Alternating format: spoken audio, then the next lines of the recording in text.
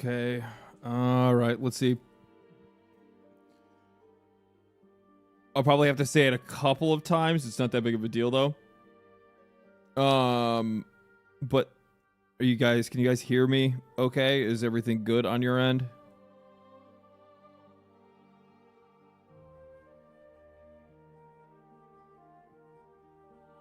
It looks like I'm live and everything's all right. Audio check out, right? Audio's good.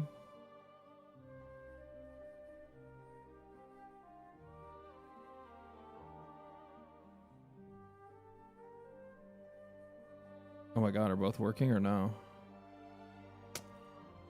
Lame.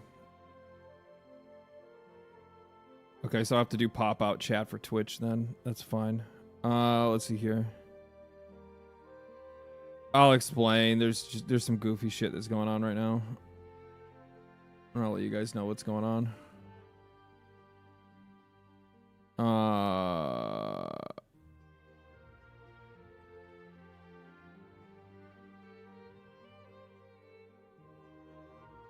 Okay. All right. This should be all right, I guess.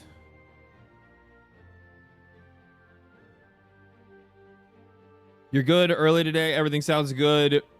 Sing something just to be sure. Yeah, that would be a fuck. That'd just scare everybody out of the room. I'm gonna do that. What big things are happening today? Everything's big. Everything's big all the time. Okay. So my favorite second monitor streamer. Well, thank you. So here's the deal. My power supply went out. So I'm streaming on my second PC that I have not turned on in well, I mean, like I use it for like random stuff, but like I haven't like used it like this for like streaming and gaming and stuff like that since last year. So yeah.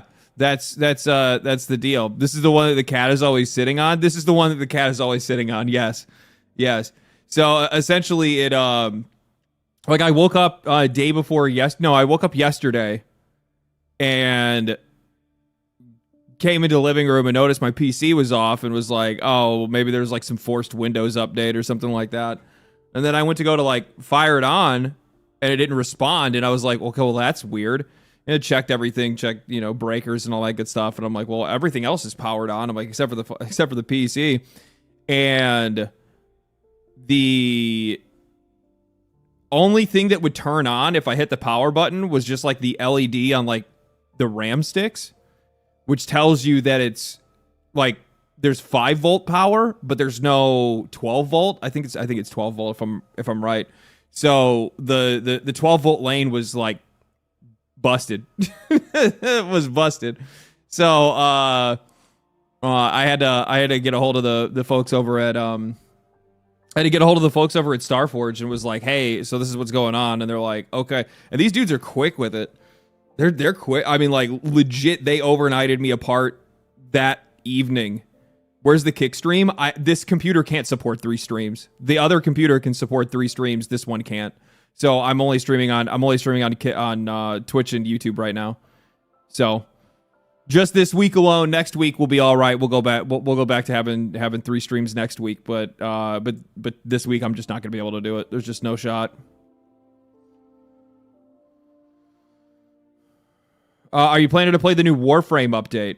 When does the new Warframe update drop? Maybe I'll end up playing that on stream today or something. I haven't played Warframe in a long time, and this PC doesn't have any games. This PC doesn't have any games on it. It comes out in 5 days. Widget, thank you for the tier 1. Yeah, this PC doesn't have any games on it. There's only 2 games on this PC right now, and those 2 games say those 2 games say a lot about me. It's Dead Cells and Warframe. That's the only thing that's actually on this PC. Everything else, all my other memory went to the other one. And I was like, originally I was like, okay, well, you know what? It's fine. What I'll do is I'll just like take the memory from that computer to put it to this one. But the problem is if I do that, well, I'm just going to screw myself because, well, I'm afraid to do it. I'll just be I'm afraid to do it because they're on 2 different operating systems, and I don't want to worry about like Windows security bullshit as well, like a ton of other stuff, right? So like I just don't really want to mess with it. What do you mean you aren't using a 2 PC setup? Using a capture card? Gasp.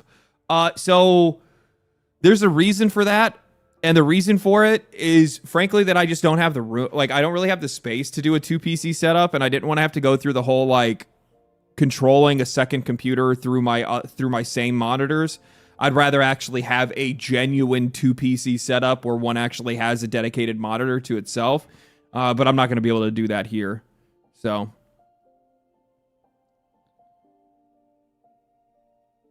I'm kind of hurt. It told me the number of gifted subs that I've given. I don't need to be called out on the money spent. Well, hey, man, you're like a fucking, I think you're number 1, if I'm not mistaken.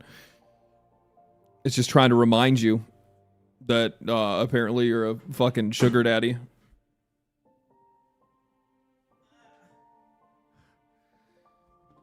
I wasn't even going to stream. I'm going to be real with you guys. I'm like, this is the least prepared for stream that I probably have ever been in my entire life. Because like originally I was like, I don't even know if this is going to even be able to work. And then it started to work and everything was coming together. And I was like, okay, I think I actually might be able to pull this off. Okay. Let's fuck it. We do it live. We do it live. So I just kind of gave it a shot. Where the winds meet broke the PC. No. I mean, there was nothing that was even on it. So, like, I left it on overnight, and then when I woke up in the morning, it was toast. So.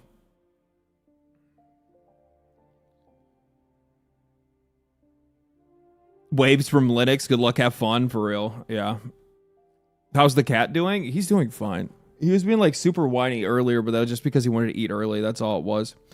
Flop, thank you for the Prime. Dash of Pepper, thank you for the Prime. Appreciate that, guys. One of my first times catching your stream. Usually watch the YouTube videos. Well, welcome to the stream, my friend. Welcome. Your thoughts on Fane? I don't even know what the fuck that is. Did you talk about your YouTube Unwrapped? I have you as my #1 channel this year, and it breaks my spirit. Why would it hurt your feelings? Why wouldn't be proud? What is YouTube Unwrapped? Is that a thing that I'm supposed to know what that is?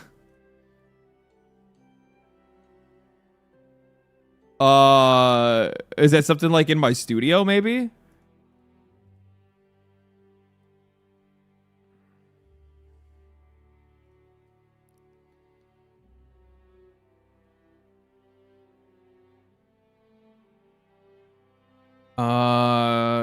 Share your hype with your fan. No, that sounds stupid.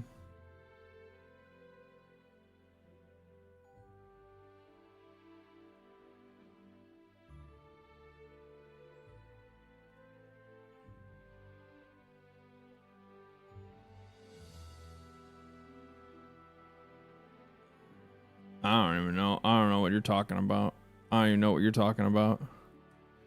LD, it's my birthday today. Well, happy birthday, man. Any thoughts about the Path of Exile 2 stuff? I'm going all in. I'm going all in. I'm going all in on Path of Exile 2. It's been a long time coming. Because I haven't really played a lot of Path of Exile 2 in a while. And like literally all the homies are like, so you playing this league? You playing this league? Darth Microtransactions reached out. I think Moxie said something. There's a couple other people that reached out to me as well. I was like, fuck, okay. So we're all doing this shit. All right, let's do it. Druid looks so good. It does look good. And if anything, and if, you know, well, I don't know. Was Amazon busted when it launched? I don't really remember a lot of people playing Amazon that much. If I remember correctly, it's basically been every single league. Everybody just defaults to Lightning Arrow Ranger. Or they play Monk. 40 hours into Digimon Time Stranger. It's a really good game. Very good game. Did you catch the less DE dev stream? No, I've been dealing with all this other shit right now. Plus, on top of that, the other thing is too is that like while I've been like connected to everything that's been going on like in the world of video games, or at least attempting to, at the exact same time, there's like been other stuff that I've been looking into that's actually a little bit more outside of video games. Not really, but kind of. It's not actually. It's inside of it too. I mean, it kind of like more. I've been looking at some more like just society related shit that's been going on right now, and then plus on top of that, like I have to do everything I possibly can with like trying to get everything in order before I go on vacation for Christmas. Because I'll be gone for a week for Christmas. Politics stream soon? Do you really think I'm that fucking guy? Has anything ever alluded to me ever wanting to be that guy?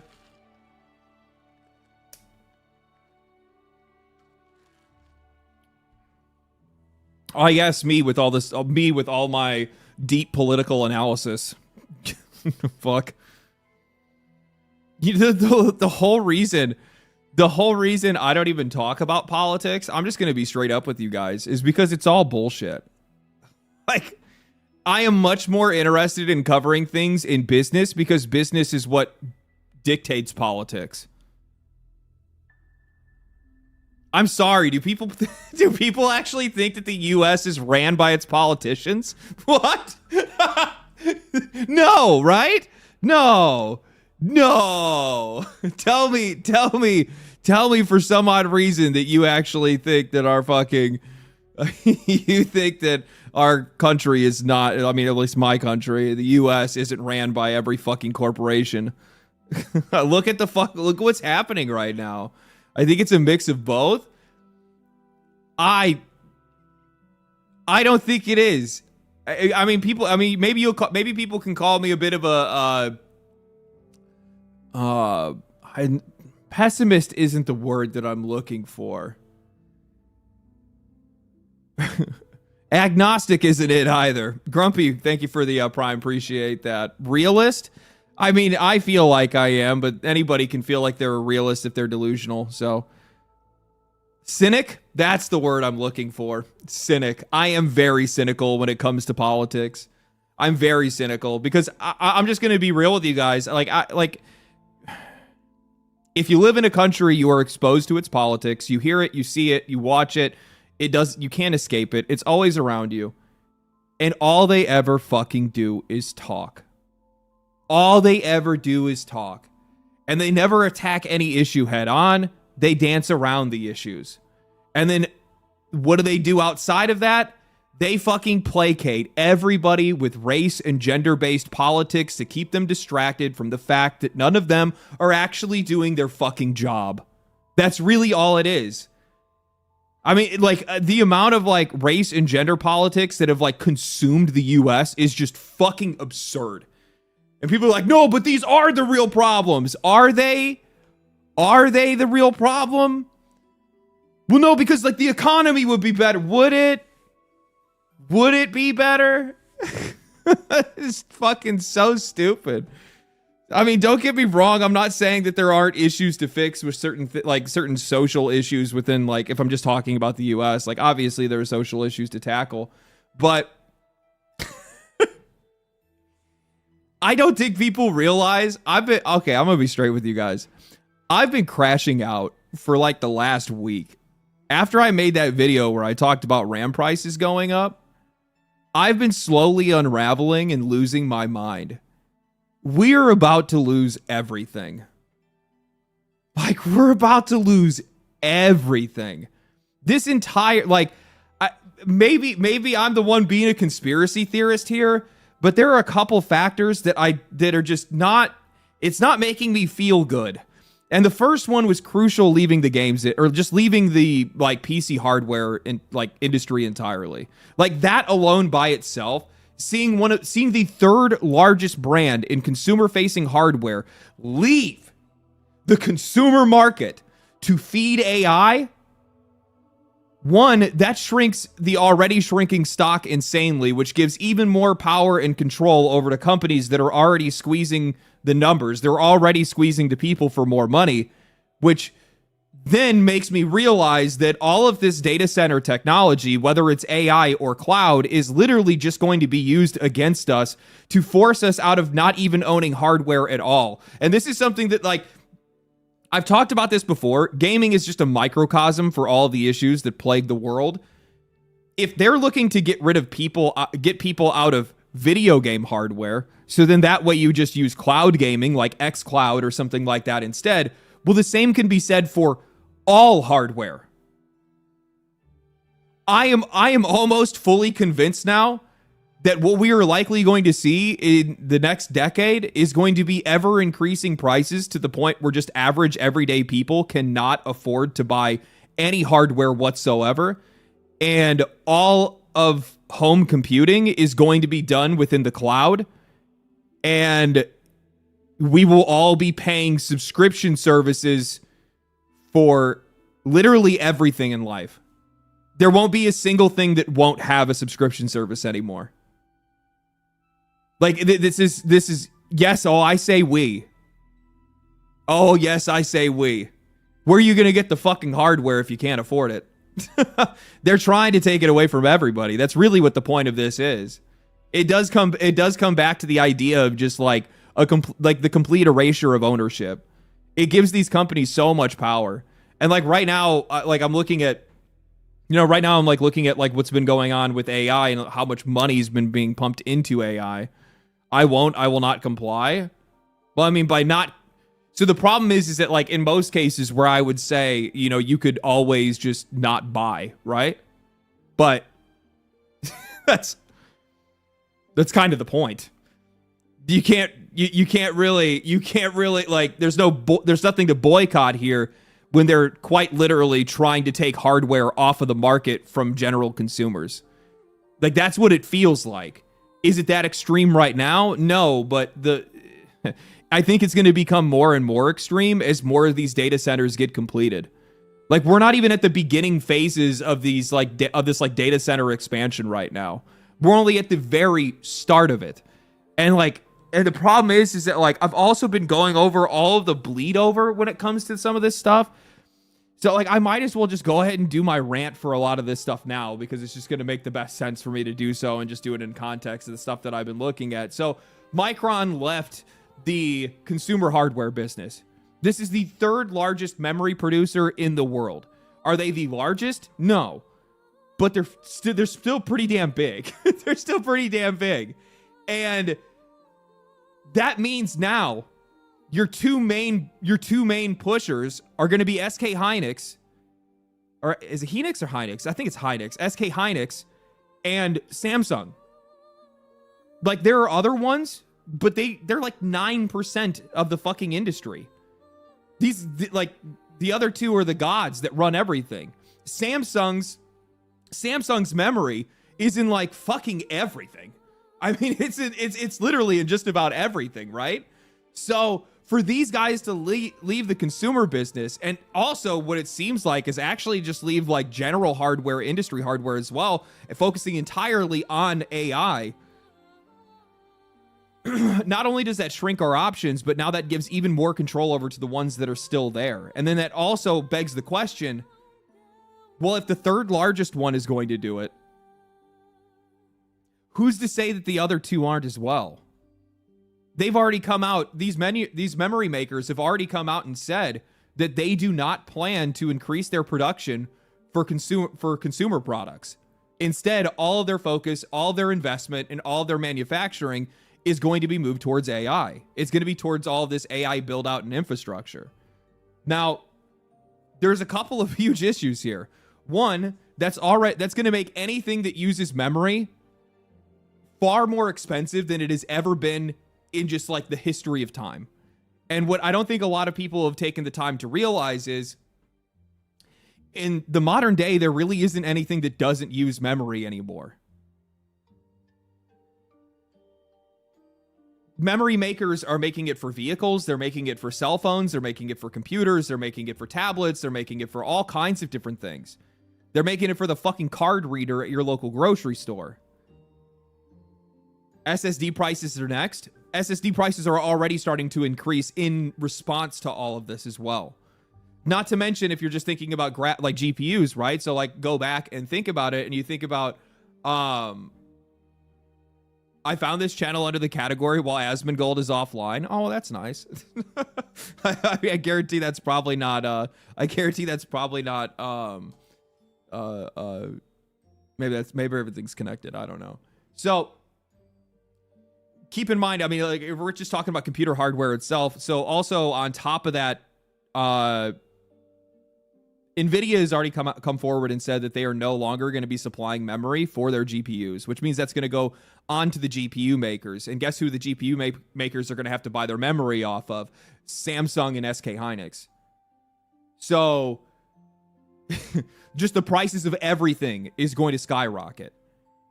And it's not just, I think the problem that I'm seeing is like in a lot of these conversations, much of it is being focused on just computing hardware, just like home computers, video game consoles. The problem is that when you see prices like this escalate at such a pace, and you also see these companies that are quite literally taking their businesses just out of the industry entirely and focusing them in one direction, that's going to create shortages for just general industries. That's going to create shortages for any company that uses electronics. That's going to create shortages for airlines. It's going to create shortages for all over the fucking place. Don't you guys remember what happened when COVID hit and we had all the silicon issues? Remember how fast and how high prices for like everything in the world just went up? And the reason why is because all of us use this stuff. It's not just for gaming. Like everybody is using it, right? And those prices are then just going to bleed over. They're just going to, those costs are just going to get handed down to the general consumer. So that means that not only are we going to see computer hardware increase in price for gaming, we're just going to see the cost of everything as a whole increase because of all of this like wild and reckless investment and expansion into AI. And you guys know me. You guys have watched my videos. You guys have heard me talk about this before. I don't have any problem at all with AI. I don't have any issue at all with the technology. I do take serious issue with how reckless and how dangerous this expansion is. And we're only at the start of it. It hasn't even begun. The checks haven't even been cashed. There's still money that's promised. There's still tons of data centers that they haven't even broken ground on yet. The one that Meta is building in Louisiana isn't even finished yet. And it'd be funny if, or it'd be funny. It's one thing if it's like, oh, well, these costs would just stay isolated to PC hardware. Again, like I said, it's going to be any business. So that means the cost to run any business is going to increase. But also on top of that, the other thing is, and this is something that I was looking into just, you know, a little on the side, these data centers are guzzling power and water at a rate that would fucking blow your mind. There's one data center I know of that's in Texas that's reportedly guzzling about the same wattage as 750,000 homes. That's one. And it's not even a big one. Water? You mean like out of the toilet? No, I mean just, and also water is another thing as well, because these places have to be cooled, and they have to be cooled a lot. And I mean, they're like fucking heat factories essentially, right? So you also have other ones that are being built and have been built that are guzzling fucking billions, I think, if I'm not mistaken. There's one that's in Iowa, Council Bluffs, Iowa, the Google facility. I was reading about it. That one guzzles 1.6 billion gallons a year. And the thing is that like all of it, like not only like the construction as well as like the processes that they're using to be able to cool this shit is also polluting that water as well. And some of these places are being built directly on top of water tables so that they can build their own wells. So they're going to take directly out of anything else.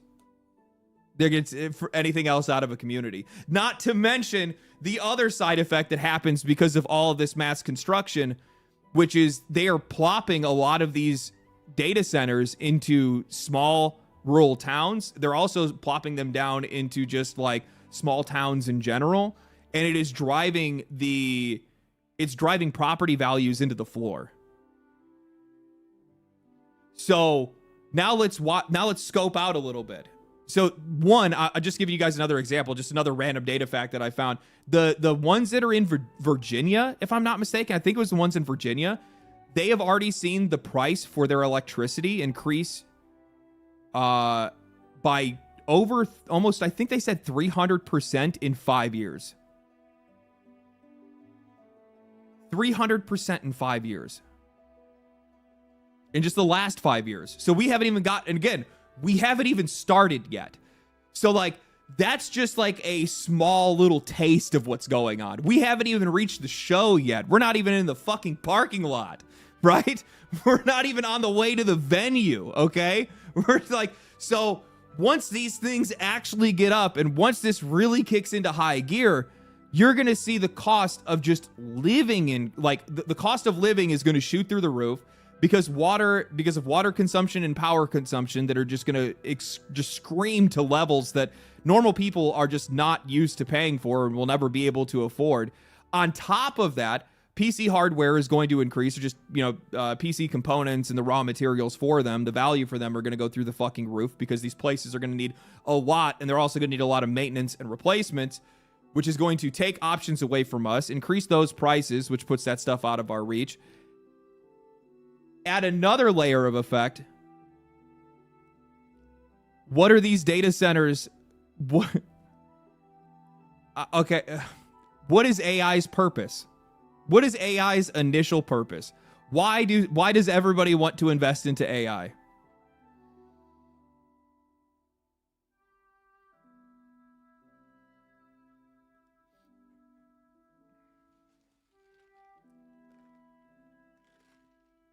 Less workers. Correct. This technology, the reason why there is so much money in it right now, the reason why you're seeing every major company, every major institution, every billionaire investing as much money as they possibly can into it, it's the basis. The reason why everybody's so excited and they're trying to hype it up is specifically because it's going to lower employment. That's what they want. It's going to lower employment. There's nothing that costs a company more than their employees. And the less of those that you can have, the more money you make. So right now, because if you notice, there's like this really, I've been watching it, right? Because I found it really interesting. Because I was like, man, I almost don't understand. For a while, I didn't really understand why so many people are why people hate AI so much, right? Like, I don't have a problem with the technology itself. I don't have any issue with it. But I'm like, man, but everybody else seems like they fucking hate it. And like, yeah, the slop stuff is definitely a part of it. But it really does just come down to the fact that, like, normal, average, everyday people don't see any value in this. And the people that are hyping it up the most, the people that see the most value in it, are the elite. It's the people that are rich. It's the people that are running these companies. It's CEOs. It's basically everybody that you hate most in life. And the reason they're being so aggressive about it is because of how much money they're going to be able to make off of it. So now that you have the full context, this in my eyes is just the first domino. And then after this, it's all going to start tumbling even faster. Can't stop progress, even if it leads to human extinction. I'm going to say something, and I don't mean to be an alarmist. If this technology does what they believe it will do, what they're hoping it's going to do, it is going to lead to a class extinction event.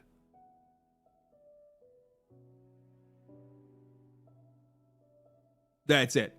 It's going to lead to a class extinction event. And I do believe that class is probably going to be the middle class. I think that middle class workers and middle class homes are going to be the first ones to get absolutely fucking annihilated by this. Yeah. and it's literally just gonna be like elites, lower class. And because like I've watched Asmongold talk about this a couple times before, and he's like, and he'll always bring up like, oh well, UBI.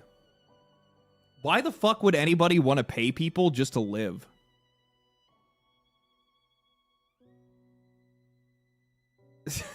That's not gonna fucking happen. They're just gonna pay you to sit in your house and fucking collect government bet. No, they will rile you up so that you fight each other, hopefully, and lower your numbers enough. Won't we revolt? No. No. Society is far too easily distracted. It's way too easy for us to be pitted against each other. Less so for us to go after like, and the problem is that like something like this, when I say like class extinction event, the problem is that like something like this is so nebulous that it's not even like you could like point the blame at a single person or a group of people, and by defeating them you find victory. That's not realistic here. This is essentially something that is, I mean, unless things take a different turn, unless this technology just turns out to not be what people want it to be at the very least. I mean, that's really what Prage. I'm praying that it doesn't turn into what they want it to be. Because if it doesn't turn into that, and it becomes a technology that's useful, but not that useful, then we're fine. But if it doesn't, it's just going to be the cost of innovation. It's just going to be the cost of innovation. That's it, man.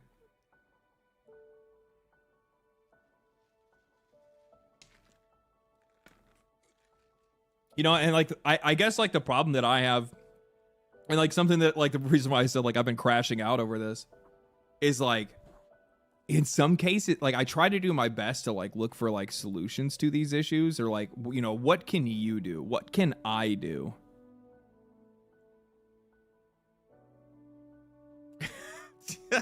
I don't know, man. I don't know. Hope that it goes in a different direction. But the problem is right now is that like, you got to keep in mind, and like, I know some people want to like point out and be like, oh, it's like, Trump investing all, which, to be fair, yes, the American government has quite literally just handed over the fucking keys of the world to Nvidia. But like every other major country is doing the exact same thing. They are all trying to do the same thing. This is an arms race that we're in right now. That's the reason why we can't stop. Is that even if you do get a country that's like, no, we value our people more than we value this, I mean, you're fucked, because then, again, if the technology turns out to be what these guys are hoping it's going to be, if that ends up being the case, you do not want to be the country that doesn't get it. You can pay $39.99 a month to rent your next computer system so you can play games. Yes, and then you have to rent the system to be able to play the games as well.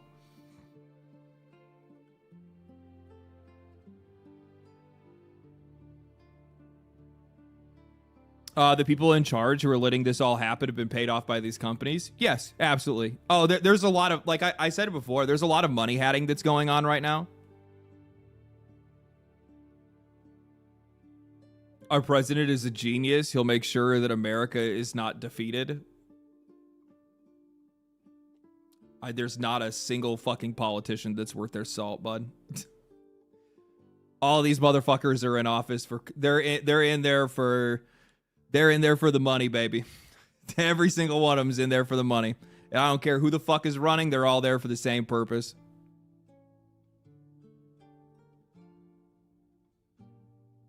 Are you gaming tonight, LD? Yeah, we'll play something a little bit later. I don't know what exactly.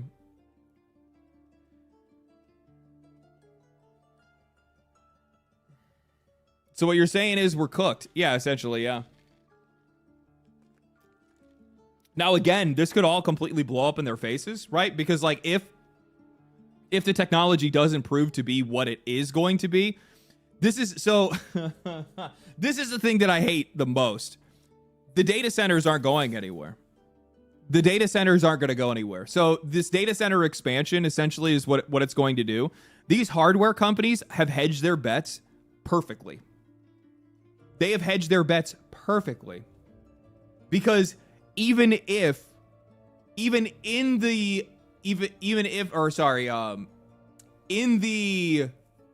how do I want to say this?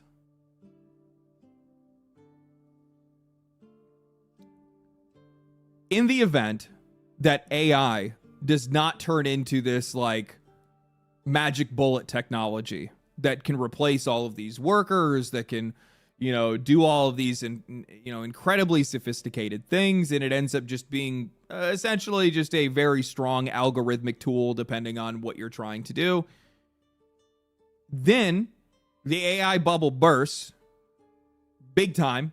A lot of fucking money just gets wiped off the map, right? A lot of money gets just wiped off the map. But these hardware companies that are already invested in these data centers now can just reposition those data centers for cloud use. And now the infrastructure for cloud is far more pronounced than it ever has been before, and it's already prepared for them to be able to start selling cloud services for home computing. Right now it's not like you can do, like, if we're just talking about video games right now for now, or like just now we'll just talk about video games, but if you're looking at something like, oh, well, you know, I could use xCloud. Well, like xCloud doesn't really have it doesn't have the infrastructure to be able to support like a incredibly wide user base. That's why it's like right now it's a narrow user base, so it works well for the people that are using it. Nvidia's as well, right? They have like Nvidia Play or Nvidia Now, whatever the fuck it's called.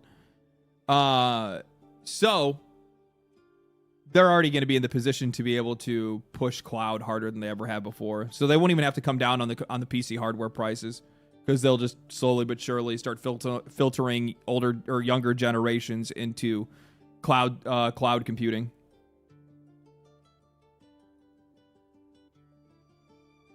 Cloud gaming is a psyop. Well, it's not a psyop. It's just what you would do. The problem is that I think something like while I'm highly critical of businesses, the one thing that I will say is that businesses are just doing what a business is designed to do: make money, and then refine that process and get better at doing it. So it's literally just it's just doing what it does. It's just doing what a business does. Now, the person that's leading a business can wield that sword for good or for evil or for whatever their own purposes are, right? They can steer that ship in one way or another. But a business is just a business. So, like, very obviously, you know, if I'm a video game company, what's the way to, or if I'm a video game platform, what is the best way for me to be able to make money? Well, it's definitely not to sell my games for at full price. It's definitely to charge somebody monthly to be able to play my games. Duh. We already know that's the case. Look at how much Netflix makes in comparison to what the DVD and VHS industries used to make. It's not even fucking close. Cloud computing in general is going to be the ultimate takeover. Yeah.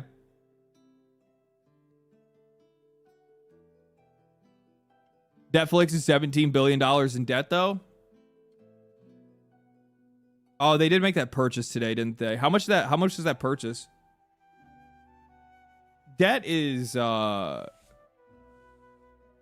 only as powerful if you believe in it.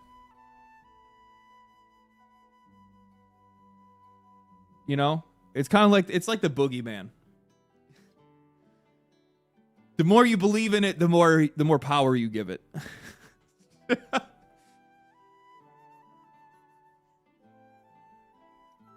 You're gonna watch the PoE 2 live stream later. How long is that?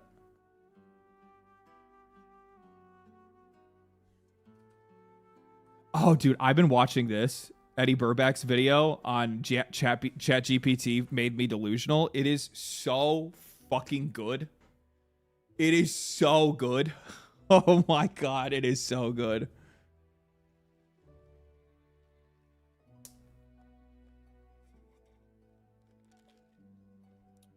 Even in the AI bubble that were to burst, the U.S. government would bail those companies out just like they did with the housing crisis. Absolutely true. Yes, they would. Thank you for the 10, Bender. Appreciate it.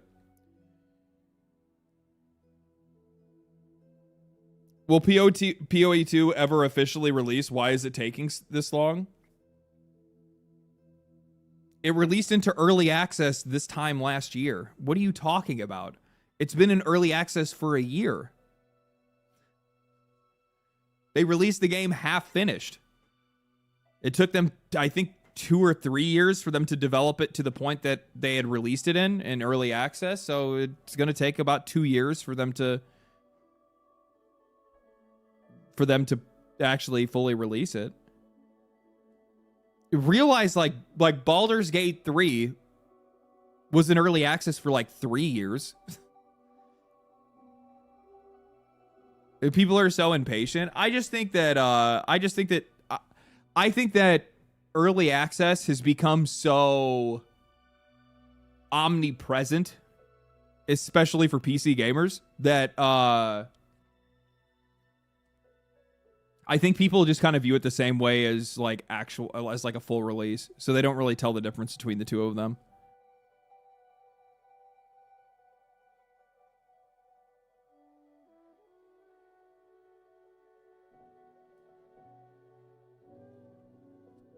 Pre-order your pre-order legendary drops. I love early access, okay, motherfucker? I love early access. I am a massive fan of early access. I think it's fantastic. I think if you do not have the money to be able to finish your game, or it's not even money to finish your game, it's like if you want to give yourself more financial security for being able to finish it, if you think that you have something that's serviceable so that players can at least get an idea of like what you're making, right? And you're also running, like, I think it's best used for live service games personally, because it gives you the best ability to be able to like incorporate player feedback into into the game that they're making, right? And literally some of my most favorite games had early access periods of like a year or 2 years, and they all turned out fucking stellar. So yeah. We've opened Pandora's box on AI, and there's no going back. Sadly, I got my RTX 5090 pre-built from Starforge back in June before the prices went up. I hate to be that guy. Fucking now is the time to buy. Like, I don't know exactly where all this is going to go, but I'm going to tell you right now that if it's going in the direction that these companies actually want it to, and let's say that for whatever reason the AI bubble doesn't actually burst, then these price increases are probably going to continue in for the next decade. So if you're going to upgrade or buy a PC, now is probably going to be the cheapest that you're going to be able to buy them for a while. For a while. Yeah. Love you, bro. But Microsoft loses the fight in the courts before they can force cloud gaming on everyone. It's textbook antitrust, and Microsoft loses those suits. Zenshin, thank you for the 5, but what? What suits does Microsoft lose? Microsoft straight up lied to the fucking courts and said that they weren't going to be laying off anybody from Activision Blizzard King. They said that it was not anti-competition. They said that they were not consolidating the industry. They literally went back on everything that they told the courts and suffered no consequences whatsoever. Microsoft has operated as an effective monopoly in fucking desktop OSs for since the 90s? These guys. I'm sorry, brother. But yeah, Microsoft has fuck you money. Microsoft is a $4 trillion company. Like, they don't give a shit. Internet Explorer? Okay, that's like one thing. You can't win them all, but they win most of them. Since the 80s, yeah. UK antitrust? We'll see. We'll see. Depends on how much money Microsoft is willing to spend. Notice that in most cases, you guys ever notice that In a lot of these cases, these companies just have to pay fines rather than actually having to change anything about their actual business. Oh, here, 1 second. Hello? Yep.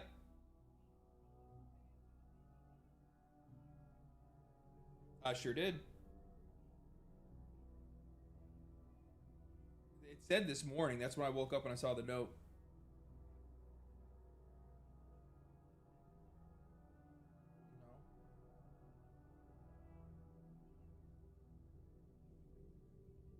Let me grab it real quick.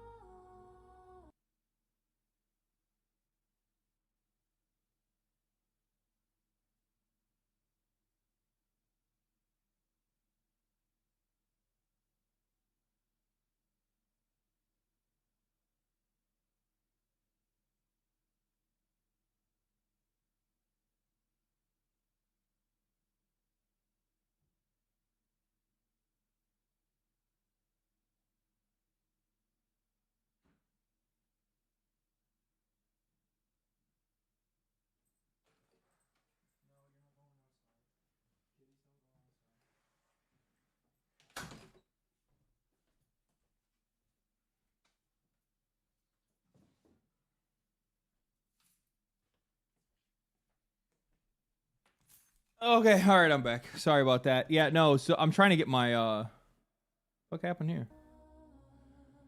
I'm trying to get my no, I'm trying to get that power supply. So those FedEx trying to call me to see where the fuck it is.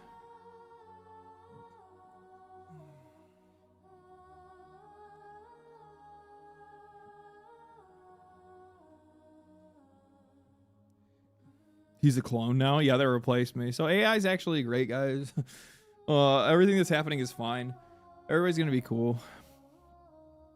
Honestly, to be honest, look, I'll just keep it straight. I mean, being hooked up and spending your life as a battery kind of sounds awesome, right? Sounds fucking great, man.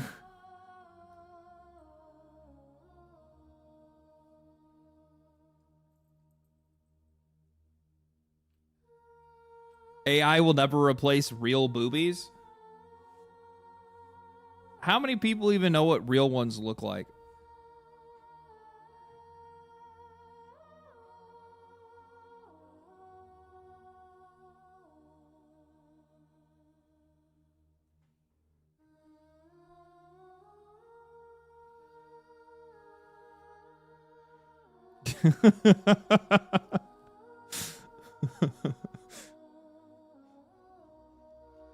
Somebody in chat. I've seen them. Sure you have. Sure.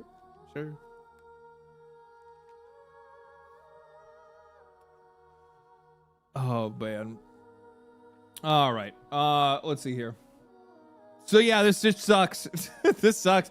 You know what the other part that really sucks about this whole deal with Micron leaving with Crucial leaving the hardware space is that like they weren't necessarily like the best RAM, but they were the most affordable. They were the most affordable.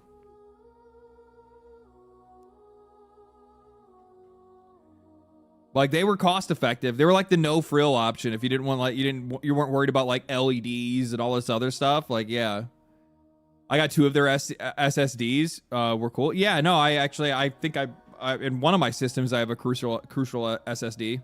Yeah.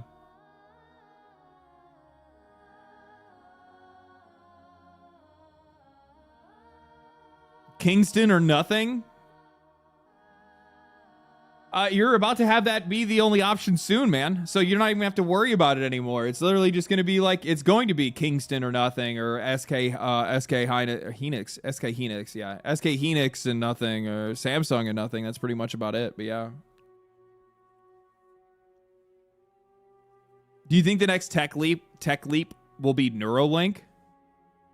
Most likely. I mean, like if we're just dialing in about like, okay, so Schlagalos, nice name. Thank you for the prime. If we're just talking about like technological advancements, if AI does achieve what they're looking for it to achieve, then I would imagine like body mod is probably going to be the next big leap, because then it's going to be about like, I mean, these are already what I would like. Does this make sense if I say it like this? AI is already technically like a bionic enhancement. It's just not in our body yet, right? Like that's really what all these tools are supposed to be used for. It's supposed to make us do us, you know, do better, do good better, do good, right? Cyberpunk incoming? Yeah, but I think it's going to be Cyberpunk without any of the cool shit.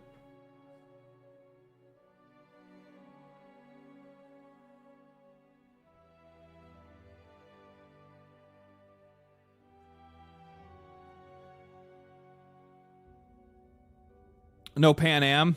No, sadly enough, no Pan Am. Yeah.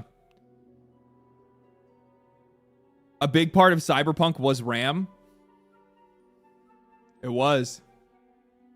Wasn't that what you like if you're running a if you're playing like a hacker build, wasn't it all about like increasing your RAM? Yeah, netrunners are all about RAM. Yeah. Hey, bro, hope you're having an outstanding Friday. Glad to continue the party, or glad to be a part of, or continue to be a part of the LD team. Happy Marvel Rivals Day. It's Marvel Rivals Day. Thank you for the $5. Appreciate that. Ram plays a bit in Necromancer too. What? Nani? Let's see.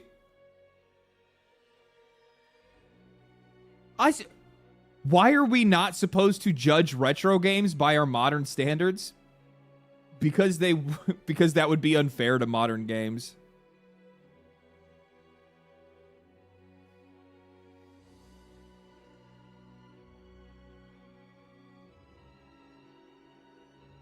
Yeah, it is like that.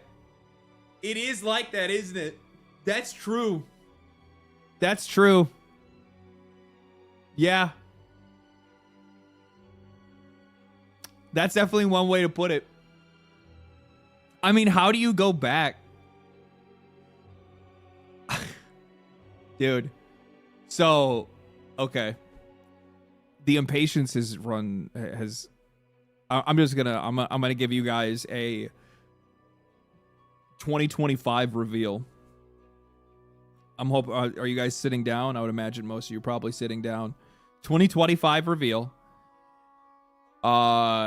I think I'm gonna get I'm gonna get one of those SNES minis, and I'm getting an NES mini. I want both of them, and I'm literally just gonna play retro games in the background of my videos from here on out. Like we're not playing new games. We're cooked. New games are cooked. Fuck them. Fuck them. We're playing Majora's Mask. We're playing fucking Ocarina of Time. We're playing Star Fox because Nintendo will never make it again. That's what we're going to do. I've always wondered, I'm like, why is it that I am like so fucking hooked on indie games? And it's just because I crave to go back to the good days. And indie games are the best reflection of like what playing video games used to feel like. Big Catch Tackle Box on Steam, trust. Dude, somebody had shared me a game trailer from that big game, was it Next Fest or something? I don't know what it was from, but I saw one that was like it was like a horror fishing game. That looks sick. I was like, okay, wait a minute, hold on now. I finished Where Foreheads Meet last week. How do you fuck? People like I think I heard I tuned into Asmon's stream the other day, and he was talking about it. And he said that he's already beaten like most of the bosses, and I'm like, what the fuck?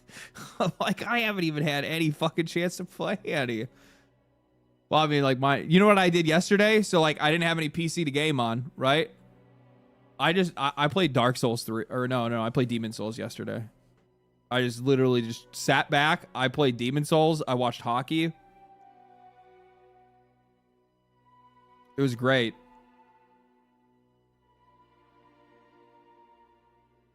Asmongold X Legendary drops collab stream coming soon? No, probably not. That dude is the funny thing is, though him and I will probably share like similar opinions and tastes on some things, we are two very, very completely different people. Like he's very like he likes his like space and shit like that, which I completely fucking respect. I, however, am like I'm the other side of that. I'm way too much of a social butterfly. I'm all like, hey, want to hang out? Want to go do this? Want to go do that?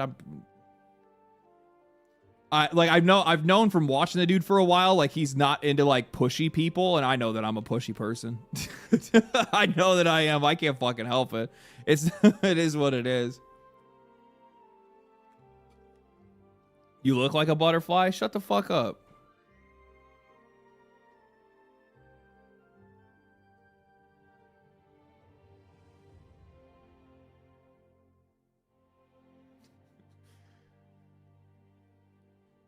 Have you already talked about the RAM shortage stuff? Yeah. I had a full crash out for the first almost hour of stream, and you missed it. You'll be able to watch it back. VOD will be there. Is that him calling you gay? Why are you gay? I don't know.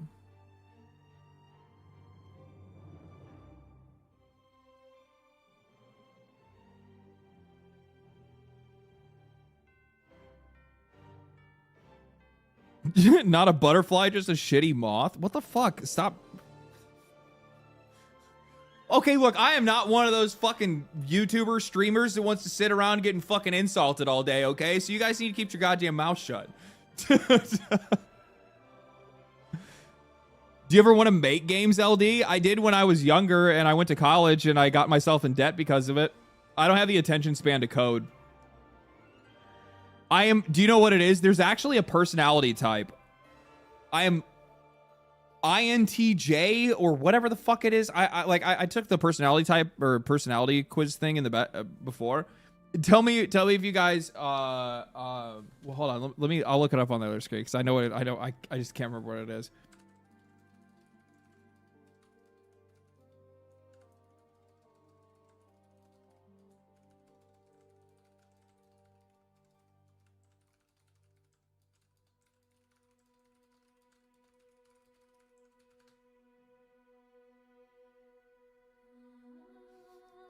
ENFJ.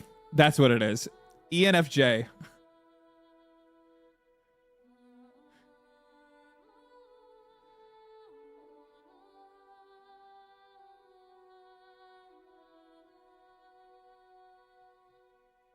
The protagonist. Warm, charismatic, idealistic leaders who are energized by connecting other people and inspiring positive change, driven by strong values, empathy, and a desire to help others and improve the world. They are natural communicators and born team builders, but can struggle with overcommitment and neglecting their own needs. I am really, really, really, really, really good. I'm very good at getting other people excited, interested, or like bought in on something. I can never get myself to do shit. I can't get myself to do shit. I am so bad. I am like the master procrastinator. I just like I was the guy for so many years that would like come up with all of these like business ideas, and I'm like, bro, okay, so like I got this idea, we'll do this, and this, and my friends would be like, I'm all in it. Let's do it. and then I would be the first one to fall out. Like the only like I'm so codependent when it comes to these kind of like when it comes to like anything motivational that like even getting started to make a YouTube channel, like I had only started because I got like a friend of mine in with me so that I could like create a habit or create a routine out of it first. And then once that was there, then you know, I took off running, right? How are you able to get your YouTube content out then? I take it very easy on myself, and I do procrastinate really badly still.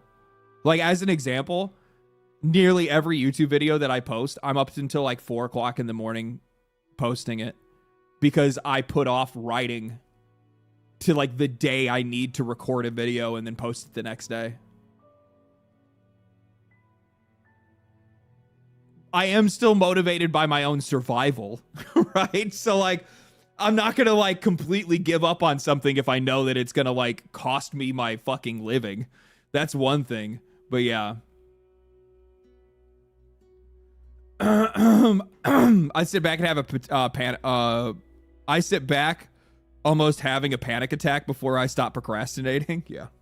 Well, I don't have a panic attack about it, but yeah, I literally, yeah, I fucking, yeah. I think I saw somebody say you work out. So like, true. True. I do get myself to go to the gym. That's more of like a mental bitch mode thing though. Where like, I literally, like, I don't want to go. And every single day that I do go, I'm just like, so are you really going to be a bitch?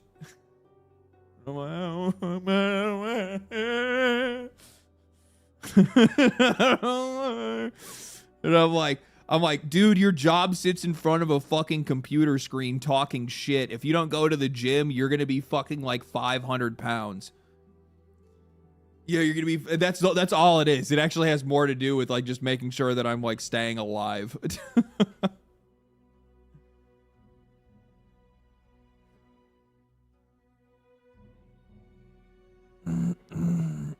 You don't have to go to the gym if you don't have the need for a stronger body.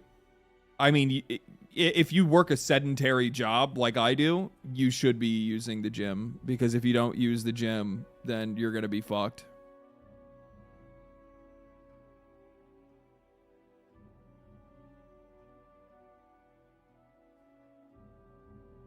You must embrace the pain. I know.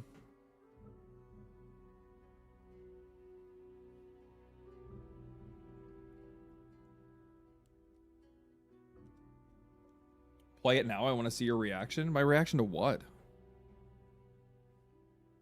Legendary gains. So, I was gonna bring this up. I need to get your guys' thoughts on this. I'm kind of bought in on it actually. Speaking of videos, so something that I thought that would actually probably make things like a little bit easier on me in some cases, like if it's just kind of like if I feel like it. I was thinking about starting a second channel, and the second channel would be more like cultural, I guess. It would just be like just whatever's going on. Like, I'll be honest, like I'm not gonna pretend like I'm the most original guy in the world. It's literally just gonna be like moist critical. Like it's just gonna be like, oh, I saw this movie and I fucking hated it, or I liked it, or whatever popular fucking thing is going on. If there's something that I'm interested myself, like it's something like that. Common drops, close.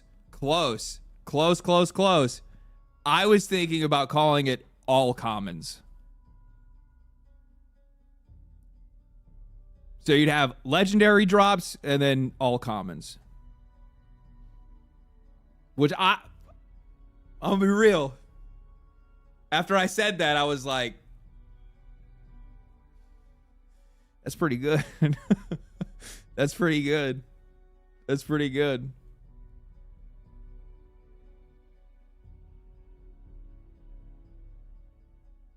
Cool idea, man. Name. All right, you guys are all fucking banned. I don't like any of your ideas. Blue drops. That's what?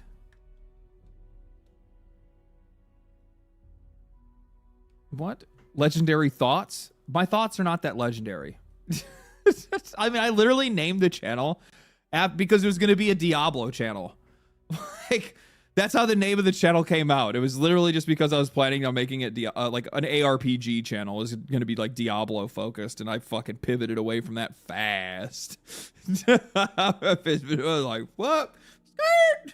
Let's get the fuck out of here. That was a good call? You think so? You think so? Oh, man. D4 bad, lol. Man, legendary takes. Again, the problem is, I was thinking about that stuff was like, legendary commentary, legendary takes, legendary, shit like that. And I'm like, the problem is, that makes it sound like I actually think, like, that I think highly of what my opinions are. I don't. I don't have an ego about like the things that I have or the opinions that I have, or that I'm like necessarily more right or wrong or more right than somebody else, right? Like, it's literally me just like dropping my thoughts into the ether. So, common flops, based idea. You need a bit of an ego? Why? Why? I feel like ego is like the bane to everything, dude. I mean, especially when it comes to like content creation, it looks like, at least from my perspective, like most of the people, there's a couple, right? There's a couple people that are out there that definitely, there's a couple people that definitely have like really big egos, but are also incredibly successful at the same time. But a lot of the people that I see fail almost always fail because of their ego. Like, I think it's important to be like, I shouldn't say it like, how the fuck do I mean this? I value my opinion. But I value my opinion inside of a discourse, not necessarily value my opinion above everybody else's.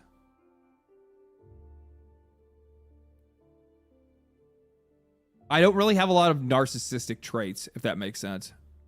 There's a little bit in there. I think you have to be a little narcissistic to be able to like make it in this kind of field anyway.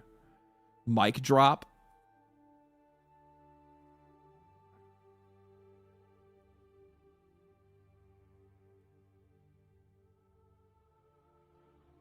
Oh, I saw this. The marathon art issue has been resolved with Bungie and Sony Interactive Entertainment to my satisfaction.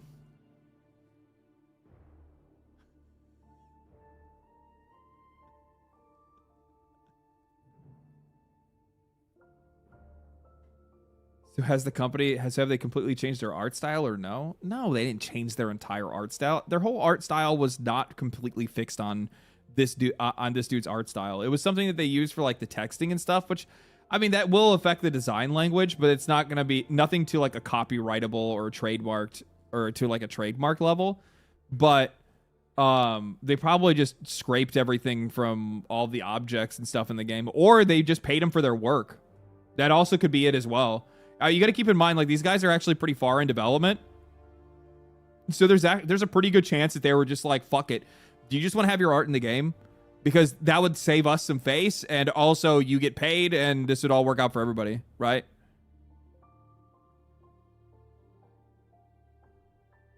Just paid her? You think that was it? You think they just paid her and that was it?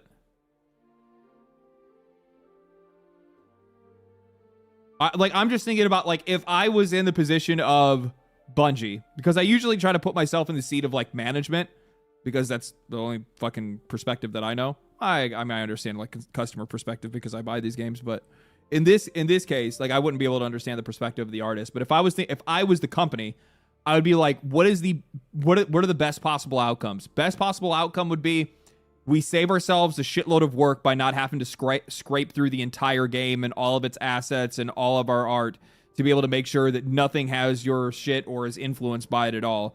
Or we just pay you to license it, and we put your stuff in the game, and we pay you big on top of it. They would lose money if they did not pay her. Well, I mean, they would have to. Otherwise, it would result in a lawsuit, likely.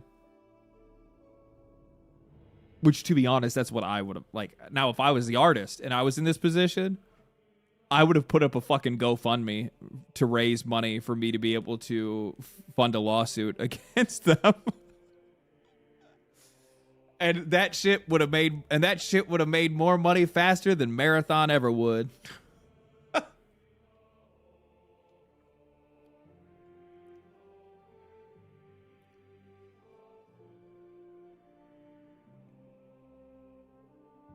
I donated. Yeah, there you go.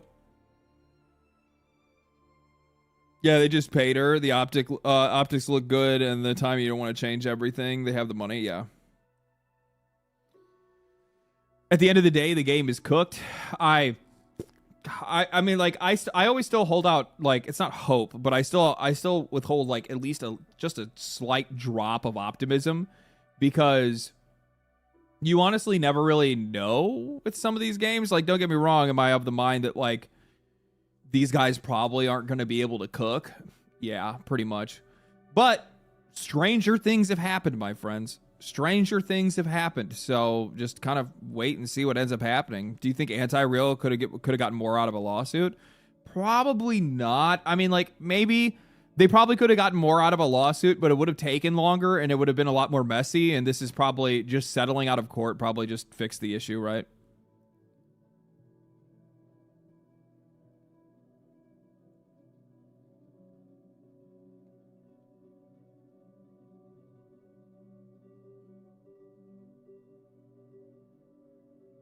Costs more than the lawyers, yeah. Stranger Things reference? It's not a Stranger Things reference. It's a fucking common saying that's existed before Stranger Things. I literally have not watched that show since its first season.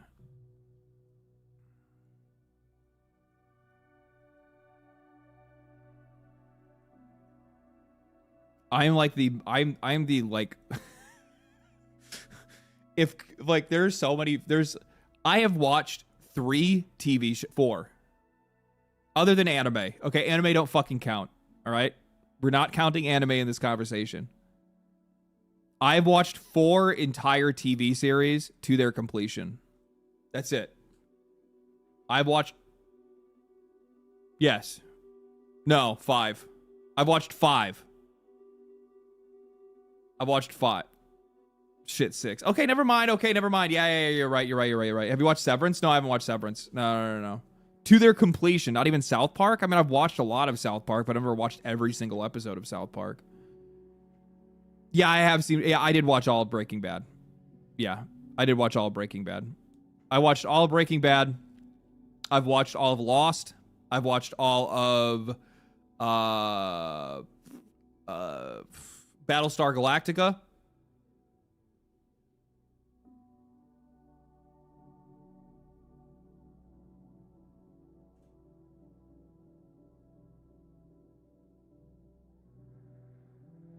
Oh, fuck, I did watch all... Yeah, I did watch all Peaky Blinders. Fucking fantastic show. What, Reacher? I've never watched Reacher, no. Stargate? No, I didn't watch all of Stargate. Game of Thrones? No. No, Game of Thrones pissed me off, and it's like second to last season, and I was like, this shit's getting fucking lame. Dexter? No, Dexter got lame in like the later half of its season as well. After the fucking Trinity Killer thing, I was just like, this show's fucking dumb. Expanse? I did watch all the Expanse. Yeah, I did watch all of the Expanse. I did.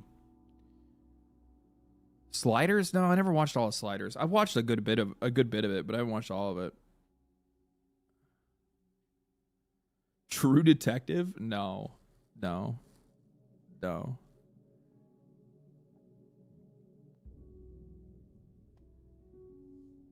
Speaking of Lost, did you see Bad Robot Games is partnering up with Sony? Yeah, I saw that too. I don't know what the fuck's gonna end up happening with that.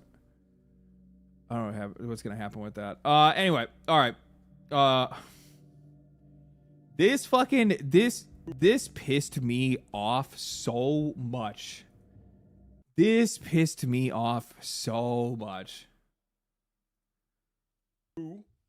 L Rivals, W Arc, W Tim. Why don't you guys like Marvel? Yo, y'all are switching up, bro. Stop acting like Marvel didn't carry you from the end of last year to at least the middle of this year. There were 0 good games out.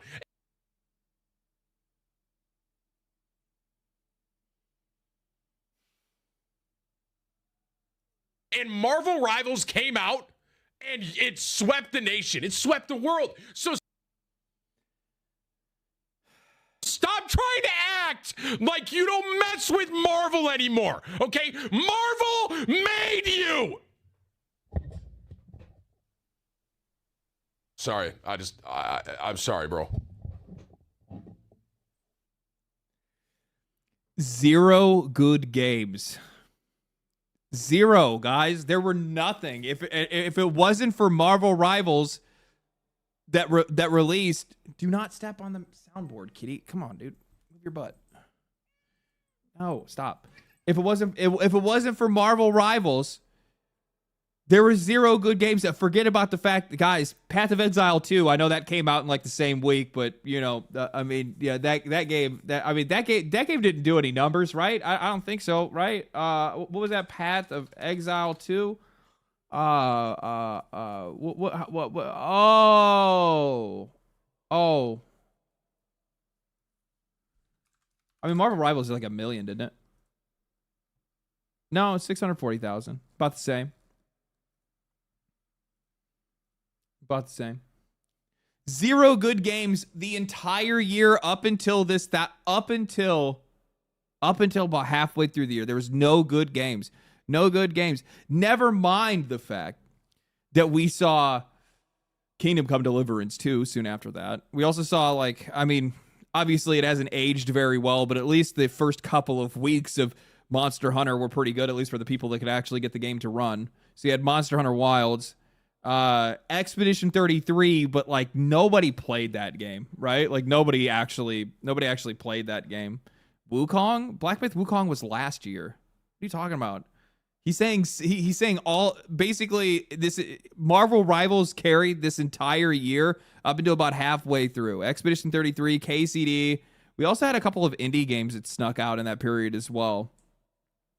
Like I'd gone through and I've been like listing, and I don't have my like lists or anything on this computer, but like Megabonk was during the summer, I think.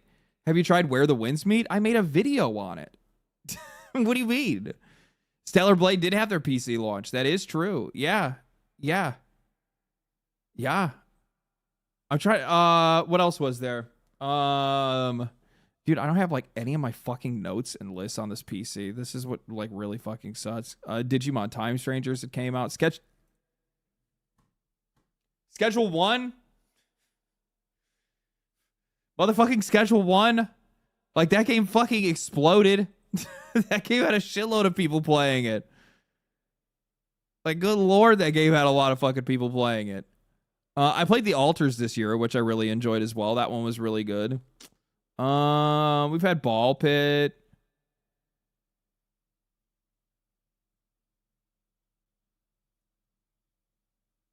Schedule 1 was pretty fun for a week. I mean, it's kind of a fucking survival game, so, or like, I don't know really what you...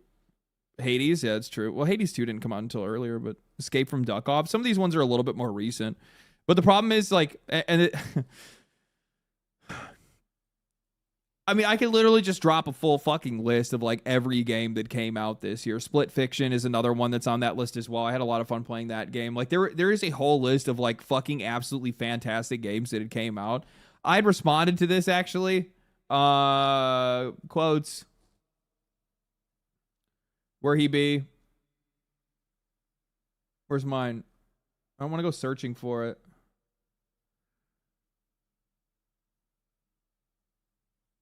Does mine not even pop up? Oh, there I am. 0 good games. Man, I really hope people learn how to play more than one type of game. Otherwise, gaming must be fucking miserable. That's really what this all comes down to. Like, the problem is that I think that, like, maybe it's just from, like, this, like people want to call it, like, normie. I'm going to be real, dude. I don't even think, like, all of this, like, oh, I only play first-person shooters. Matthew, stop going over there. Stop. Where's your fucking shot caller? Place.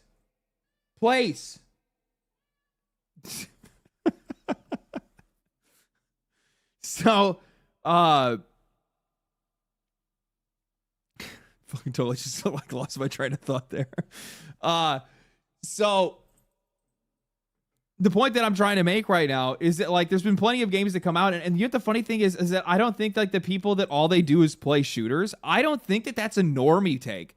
Honestly, that's kind of like the opposite. Like if you are just like hyper fixated on only playing like sports and shooters, that's kind of weird. Like you're actually the weird one. You're not even a gamer. What are you?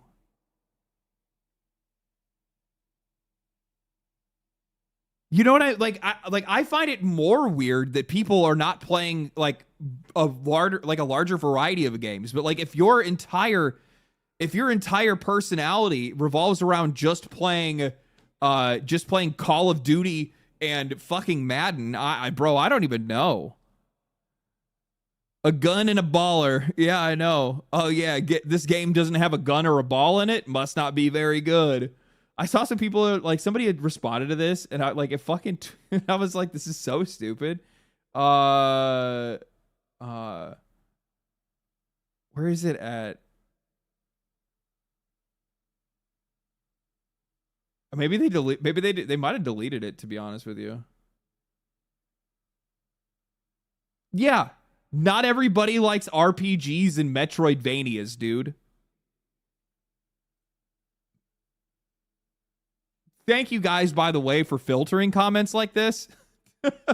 Shocker, but there are much more of those than those type of games that come out every year. No shit, we're talking about games that not everybody calls great that get nominated. They're all mostly niche, turn-based RPGs, roguelikes, and Metroidvanias. No shit. Nobody is going to like them that much. What? What? Some people shouldn't be allowed on the internet, man. What the fuck are you talking about? Come on, brother. What? Because it's genius, it doesn't mean it's for everyone. Some people like watching paint dry.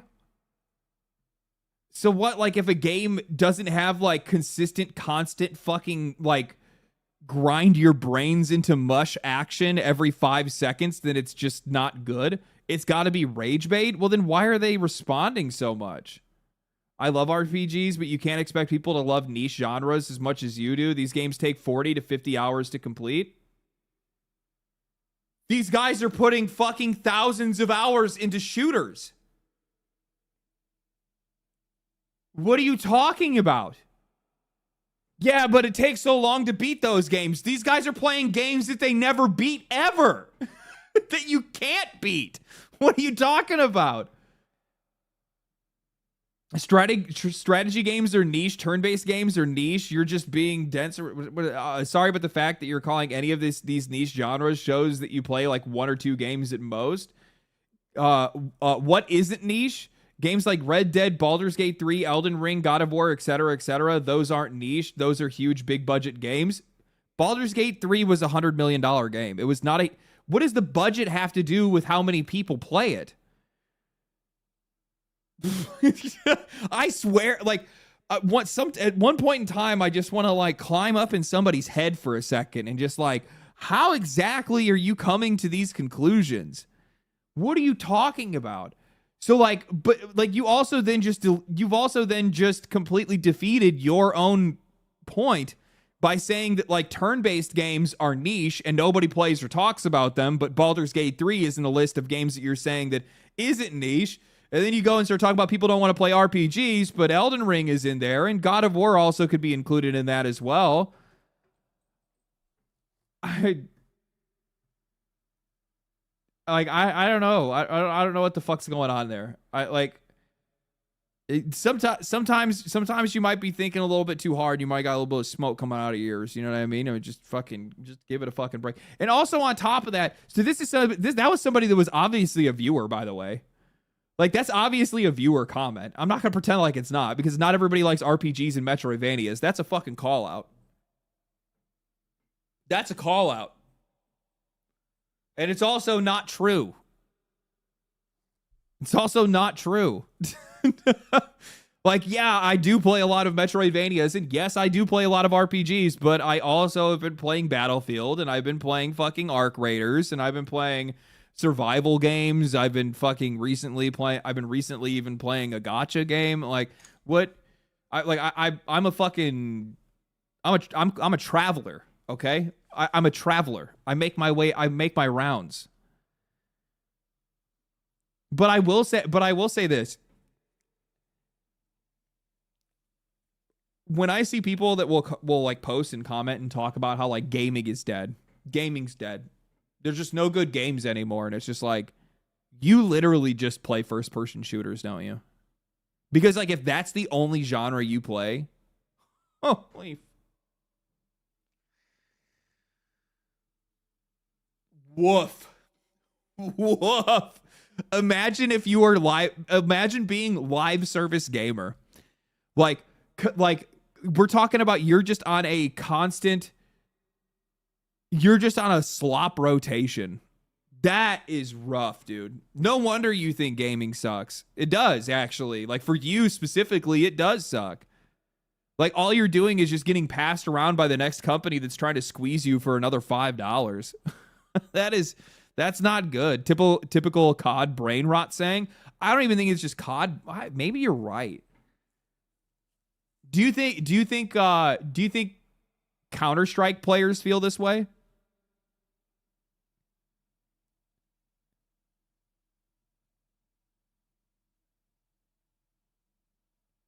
Yeah, I don't think they do. CS2, you think CS2 is slop? I don't think CS2 is slop. CS2 is like chess for first person shooters. Right? Like it's like the fucking like melted down to its like purest parts. Hi, I'm a professional live service gamer. Good lord. That sounds like a rough life to live. CS players are busy playing CS and nothing but CS. Yeah, so they don't even care about gaming. They're just CS players. That's a different story. The problem with the Call of Duty gamers is that they want to invade the rest of the space and pretend like every other game needs. Actually, holy fuck, they do. They do that. Actually, now that I think about it, I'm like, they literally will go into every single other game space and complain about how it needs to be more like Call of Duty. And then they complain about the rest of the industry, and it's fucking goofy. They do. That's what I'm saying. They definitely do. We know that for a fact. We saw them do that with what did we see them do that with? They did it with Arc Raiders. They did it with Helldivers. They did it with Battlefield. Yeah, I remember the Battlefield. I remember the XQC clip of him saying it needs to have like, it needs Battle Pass, it needs this, it needs that. It's just like, holy shit, dude. I'm like, imagine like sitting around and being like, begging for one of these companies to come out with a strap on. Put it on.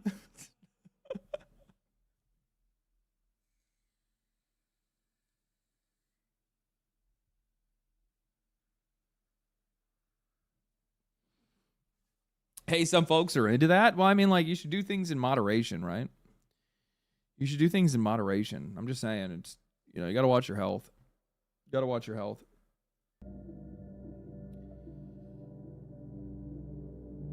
What is this? Marvel Rivals, Black Myth Wukong, Tides of Annihilation, Flanum. Marvel Rivals, Black Myth Wukong, Tides of Annihilation, Flanum. Oh my god, I can't even talk right now. Marvel Rivals, Black Myth Wukong, Tides of Annihilation, Phantom Blade Zero, Where Winds Meet, Anada, the GTA 6 killer, fucking Neil. Is it like that?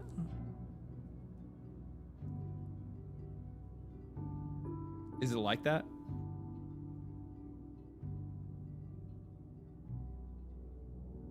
It's kind of starting to feel like that. I'm gonna be real. It's not to say that they've been coming out with every single game as a banger, right? Like they've had a couple of misses. I think that Wu-Chang Fallen Feathers is definitely a miss. I think that they rushed that one out, trying to ride the coattails of Black Myth Wukong and stumbled. But I do think that, yeah, I mean, China they've been cooking, man. They've been cooking. Why does LD have a, well, no, like the funny thing is like these are, I mean, other than like Phantom Blade Zero isn't out yet. Neither is Tides or Anata. So I can't really have any opinion on those, but I fucking loved Black Myth. I really enjoyed my time with Marvel Rivals, and Where Winds Meet, I've been playing a shitload. I think that, I love the CCP. No, that's not. Like, I think that there's, it's difficult to be able to separate the two, right? Because like, that's just kind of the nature of like that country and just how it deals. Like, it's like, I will say it makes it really fucking difficult sometimes to talk about their games, because I ultimately will face backlash when I talk about like enjoying or being interested in or whatever when it comes to some of these like Chinese games and Chinese companies, because just, it is what it is.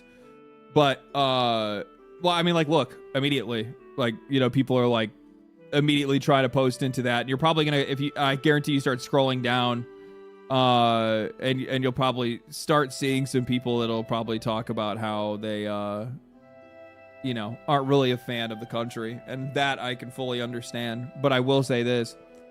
I think that, I think it's becoming a major strength for some of these companies, or some of these companies. I think it's a major strength for some of these countries that they are like fully removed from a lot of the like social discourse that I think that is like rotten the brains of a lot of the developers in the West. I think that has something to do with it. Like, these guys are straight up just like pushing as hard as they possibly can into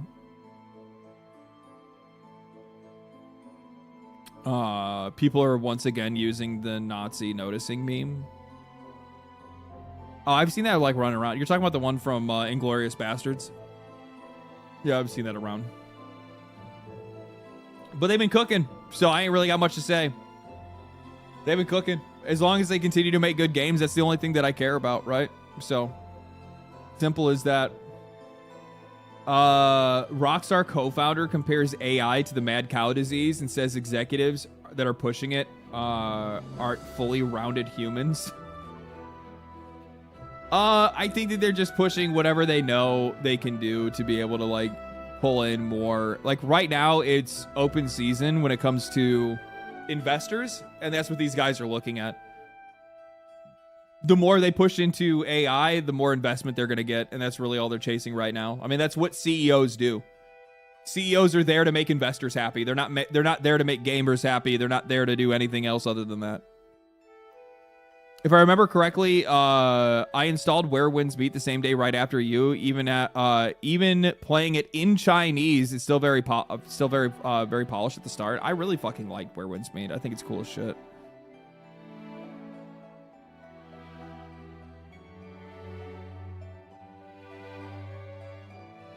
Let me guess, he isn't at Rockstar anymore? No. Do you know what? And actually, yeah, he's not and talentless hack, by the way, right? You know, the guy that wrote every narrative for every Grand Theft Auto game and also Red Dead. Who needs him? But I think he left himself, if I'm not mistaken. I think that he wanted to do something different. Not GTA 6. No, he hasn't had any feedback on GTA 6. He's not involved with it at all. That is one of the reasons why some people are pretty nervous about Grand Theft Auto 6, at least from like a narrative standpoint. So if you're like somebody that really enjoyed playing like the stories of Grand Theft Auto games, well, he's not going to be there. So who knows what direction it goes in. I watched this video. Banger fucking video. Absolute fucking banger video. I fucking love Jakey. The only I feel kind of bad though, because he's kind of like going through it right now, where he's like thinking about like what his impact on the space is and his like upload schedule and shit like that. I think he puts a little bit too much thought into it, to be honest with you. PC Game Boy, thank you for the $5. I feel bad for people who missed out on the masterpiece that was Half-Life Alyx because they can't play VR, my game of a decade. Yeah, and I'm not gonna buy into VR. Like I would play it if somebody, like, if I get a sponsor to get a VR, then I will, but if it doesn't happen, I'm never going to get one. Like, that just doesn't really interest me that much.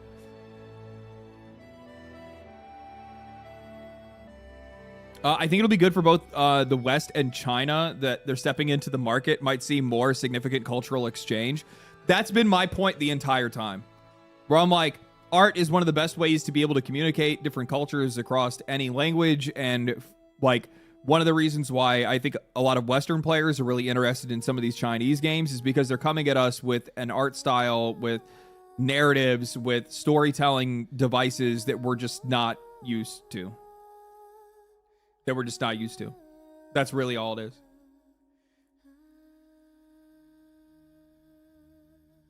So, you know, like, I think a really good example of this is just looking at something like Where Winds Meet, right? Like, the only wuxia thing I've ever seen in my entire life was like a puppet animation that is like Thunder, was it Thunder Blades or something like that, that was on Crunchyroll, that was like surprisingly really good.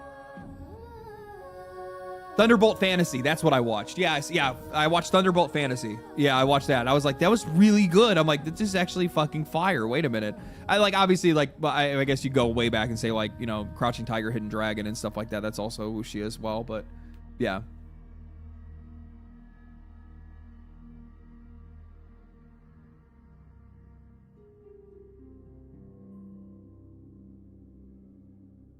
But yeah. Let's see here. Speaking of Where Winds Meet,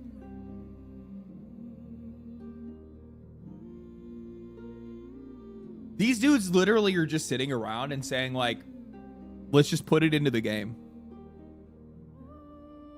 Like, it literally is just going to become the everything game. So this says, Where Winds Meet players in China can now craft their own machines after a recent update. People online said that there's a new system that looks similar to building in Zelda games like Tears of the Kingdom. I think...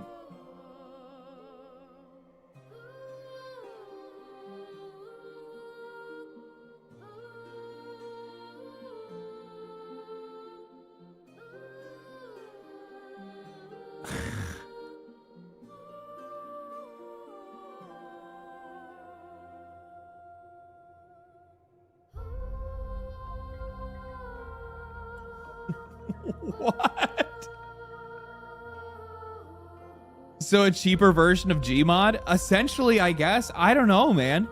It's kind of like, this is one of those games that I kind of can't wait to see what this thing looks like in a year from now. Like, what the fuck is it not going to have? Because it's essentially right now, as it stands, at least like from like my time playing it, like, I've played the game entirely like it's just Elden Ring or Sekiro or something like that, right? Like, I literally just been playing it as a I've just been playing it as like a third person action game, third person RPG. Just running around killing bosses. I run around, do some world shit, pick some stuff up just to be able to get like my armor and my levels and all that stuff up, and then that's it. Yeah, I've been on Legend and raging against bosses. I've been playing on Legend as well, and I just recently, I think the other night, like earlier this week, I went to go fight the mole dude, and he just absolutely fucking shredded me. So like, I need to go like level up more or something like that, because it dude absolutely shit on me. It was fucking rough. Like, two-shot. Just absolutely just annihilated me. Like, he did this like dive up in midair and then dive down on me, and I just couldn't get... No. I could get the timing on that. I couldn't get the timing of when he like pops up out of the ground. That's the one that always fucked me over, and I'm like, I just cannot figure out the timing on this fight. I gotta grow up here and try Sekiro, I'll admit it. I was the same way for a long time, where I was just like, I don't know if I'm gonna be able to, like I was afraid of the game, because I'm like... am I actually going to be able to beat this? And I mean, it's just one of those things where you just keep... Sup, Boomer? Did you bottom text today? What?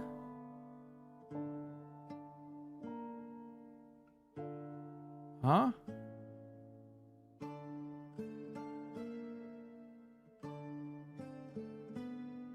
What does that even mean?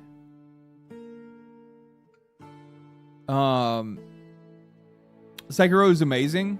Once you get used to the parrying flows. Yeah, it's kind of like a what the fuck is it called? It's kind of like a rhythm game almost, because like like they don't really like switch up their attack patterns that much. So like once you actually like nail it down, you're pretty much good to go.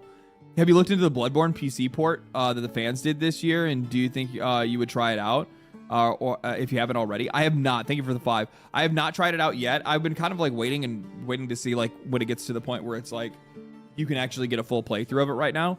What I'm doing right now is I'm playing Demon Souls again. But it's hopefully just gonna be a relatively fast run and playthrough, because I'm not like trying to like do anything crazy this time. I'm literally just gonna make like a magic build. Like I'm literally just playing it for fun.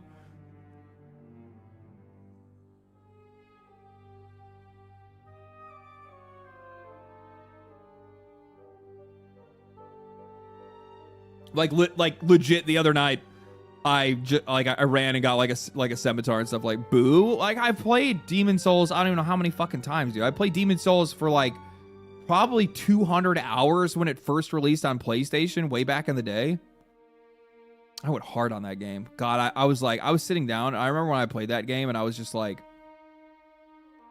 how has a game like this never existed before? I was like, this is everything I've ever wanted in an RPG. That game was so mind-blowing when it first released.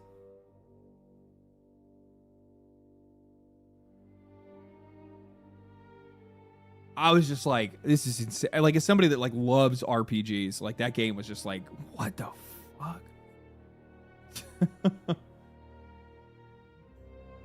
Full teaser of Jeff Keighley's TGA release.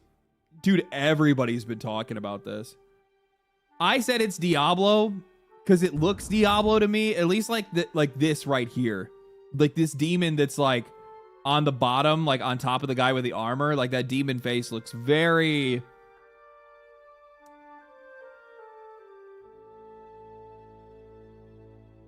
It looks very Diablo to me.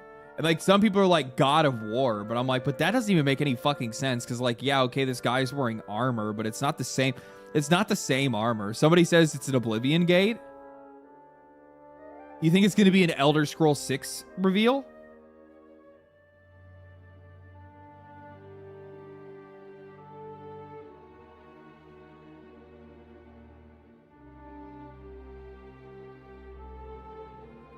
I could maybe Path of Exile.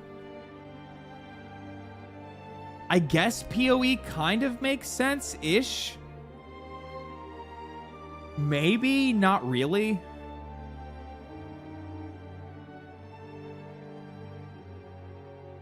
It's probably Elden Ring, Half-Life 3. Motherfucker, you guys will just say Half-Life 3 for anything and like pray that it is right. Lords of the Fallen 2. I could see it being Lords of the Fallen 2.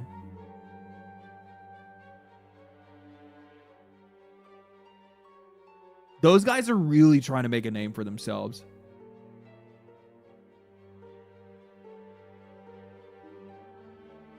Valve wouldn't bother with the Game Awards. Valve would not.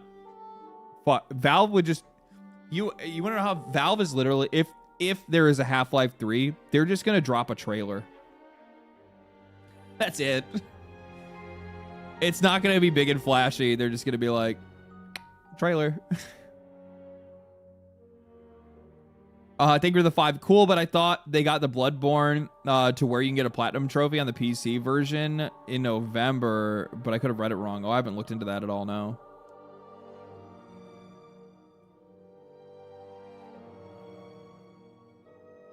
The bear is making me think Druid from Path of Exile 2. But, like, what would Path of Exile 2 have to announce? Like, they already have a new league. They just did a new announcement. Other than announcing that they plan to finish the game next year, I guess. Like, we already know that's going to end up happening, though. The bottom section is Daedric armor. It does look like Daedric armor. I will be honest with you. Like, the two games that it stood out to me, the two games that came to mind immediately, the demons remind me of Diablo. So I said it was probably Diablo.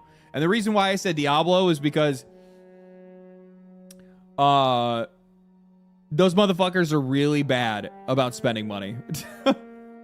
Like, I could totally see the Blizzard team going out of their way to, like, do something like this to, like, announce their next Diablo expansion instead of, you know, just being normal. But I could see Elder Scrolls as well. Yeah, I could see Elder Scrolls as well. I go either way with that one. I'm going to back this up. The reason why I say this is because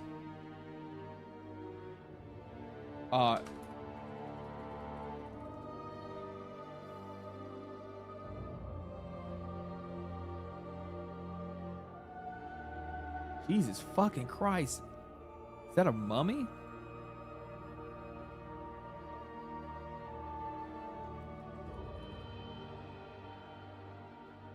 Yeah. The reason why is because before they launched Diablo 4, they painted a fucking church. They painted an entire fucking church. You get what I'm saying right now? Like they do dumb shit like this. And also keep in mind, not only did they paint this church, but then they made a Halsey music video. Like, Blizzard spends stupid money on marketing. So I'm just saying, I could see it going that way. And if that is the case, it would be fucking hilarious.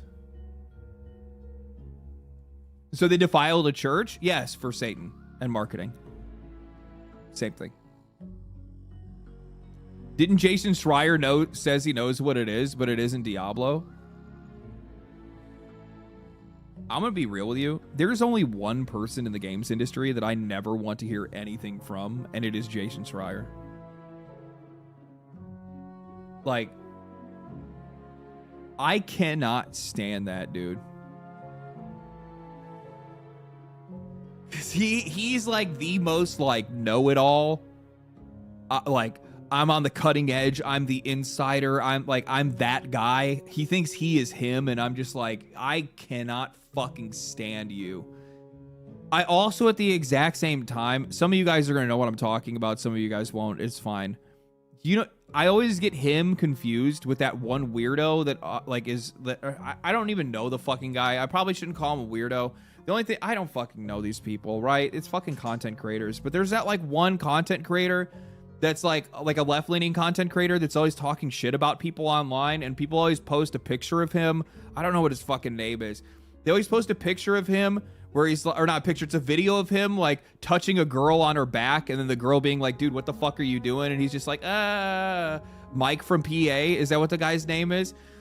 The guy, they look the same. They look the same. He like, I'm almost convinced that that him and Jason Schreier, they look the same. I get the two of them mixed up all the time. I don't know why, but wow. Yeah.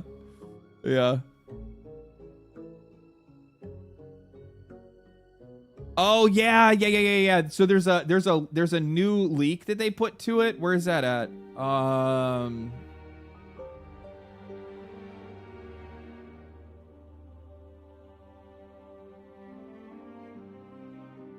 Oh, no, actually, speaking of Jason Schreier, dude, is this when it started? Is Dragon's Crown when it started? So for you guys that may not know, this is a PlayStation 4 game, okay? I never played it because I didn't have a PS4. I'm playing it right now, actually. I was playing it last night. This game is fire. Like, it's a beat-em-up RPG that's, like, super rooted in, it's a beat-em-up RPG that's, like, rooted in D&D. So you're, like, playing a D&D campaign. Like, you know, oh, you talk to the bartender. The bartender tells you to go and talk to so-and-so and blah, blah, blah, blah, blah. And you're like, oh, okay, so then you go and do that thing. It really cool, like, leveling system and gear, and you find gear and stuff, and you build your stuff up. It's very cool, dude. It's just a really cool game. The combat's a lot of fun because it's like a beat 'em up style game or whatever. But also, like, the characters have massive tits. Massive. I mean, like, we're talking like B-52 bombers, right? Like, I mean, they could fucking level cities with these things, okay? And it's on Vita as well. Yeah, I think it's on Vita. But it never got ported and it never got expanded on or anything like that. And the reason why is because Jason Schreier led a fucking hate/cancel campaign on this game.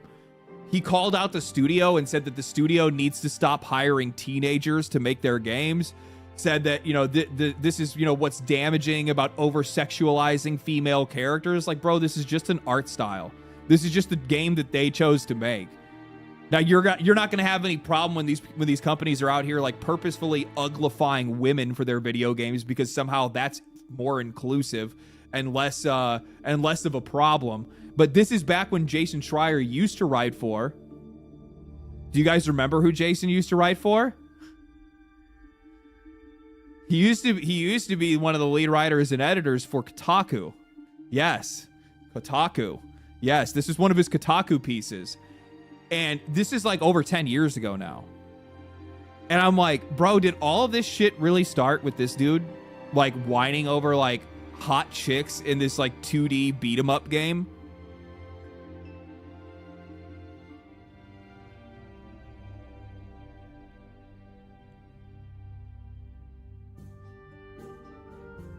Yeah, it was bad. I was trying to look it up the other night. Let me see if I can find it real quick.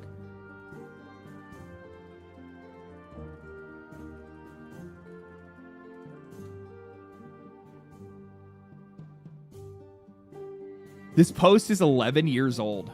Last year, Jason Schreier of Kotaku insulted the artist of Dragon's Crown's character, saying he must be 14 years old because the character was sexy. The artist responded with a joke and was forced to apologize. This account's been deleted, and I fucking love Twitter. Or I love Reddit. I must have posted this about half a dozen times, but he did more than that. Here's Jason Schreier of Kotaku calling the head of the game company a 14-year-old boy who is cheap, and that the game studio needs to stop hiring teenagers. Since Jason Schreier didn't exactly want to back down from his stance, he instead doubled down discussing it. Here is him calling anyone who joins the game a word that I'm not allowed to read out loud on YouTube because they protect somebody who would go to an island and be contained in some documents that have yet to be released. A Philly, yeah. Yeah, sure. Here he's going on about harmful art, which kind of reminds me of degenerate art. Jesus, what a nasty post. And all of this is to stifle free expression. And the idea that all I want to do is stifle free expression. So this is Jason Schreier that said this. It's just blowing my mind. I really want to know why so many people think it's impossible for me to criticize a piece of art or call it harmful to video game culture without wanting to censor it. Isn't it crazy that somebody would say, I don't understand why people are mad for me saying that it's harmful to video game culture, but I'm not saying to censor it. By saying that you believe that it is harmful means that you want it to be censored and not exist. And you succeeded, by the way, because they never made this game again, and they never ported it.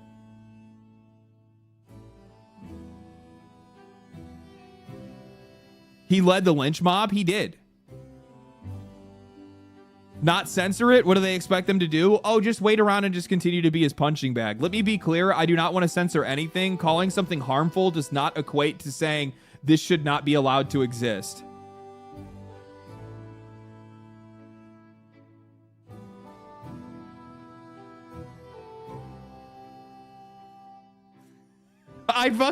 I love the thought process of these people.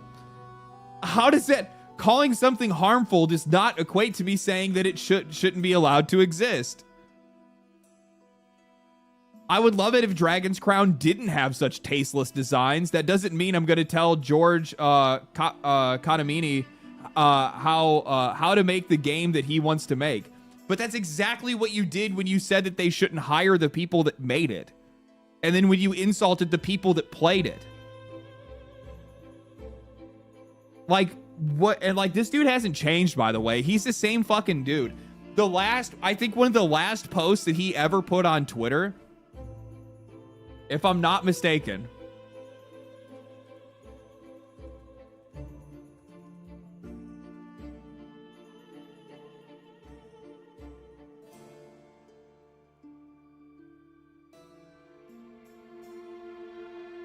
yeah. This is the last post he made on Twitter before he left Twitter. Go woke, top the charts. This is for Dragon Age the Veilguard, when it hit 58,000 concurrent players on Steam. And he says, there's no way you genuinely like this turd. And Jason Schreier said, I actually don't like the game very much, but I do like seeing you chuds get dunked on. And then after it came out that the game was a failure, he left Twitter. Dude's such a rat. He's such a rat.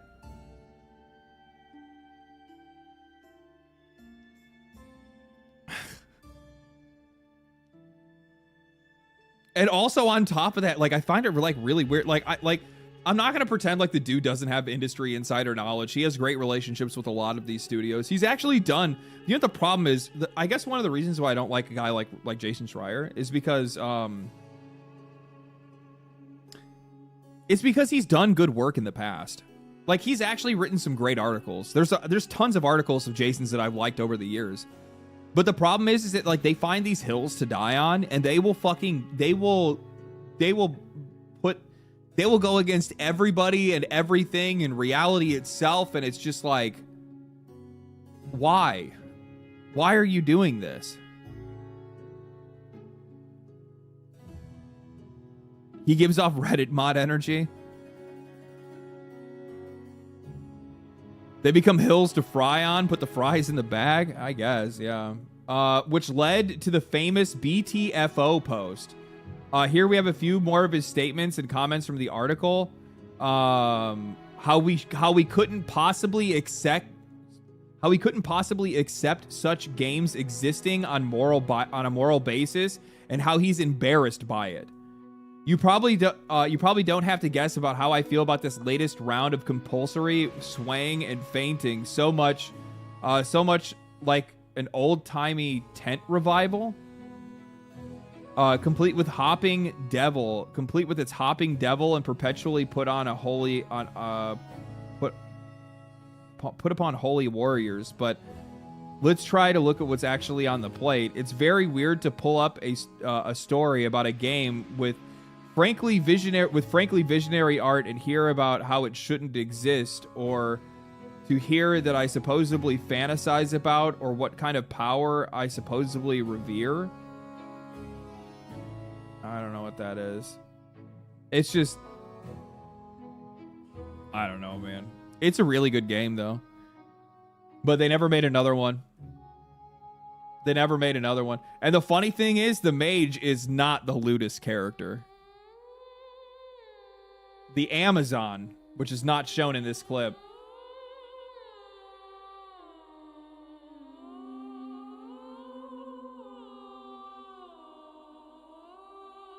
Yeah, Amazon's not showing this clip. The Amazon's wearing like nothing. Yes, the Amazon is impressive. The Amazon was caked up. Literally, her down attack move, if unarmed, is literally her just smashing her ass into enemies. It's so fucking peak. It's so good. Show us. I might throw it in the background of a video in the future.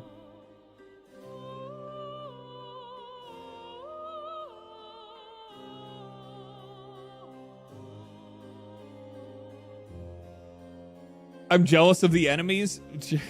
Yeah. Their latest game is Unicorn Overlord. I've heard really good things about that game. Let's see here.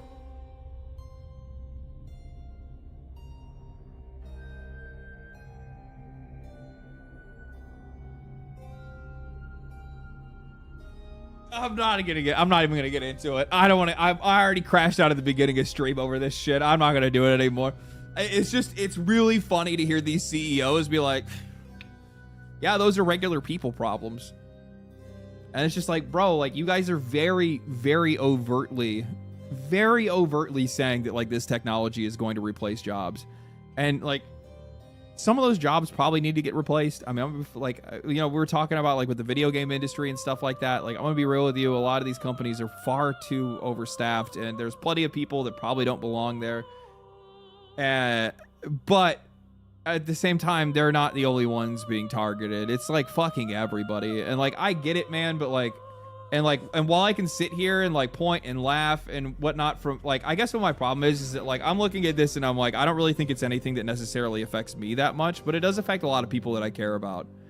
You know, like this is something that is eventually being aimed at people that I know and people that I love, right? And on top of that, it's just like the overall economic impacts that this shit is going to bring if it actually reaches the level that these CEOs are hoping it's going to. Because these guys are hoping and praying. They really are desperate for the idea that this technology could replace. I think I saw a there was a headline. I don't have any of my shit because it's on the other computer. But there was some other headlines and shit that I had pulled up where like there's some people that are forecasting that like by 2030 this shit could like replace like 40% of jobs in the US. And it's just like, what do you guys think is going to fucking happen?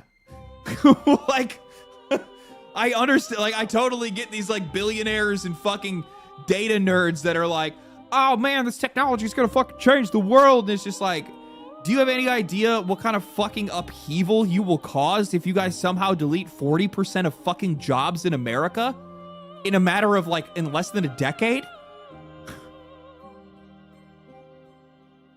40 of jobs being taken is no joke. The CEOs will wise it up when they get their mansions raided. I'm fucking telling you, bro. We're just gonna get. We're like, as much as like people will say that like we'll take things back. Like I don't want my fucking country to like turn into, you know, a third world country over this shit either, right? Where like all of a sudden it just becomes lawlessness because people are fucking rioting in the streets all over the place for it, and there's really not gonna be anything that's gonna like unite people over anything. I don't think.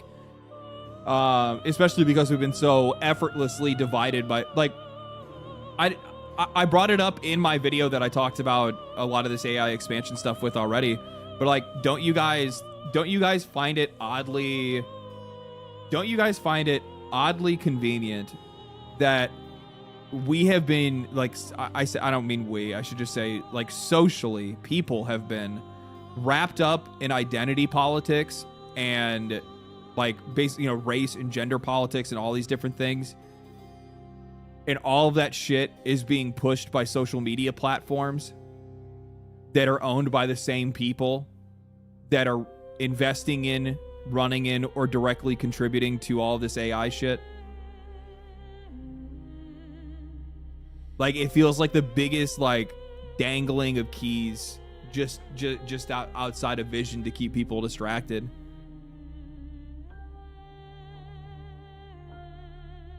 Like that's the way that it looks to me. Like, I'm not really distracted by that kind of shit. I guess I can be a little weak to it sometimes, but I also try to like remain like as aware as I possibly can, right?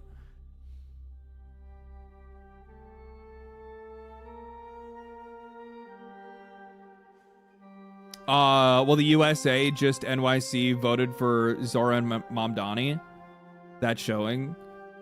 Yeah, but like, so here's my thing too. Like in most cases, why would anybody give a fuck? Like, I've seen like a lot of people like really fucking care about that shit, and they're not New Yorkers. And they're like posting like memes about it, and they're commenting about it, and they're from like India. No, I'm kidding. Like, they're from like fucking Louisiana, right? Like, worry about your own fucking state. Like, it's weird that like everybody is so fixated on a lot of this shit. So I don't know, man. I just don't know what direction this shit's gonna go in. They are quite literally from India. It is actually kind of fucking crazy. Like I have now been in the mode on Twitter where like when I see somebody post some crazy shit and I'm like, what the fuck is this? And I click on their profile and I'm like, motherfucker, you're from fucking Africa. You're like literally from some dude from Nigeria. Like, what? Like somebody's like, Trump #1 or fucking whatever, this other candidate #1 or, blah, blah, blah, blah, blah, blah, blah. And I look and it's just like some dude from fucking, it's some dude from India. It's just like, oh. Dope. And then also on the same, and then if you go into the replies of some of that shit that you see that is like very, very purposefully trying to like spur on cultural divide, you then go into the comment section and you'll see people are like, you're der, yeah, well, hell yeah, brother. And then you look, it's a fucking AI account.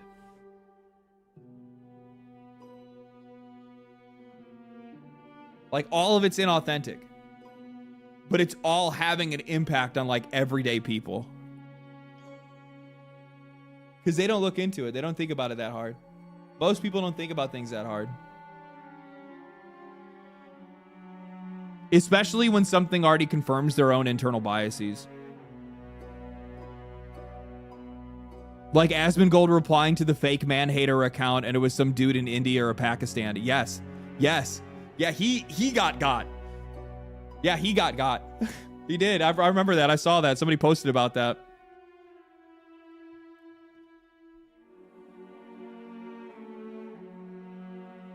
I'm mindful. I don't really take, I try to do my best to I pull things from directly from like sources that I usually trust if I can. Dude. Did he remove it? Okay, he removed the post. Okay. Yeah. I knew he would probably end up removing this post because it was a really shitty post. This is a really shitty post. Because Pirate Nation had posted, Hytale is skipping Steam initially to avoid negative reviews. Console launch planned. Hytale will not launch on Steam in January. Hypixel Studios has confirmed as the developers want to avoid negative reviews during early access. That's not the fucking point. Who is that? It's just an account that posts like gaming news shit and stuff like that. Like they call out some shit every once in a while. They definitely lean in a certain direction, but it was a bad fucking look. So essentially, Hytale is not going to release on Steam initially. They're gonna wait for full launch before they release to Steam. What? That is dumb? No, it's smart. No, like I get whether I personally would go in the other direction. I'm more of a balls to the wall kind of guy, where it's just like, hey, like I understand you are gonna get some serious hate if you post your game on Steam. Because a lot of people have essentially kind of programmed themselves to not really pay attention to the early access qualifier. I think a really good example of this is looking at a game like Path of Exile 2. So like PoE 2 will get fucking flamed. Flop, worst game ever, not enough content, blah, blah, blah, blah, blah, blah, blah. You'll see people talking mad shit on that game. It's not done. And like you'll see people voice their criticisms in a way that like the game is irredeemable, and it's just like, this game is in active development. Your feedback is meant to help shape the game when it actually fully releases. People don't know how to read. Dude, we had full on debates. I don't know if anybody actually remembers this. This is last year now. Do you guys, if anybody was here, do you guys remember the people last year that I had to argue with in chat because they didn't read the fucking disclaimer on Steam that said the game was in early access and they didn't understand what early access was? There was one dude in chat that was losing his fucking mind over the fact that his cosmetics hadn't fully transferred yet to Path of Exile 2 from Path of Exile 1. Something, by the way, I don't think any other fucking game has ever done. Right? Like, there's no other game that literally takes all of their cosmetics from one game and all of the upgrades that you did in one game and transfer them over to their new fucking game, which isn't even like, it's not an expansion. It's a brand new game from the ground up.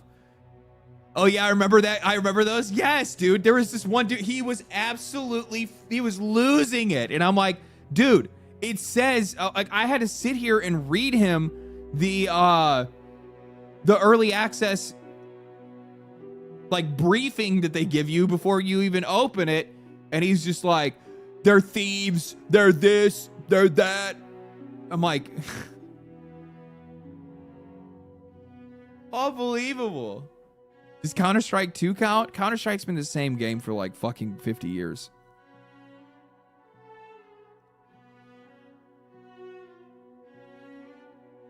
If you ever need proof the education system sucks, yeah, well, I mean, idiots are going to exist no matter how great the education system is. Education systems are, or education system is. I have to pluralize or not. See?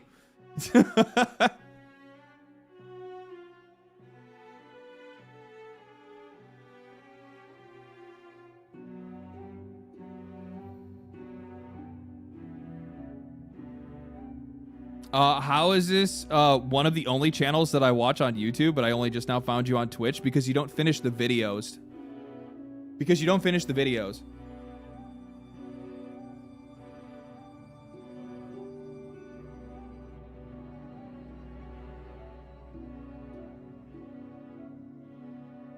Called out, exposed? That's fucking right. Literally, at the end of every single video.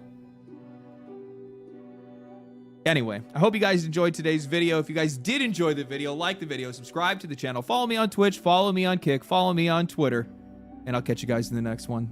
Stay cool, stay righteous, stay safe. Every video!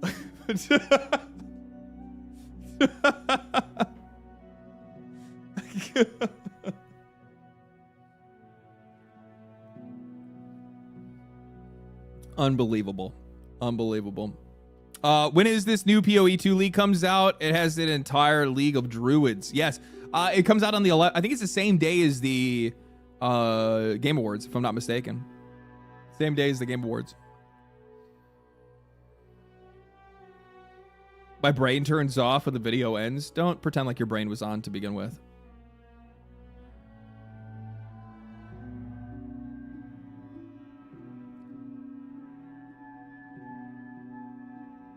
Where'd you even get the family clip? It was a fucking meme that I saw before, and I was like, man, this would make a really good outro. That was it. That was the only reason. Let's see here. What else do we got?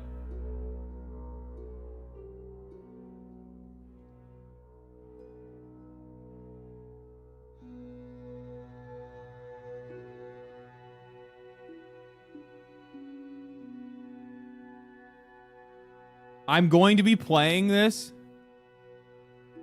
and it's going to feed into like I don't know if I'm going to do like a review on Metroid as much as I am going to do a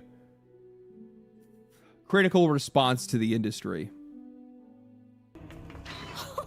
Sarge! Armstrong, you all right? I'm good. You? Yes. While I was waiting, I was studying this hologram. I just... Well... Samus? It's really you. I don't even know what to say. Is this a new suit? It's amazing. I love it. I love it so Private. much. This is written by somebody in their mid-30s. This is written by somebody in their mid-30s. Like, millennials apparently have only one writing style.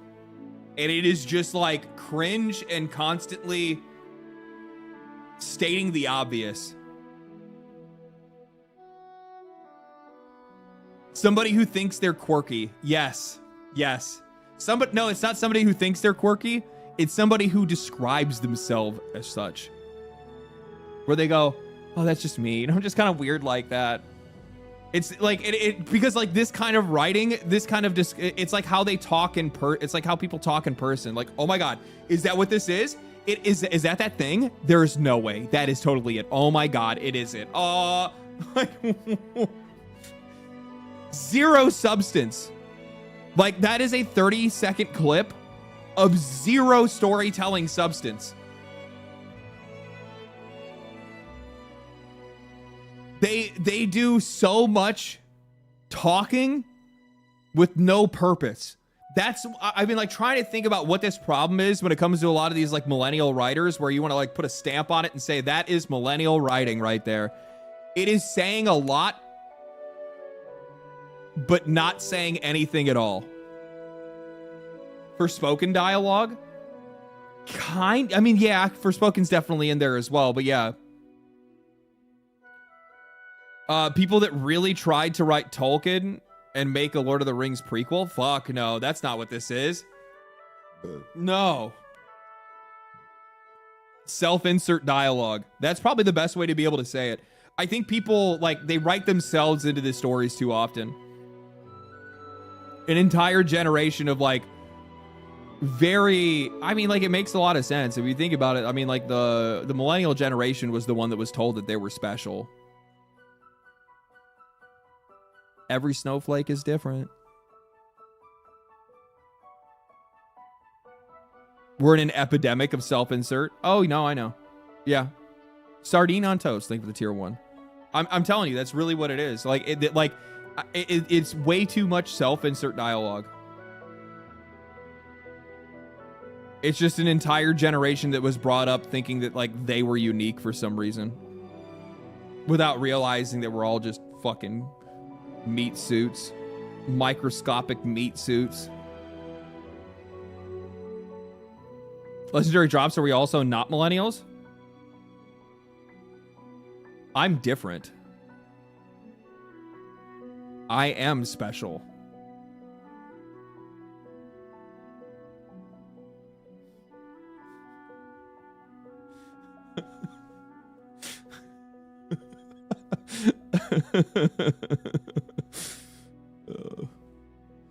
Yeah, I am quirky. What are you talking about?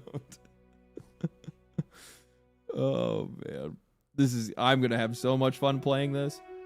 Also, the more that I hear about it, the better the story gets, by the way. Because I saw let me get this straight. If you pay $29.99 for the collectible Samus amiibo in Metroid Prime, you get play select music while driving the Viola bike in an otherwise quiet desert. In other words, they locked music while riding through the desert behind a $30 paywall. Am I missing something that does not make this insane? Which, yes, that is actually the case. If you want to listen to music while driving from place to place, you have to buy the amiibo.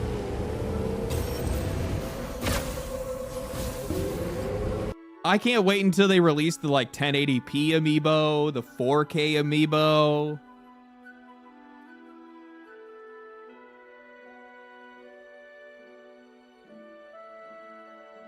Right? Like, that's what's up. Get yourself a little action figure and you just, like, swipe it near your computer and now you can actually, like, change the frame rate.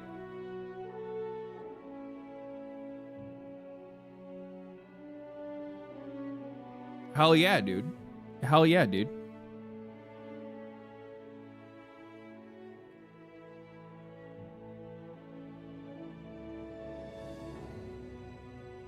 What is this? I love how we as millennials identify our own cringe and still criticize it. Superpower. We are how do I want to say this? There's two factions of millennials. There are the self-aware ones that just know what they are and understand it. And then there are the ones that aren't. That's really what it comes to. That's really what it comes to. Too bad for them. I'll get to I'll just play Escape from the City. Yeah, that's true. I mean, you just listen to your own music, but still it's just ridiculous to me. But that's definitely a Nintendo thing to do for sure. Oh, so the Game Awards. So they blanked it out. The Game Awards have tweeted out saying the blank are silent. Blank bleeds. New blank stir. And then now people are thinking it's a Bloodborne game.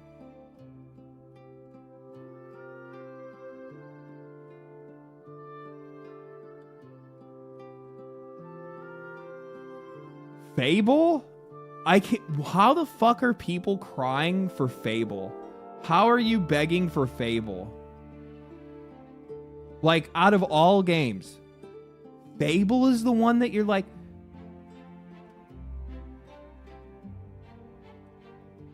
they played Fable 1 only? I guess. Look at Sean Murray's quote tweet. I know, I retweeted Sean Murray. Bloodborne 2. The howls are silent, the hunter bleeds, new nightmares stir. I saw somebody else say the moon bleeds instead.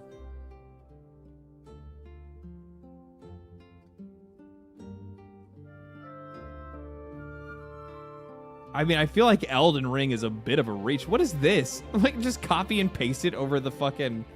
What? I mean, I could see it being... I'm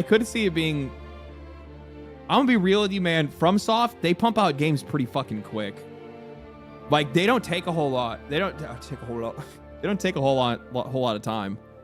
Like, those guys, like, I mean, keep in mind, in the same year, they ripped out Elden Ring and Armored Core 6.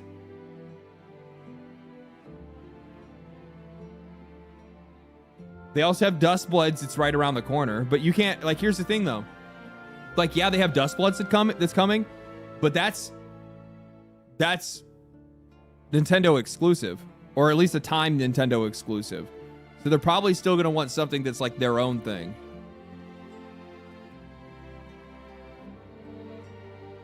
DS4? You think so?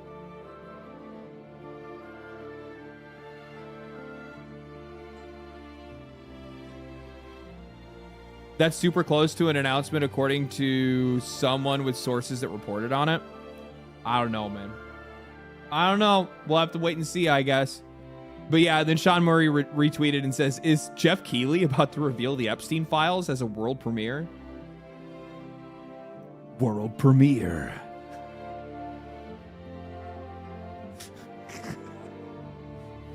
fucking Sean Murray.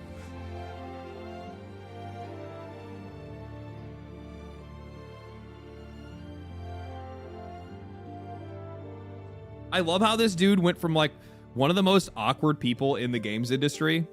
Like, he could barely even get through an interview, and then like then his game like absolutely was like one of the worst fucking releases in the history of video games. Resurrects and makes good on said game. And now he's just like fucking now he's just like the Twitter god. Like, this dude is so fucking funny. The inspiring are silent, regal bleeds. New thickness stirs. Thickness, like... Thickness? Sean Murray is a real-life Phoenix. He is a real-life Phoenix. I still remember my favorite tweet of him. My favorite tweet from him was the Nintendo meme. Did you guys ever see that one? I stole it and I used it as a YouTube thumbnail.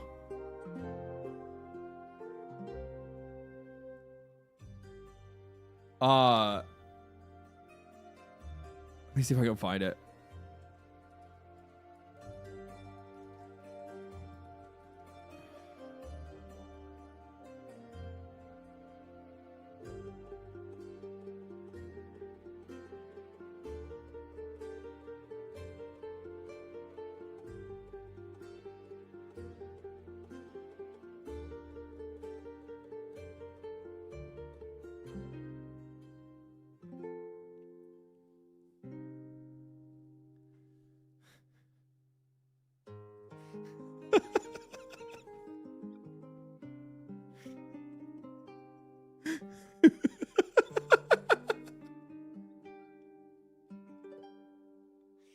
It was so good. What a legend. I know. Oh fuck. I thought this is the funniest shit I've ever seen in my life. And I used it myself because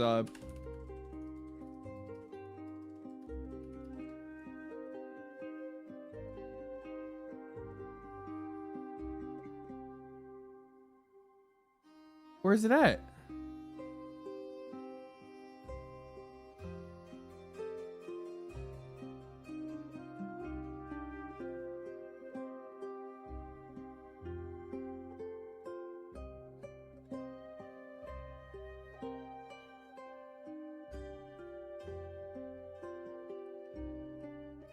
Yeah. Oh, it's doing the autoplay thing. You can see it there, though. I guess you can't now. Now it's like fucking freaking out. Whatever. Fine. Fuck it. I'm over it. Funny fucking dude, though. A/B testing? They didn't put A/B testing until this year. Which has been great, because I get like super indecisive about fucking thumbnails. And now YouTube just auto-tests them for me, so I don't have to worry about anything. Which makes my life a hell of a lot easier.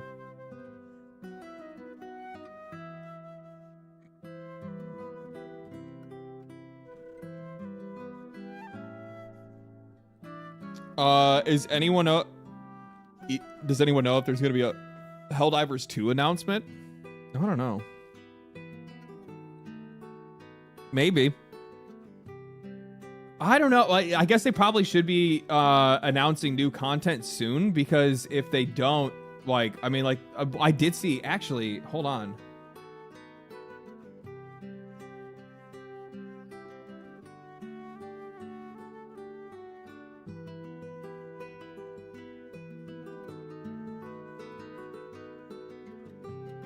Nixis Software, Helldivers ready to save storage space on PC. We've worked together with our friends at Arrowhead Game Studio to reduce Helldivers 2 PC installation size from 154 gigabytes to 23 gigabytes.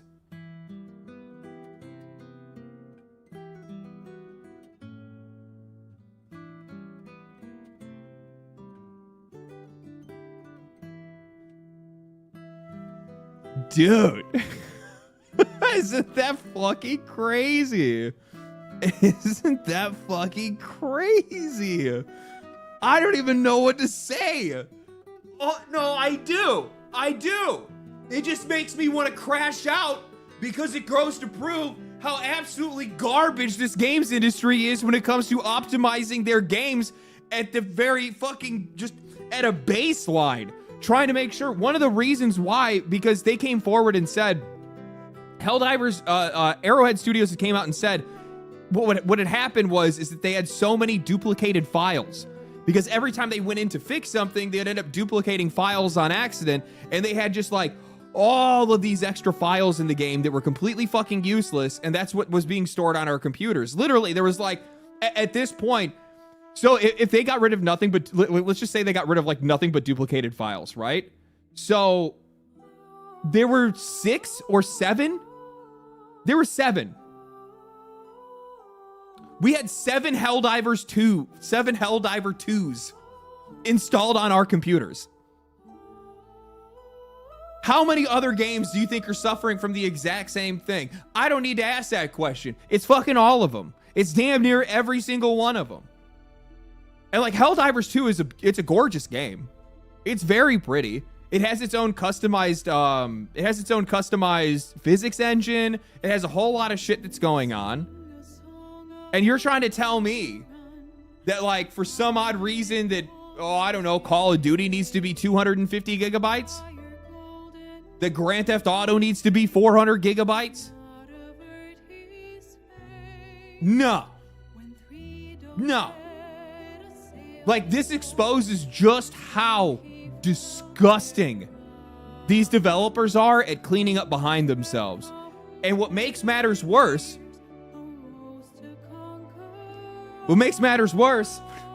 is that these companies are switching to using AI in their development processes while also using Unreal Engine 5, which leverages those same tools to help developers be able to not actually have to do a lot of the work themselves, which does save a lot of time, but it also does mean that we're going to get more and more developers that are going to be trained on not knowing how to clean up after themselves while they're working.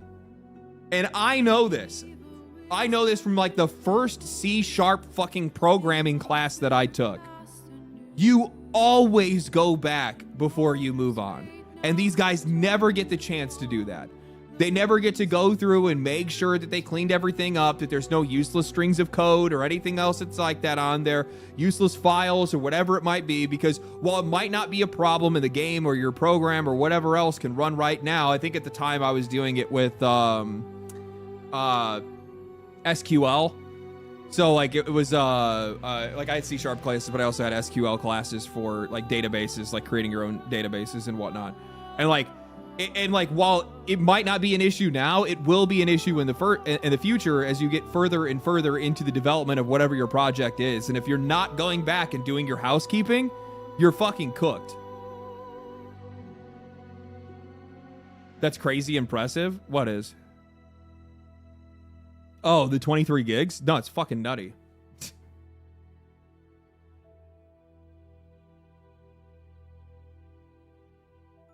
I crushed my CQL. I crushed my CQL class by fucking absolute shit. I shit the bed in C#. I just couldn't hold my attention. I'll be honest with you. I wanted to get into video game design because I thought it would be a lot of fun, and I wanted to like. I'm just more of like an idea guy, creative idea guy, not necessarily a creative implementation guy. That's why I'm good at talking about these things, not actually doing any of these things.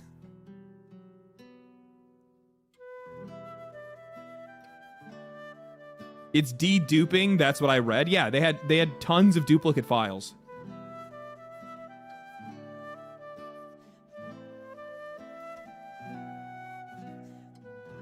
Programming is crazy cool. I hope more people do it. It's one of the reasons why I always like to try to like. I've actually I don't even know if I'm even allowed to say things like this. It doesn't really fucking matter that much. But like I've taken lower rates from like certain sponsors just because like I like believe in like trying to push more people to do certain things. Like boot.dev as an example. Like I just like having those guys on the channel. Like simple as that. Like, I want more people, especially people from my community. I totally want people from my community going out and making video games. Are you kidding me? They already have great taste. They, like, yeah. Yeah, those are the exact... Yeah. Yeah.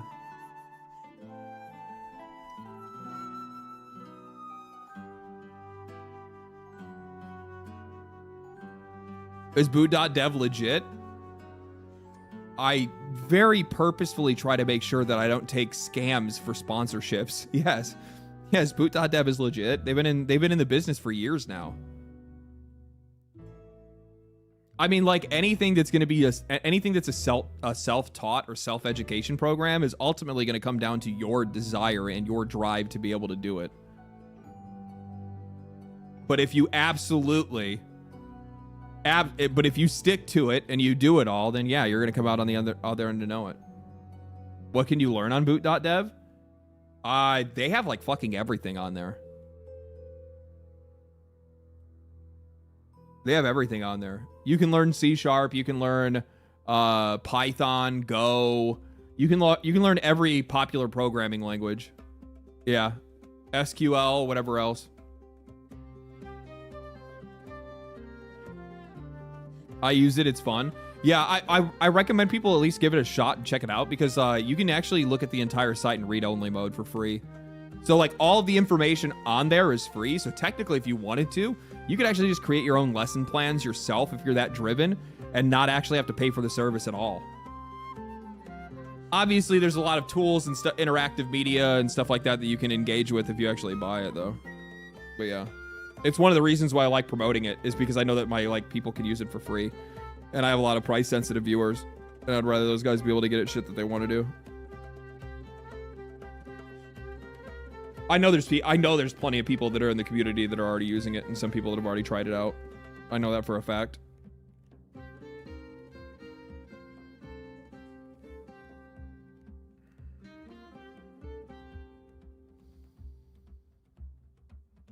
I'd love to make a game, but I don't think I have the patience to learn how to code. I don't. Yeah, I don't at all.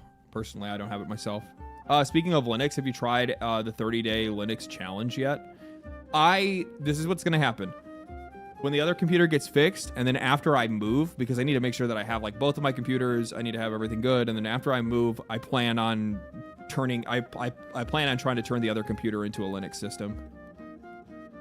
Wiping Windows off of it, wiping it entirely, and then making a Linux system, and then dicking around with it.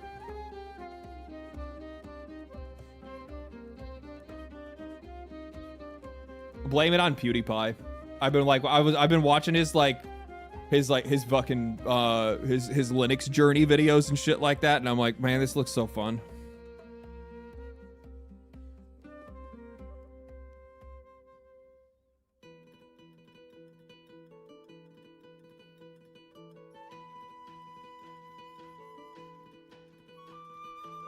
What OS do you have in mind? I have no idea.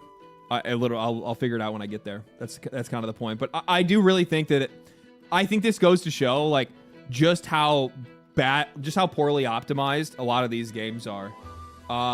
Like there's absolutely no reason for a game like this to have this. I like another game we could look at too. Like let's say like. So somebody in the comment section said Marvel Rivals. 105 gigs for Marvel Rivals. A cel-shaded hero shooter with limited maps.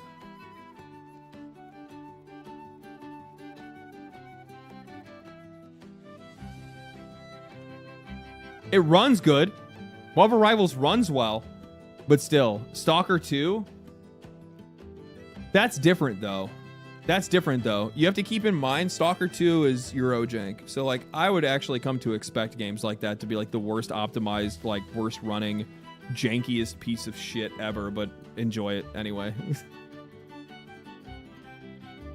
It's all about the standards that you've set, right? It's all about the standards that you set. Where wins meet? That's a good question, actually. Yeah, I only have 2 games. I have Dead Cells and Warframe on this PC. That's it. Where wins meet? 99 gigs. So I want you to think about that.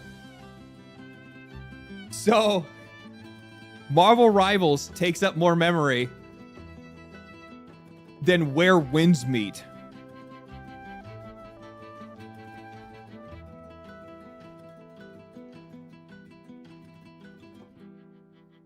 How does that make sense? How does that make sense? There's so much shit in Where Winds Meet too. That's what I'm saying. Like Where Winds Meet has so much going on. It's actually kind of crazy. Where Winds Meet can run on a GTX 1060. I've heard that. Well, and like here's the thing too is that so one of the benefits that we get from some of these like Eastern studios, especially the ones that are in China, they know that most of their people, most of their like, you know, most of the like Chinese players do not have like high-end hardware. So like they have to be optimizing these games and targeting these games for low-end hardware. Like keep in mind, like Black Myth Wukong, even though it sold like fucking crazy, that game got roasted for its optimization by Chinese players. Roasted. That's also the reason why, if I'm not mistaken, I don't know if it's improved since then. Let's see.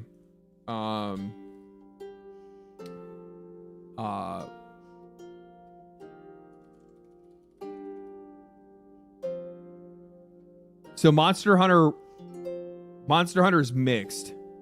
It was mostly negative. But if you scroll down and you look at their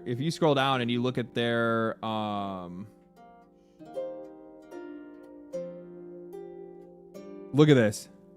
It's kind of hard to see because it's gonna be a really small font for you people that are on mobile right now because I can't zoom in on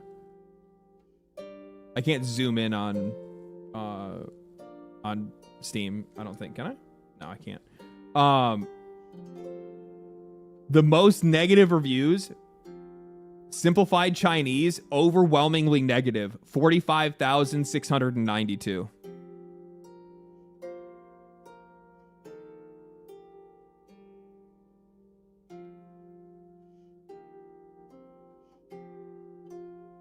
Actually, you know what I can do? I'll do it like this. Hold on.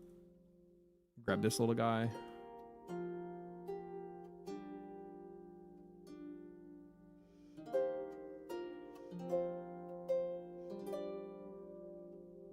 Oh, I guess I can't. Fuck it. Whatever. I'm sure there's like a fucking key binding that I can. Oh. Windows key, shift, and S to snip. Okay. Windows key. Wait. I'm fucking retarded. I didn't do it.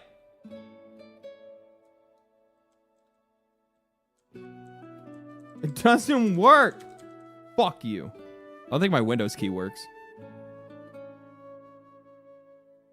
Print screen, bro. I'm using a fucking 60% keyboard. Okay? I don't have that kind of shit on this. Do I?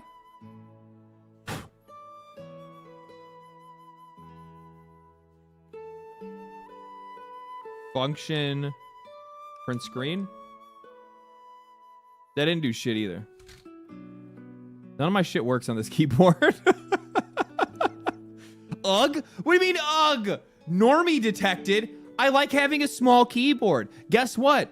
It gives me more room for activities. I don't need you guys fucking judging me over the size of my keyboard. Maybe I like it because it makes my hands feel bigger. I actually do have relatively large hands, but it makes my hands feel even bigger than what they actually are, because I get to like grip the whole thing like a. Shut the fuck up. I hate you guys. Anyway, like more than if I'm comparing just the languages, if I look at just like language type, it says 45,692 overwhelmingly negative simplified Chinese. English is mixed at 75,000. So, and then everybody else is like a bunch of other countries, but they're all much smaller numbers. So like the vast majority of the negative reviews for Monster Hunter Wilds are all coming from people that are reviewing the game in simplified Chinese, because they genuinely do not have the hardware over there. Be a real man, use a big keyboard? No, big keyboards are fucking annoying and it takes up like half of your desk. I have one of those actual like gaming keyboards. Like I think the first my first PC build out was a straight up gamer PC build out. Like, I mean, I got like the HyperX keyboard, like the big motherfucker with like all the buttons and the number pad. I do miss having a number pad. If I'm going to be honest, I do miss having a number pad.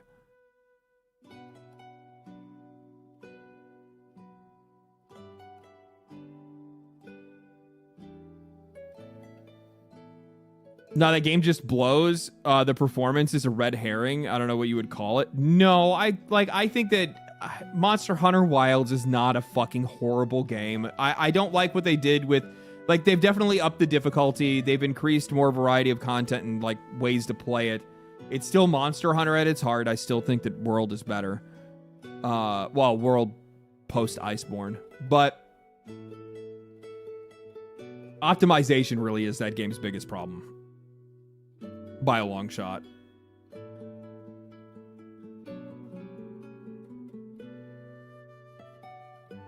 Capcom can just fix, but they don't. That is like the weirdest thing with that company. That's one of the weirdest things with that company. I don't get it. Like, you very clearly have an optimization issue. Do they just not have anybody that knows how to solve it? December 16th performance update? They're a year later.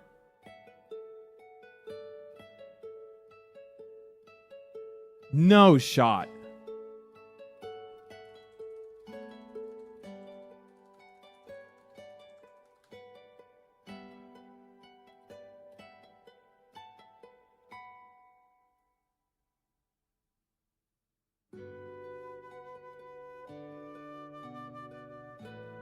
Oh, no, this is a mod.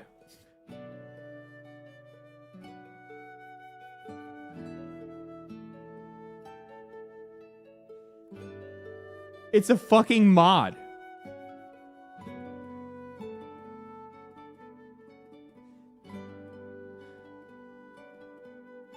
It's a fucking mod.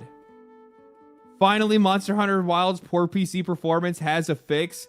Since the launch, the PC version of Monster Hunter Wilds has proven absolutely agonizing to test more mainstream systems. Mainstream systems with 8 gigabyte GPUs. Though we've repeatedly called out our findings on what appears to be wrong, our hopes for an official Monster Hunter Wilds fix is cursed with performance on low and mid PCs has remained unfulfilled. Yeah. So this is, who is this? This is Digital Foundry posting this, and this is just this November. And they're like, still yet these guys have not fixed it. And instead the fix is it's a mod that somebody made. There is an official performance update coming with TU4. Okay. So there is an official performance update How much do you guys want to bet that official performance update is likely based off of the mod that somebody just made for the game?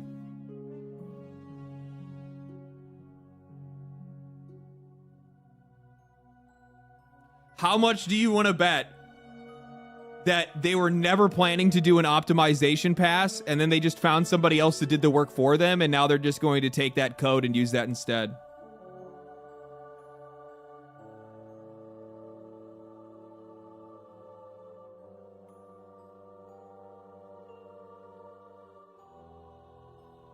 Many such cases.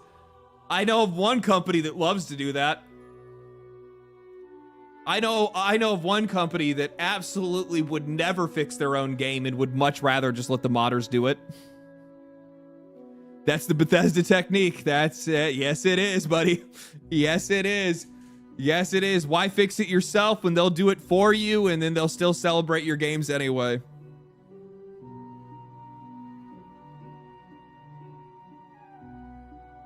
That performance update ain't gonna do shit. World's performance didn't improve drastically until they stopped updating the game. Well, I mean, we'll have to fucking wait and see what the actual update looks like. I'm not gonna sit here and be like, it's not gonna fix it, and then all of a sudden it does, and then you get to look like an asshole, right? Like, it's why you never commit. Never commit. What's the saying? Never go full retard. You can go half. Don't go all the way. See also Piranha Games, the MW5 people.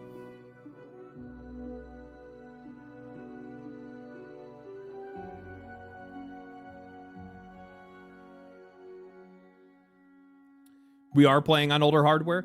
That's what I'm saying with like a lot of this AI shit, especially with all like the scarcity that we're going to see as a result of it. I don't know what the fuck they think the plan is. You know what I mean? Like, what exactly are these guys planning on doing? Like, you can't keep making games like they have, like poorly optimized games. And they also can't continue to push into like high fidelity either. Like, they are literally going to have to dial back on all of this shit. And if they don't, then they're just going to sink themselves. Plan? I know. What am I talking about? The PlayStation 2 has officially been crowned the greatest console of all time.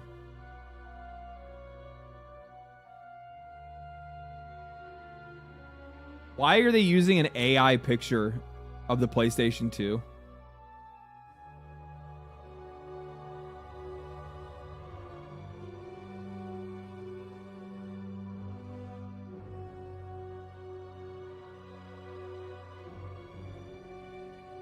Am I the only one that notices that? Like, look at this like power and reset button. The controller is like molded to the port. The other port doesn't only halfway exist.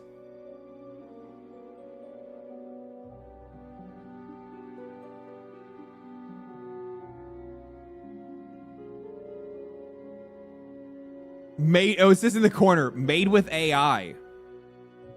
Why? Why? Made with like, bro.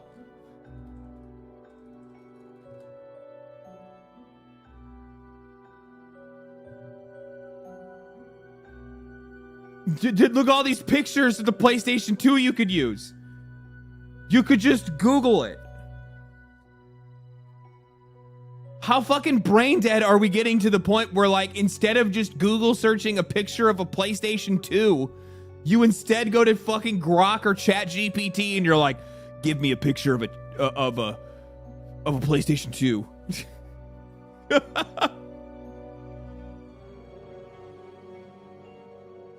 Just get a PNG. That's what I'm saying. Like, you could. We're so fucked. We're so fucked. Oh my god. And you know what the funny part is? Is that obviously this is just coming from like Game Over Plus. Who the fuck is Game Over Plus? This is like somebody that literally just made an AI picture and then posted it on Twitter, and now you got fucking Kira over here retweeting this shit.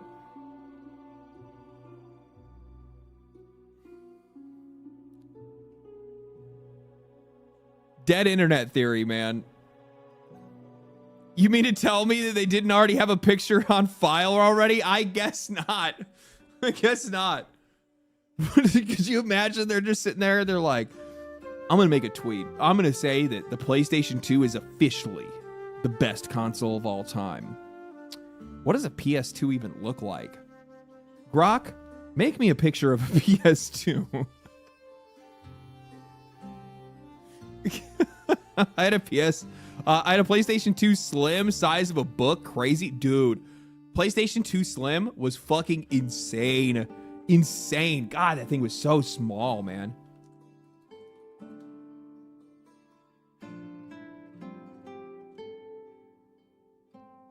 Thing was so small, dude. It was the size of like a small like a small school book. Insane. What a fucking monster, though. What a fucking monster, dude. Okay. All right. We'll at least have the conversation. PlayStation 2, greatest console of all time. I'm going to probably have to agree.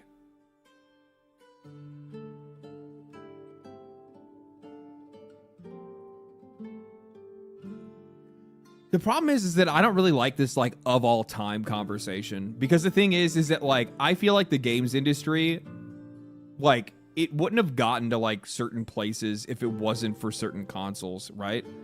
So like I think as an example, the games industry wouldn't even have fucking survived if it wasn't for the NES.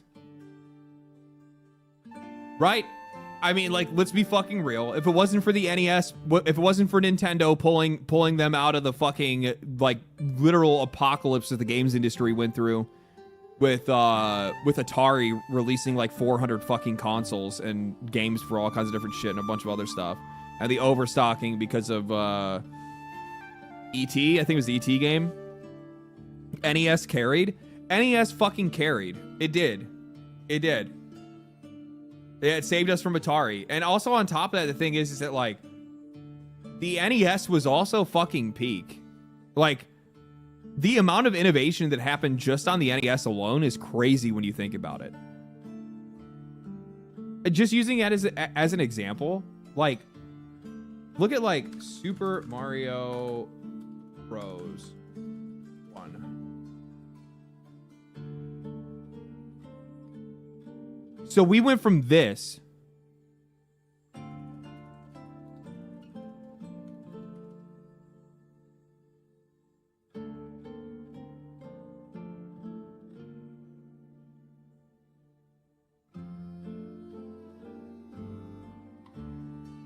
like it doesn't look like it's that big of a deal, but it is that big of a deal. Like Super Mario Brothers 3 looks like crazy different in person. Crazy different in person. There were some really pretty NES games towards the end of the NES's life cycle. Like the image quality was so much fucking clearer on the older consoles or on the older games.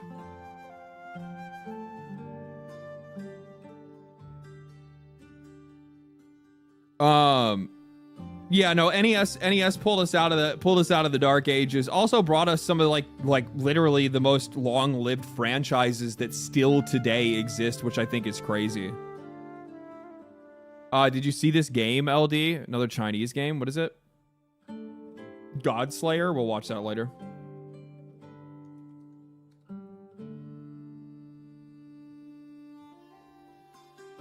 Watch it later. So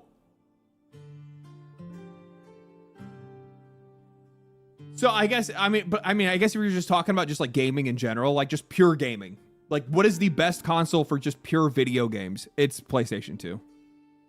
It's PlayStation 2. Yeah, I would agree with that. If I'm just talking about the games that released on that console, literally all my most favorite games, period, came out on the PS2. And it wasn't even the games. It wasn't even those. It was all the backwards compatible games that I played from PS1 because like I didn't have a PS1. We couldn't afford one. I think I bought my own PS2 of them. No. I got a PS2 for Christmas. And I went in, baby.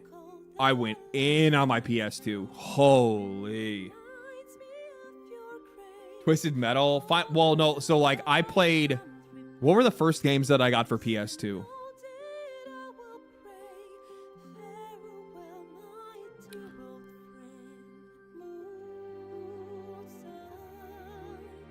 SOCOM? No, SOCOM was later because that's when they released the hookup for the back so you could play online. San Andreas? San Andreas was later into the life cycle of the PS2. Vice City, I think. Obviously Grand Theft Auto 3. That was an immediate one. GTA 3. I know for a fact I bought that one like pretty earlier on. I think you know what, actually, now that I think about it, I think the first game that I bought for the PS2 was, I bought 2 games and they weren't PS2 games. I bought Legend of Dragoon and Final Fantasy 8. I bought PS1 games for the PS2. Mostly because, again, we didn't have like a lot of money, so I couldn't really buy like the most brand newest games, right? So I played older games. Mike, thank you for the Prime. Appreciate that. So I played older games. Plus, on top of that, like, I was watching like buddies of mine because I never played a JRPG before. The closest thing that I played to a JRPG was Pokemon, right? Like, I never played a JRPG before. And I would always go over to my buddy's house, and my buddy was jamming on Final Fantasy 9. And I was like, dude, this looks so cool. What is this? Oh, I take that back. I did play a JRPG because I played the shit out of Golden Sun. I played the dumpster off of that game. God, I loved Golden Sun. So, but I was watching my buddy, and my buddy was always playing Final Fantasy 9, and I'm like, dude, this is sick. Zone of the Enders. Zone of the Enders is one of my favorite games of fucking all time.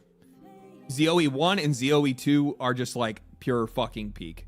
Pure perfection. Perfection. Insane games. Awesome narratives.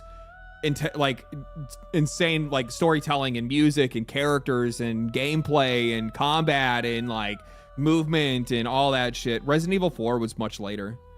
What games were out in the first year of the PlayStation 2? Because I probably didn't... What games released in the first year of the PS2? Games released by year PS2. No, that's not what I want. The first 10 games released on PS2.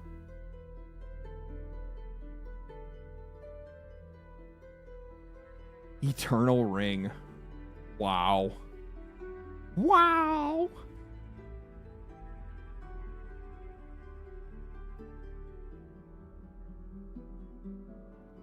I 100% played D. Well, no. I played Dead or Alive on... I was split. So, like, I actually didn't buy into... I didn't buy into the PlayStation 2 when it first came out. I had to wait until it kind of like fell off a little bit and we could actually afford it. I played Dreamcast instead. So like most of my so I'll see some of these like earlier PS2 games and it's just like, yeah,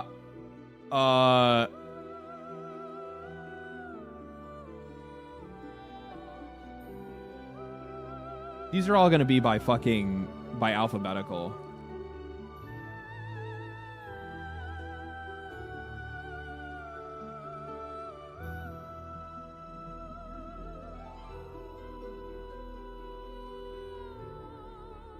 I know I don't want to miss it. I loved the dot hack games. I thought they were fucking peak. Okay. So this is by date. Okay, this is by date. When would I have come in? Probably 2002. No, 2001. I came in on 2001. And I know for a fact that my first game on PlayStation was Grand Theft Auto 3. Every kid wanted GTA 3. Everybody saw the trailers. Everybody wanted it. It was the game everybody had to get. I was there day one. I was playing GTA 3. That is fucking crazy. I forgot Capcom. Capcom published that. They co-published it with Take-Two, because this is before like Take-Two was like massive. That's crazy. They probably, maybe they helped like localize it or something like that. Maybe, I don't know. I definitely got Burnout. Yeah, I played the shit out of Burnout. Driver or Driven. Yeah, Driven. Or is it I thought there was also one called Driver, wasn't there? I'm thinking of Driver. I don't know what the fuck Driven is. Baldur's Gate Dark Alliance. Dark Alliance 2? Dark Alliance 2 and Champions of Norath. Motherfuckers want to talk about ARPGs? People want to be talking about Diablo?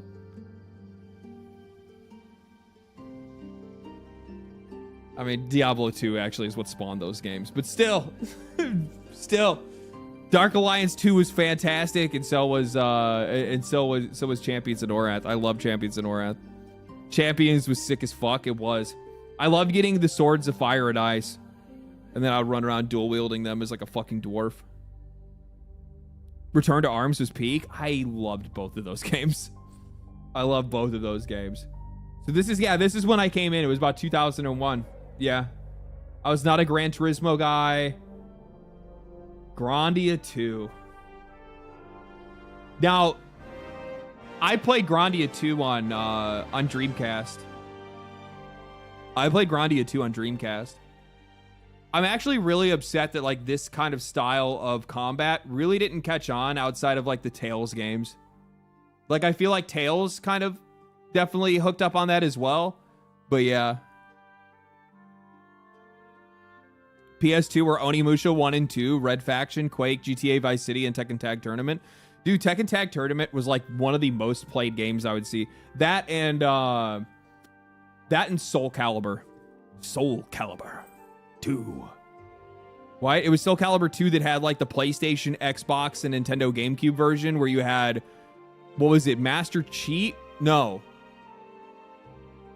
PlayStation had Spawn? Xbox had Master Chief? And then we had Link on Xbox had Spawn?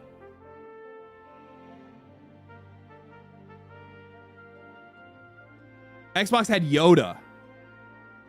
What the fuck happened there? You're right. One of them had Yoda. Nintendo had Link, which Spawn was PS2. I think that's right. I think Spawn was PS2.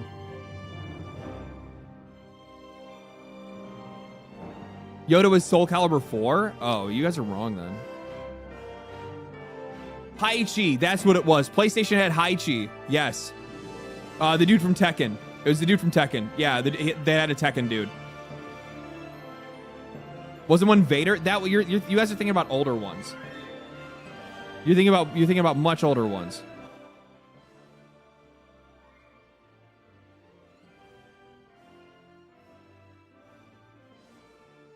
One had Assassin's Creed. Man, they were just really just throwing out whatever the fuck they wanted to put in there, huh? The only one that was like, we're gonna use one of our own characters was fucking Nintendo, and they're like, we're using Link, and that game was peak. But the Nintendo version was the best version because of Link, because he was just the better character to play. But I mostly played on PlayStation 2 because PlayStation 2 just had the better controller for fighting games. Let's face it. It just did. Yeah, I would agree that the PlayStation 2 is one of the best video game. It is the best video game console if we're just talking about the games that came out on it and the games that you played on it.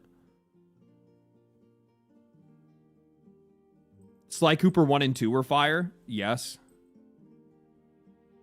So was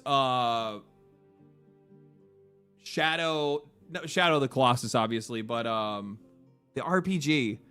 Why can't I think of the name of it right now? Shadow something.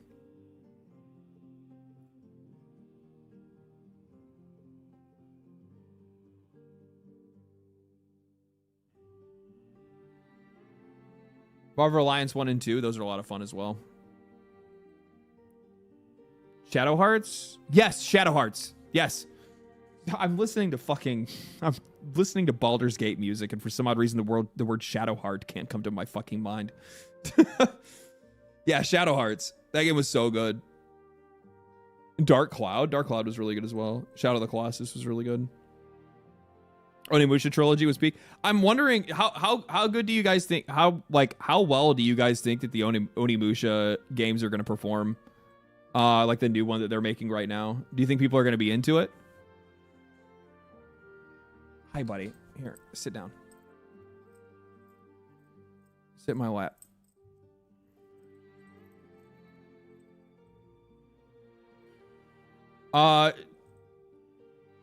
Legendary Drops, do you think that they would make a new Smash Brothers game just without Sakurai if he's unwilling to do it? Nintendo seems scummy enough to do it. Well, yeah, like if one of their developers doesn't want to make it, or if the creator of that series doesn't want to make it, they're still gonna fucking make it. It's one of their most popular series.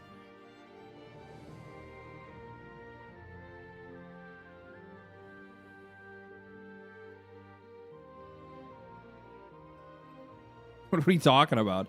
You're going to be like, oh, you don't want to make that game anymore? Okay, well, Smash Brothers is never coming back. That game that makes us like $1 billion, never coming back.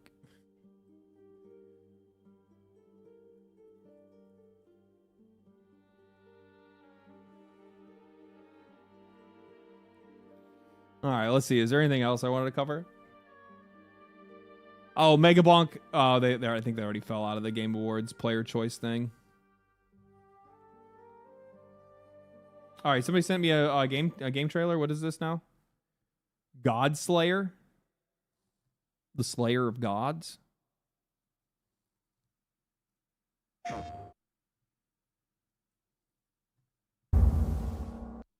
See what...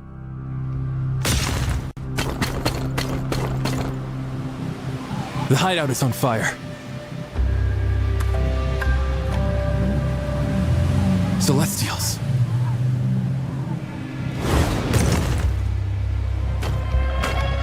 Master, they must be after the researcher.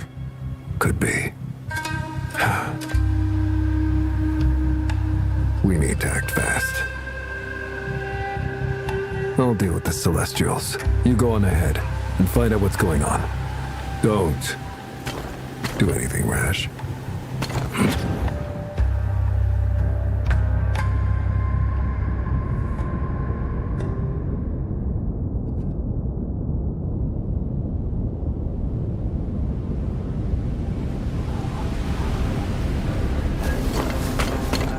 Easy for you to say. Now, how do I get past all the soldiers? What happened? Then again, is it? And he tells me not to do anything rash. Mind your business. I can't tell. Is that AI voice acting or not?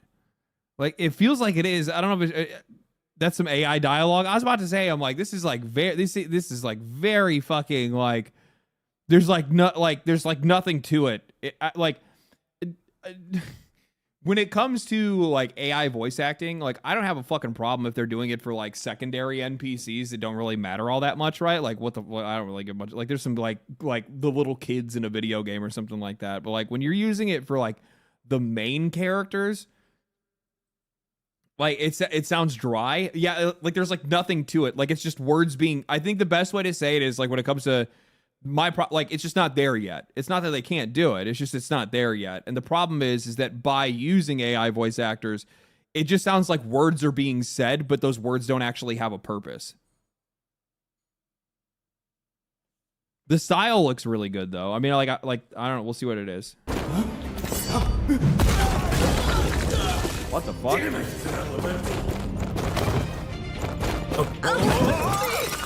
Catch.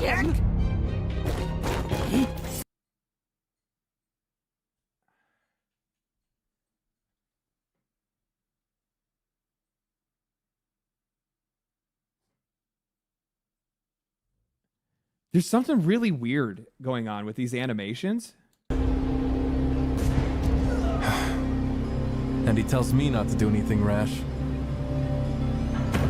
Like they're not like that was cool. Okay, that was cool. But like the vaulting is like really rigid.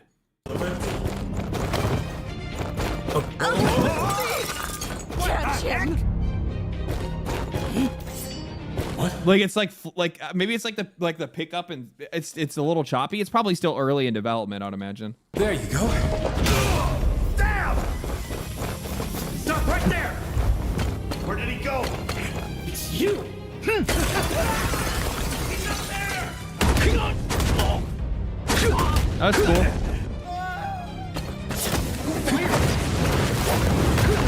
That's cool. Whoa, too many. Stop! There he is! Nowhere to run down! Move! I think it's just the character movement animations that's like throwing me off as well.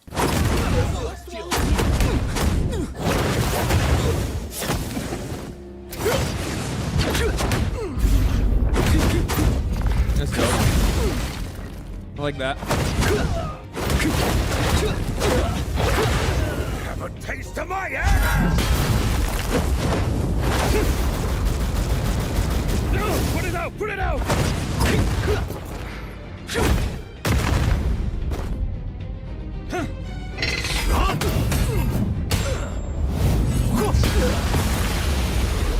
Okay.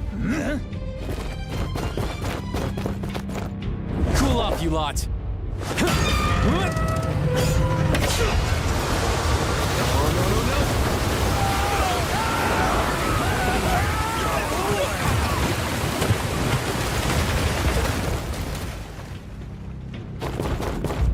Gonna be cold. Huh. The abilities and stuff are really cool. I like that. Like I like the like using the water to freeze other people and stuff like that. I like the interactivity or yeah, that's probably what it is. Needs work but looks cool. Yeah, it seems very rough in a lot of areas.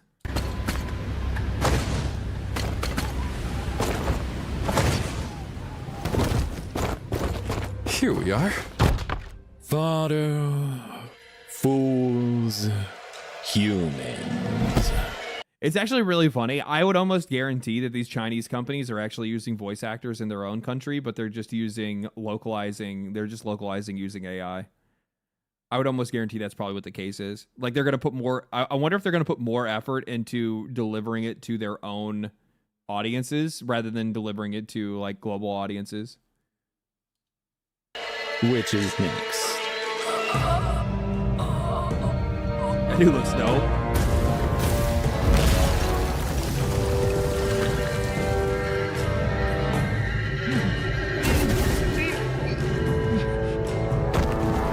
That must be Master.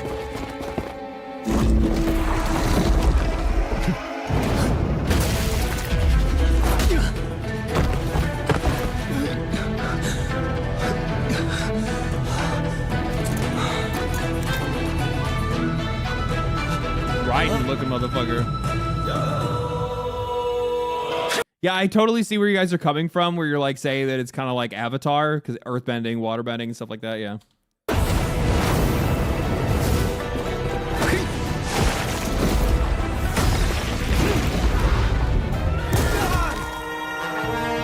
Bro, did you see this motherfucker's hair? Did you actually think any of that shit was gonna work on him?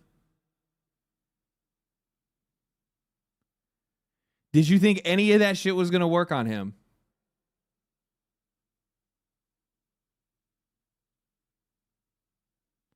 Broly hair, you're going to die. This makes me think of like did you guys ever see the Team 4-Star one where where fucking where he's who's he fighting, like was it Super 14 or Super Android 16 when he just like punches Vegeta in the dick? Or no, he punches Goku. He punches Goku in the dick, and then like it goes into like a flashback or a flash forward memory where like Gohan is talking to Goten and Goten just slowly disappears. It's so fucking good. It's so fucking good. I need to go back and watch Abridged again. Super 13, that's what it was. Yeah, Super 13. It's so fucking funny. It's so good. Hold on, I gotta pull it up now. Otherwise, because I need you guys to see it.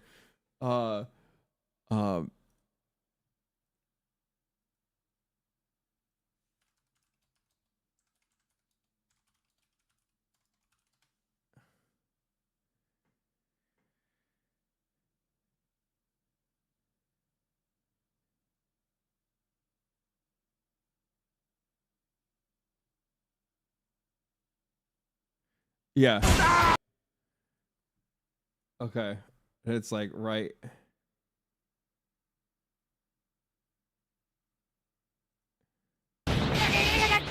Weakness identified! Hey, what are you?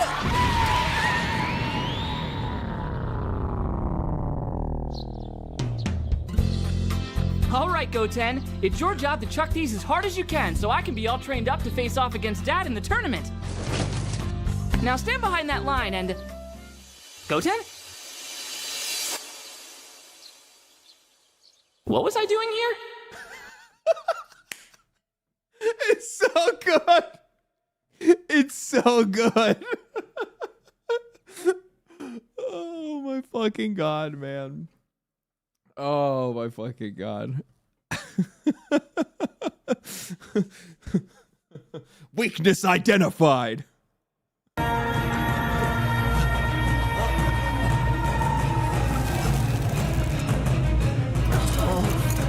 Oh, he's gonna... I totally thought he was gonna do it. I totally thought he was gonna do it.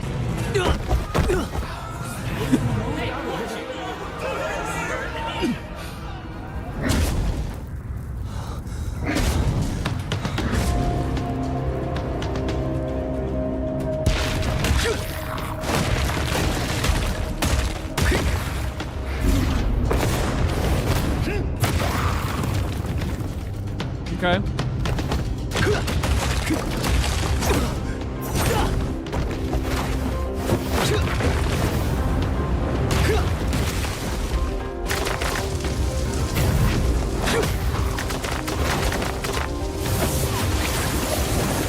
That's cool.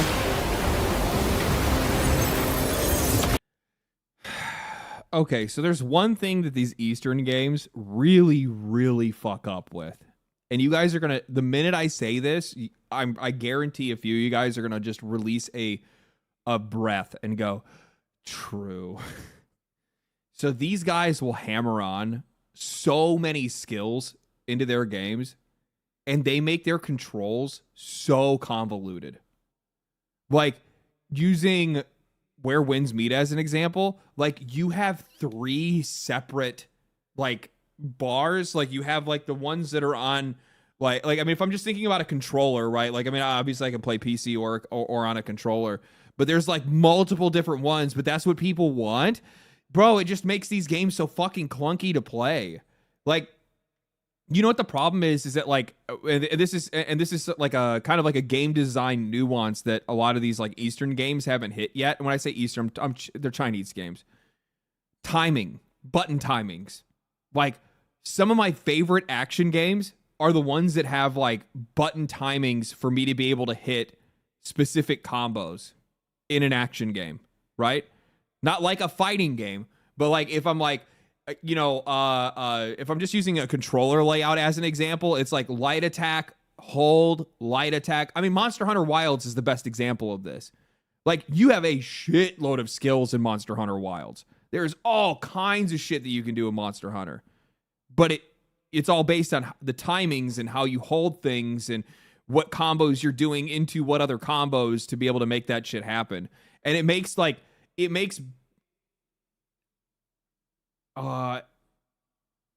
getting better at the game and understanding the game at a deeper level more rewarding than having like all my buttons are mapped onto, you know, just the X, Y, A, B pad.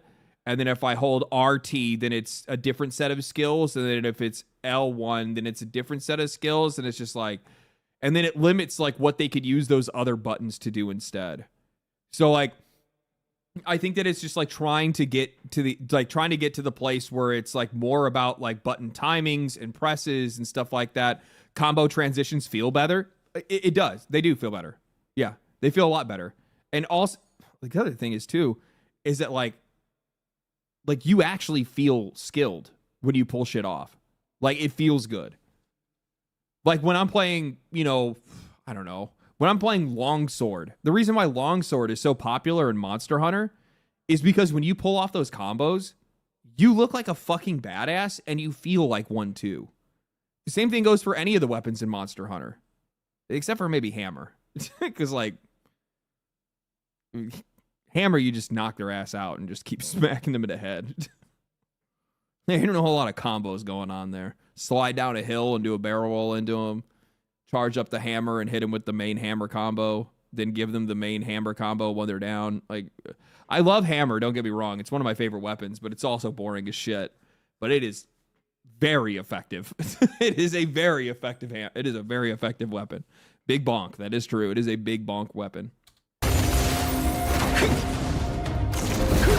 But like, there's so much shit going on. Like, how many buttons you got, dog? That's another new skill.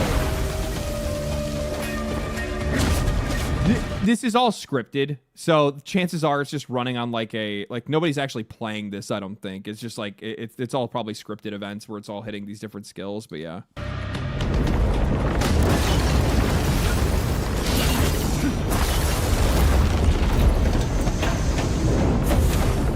Where did the Megazord come from? Where? This is actually starting to feel like one of those. This is starting to feel like one of those fever dream AI clips.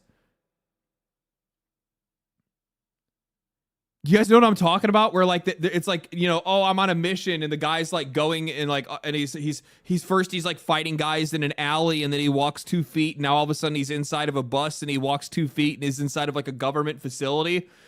You know what I mean? Where it's just like, here's this dude fighting these dudes and now all of a sudden like here's a Megazord out of nowhere. What? Where did this guy even come from? Why is it throwing cars?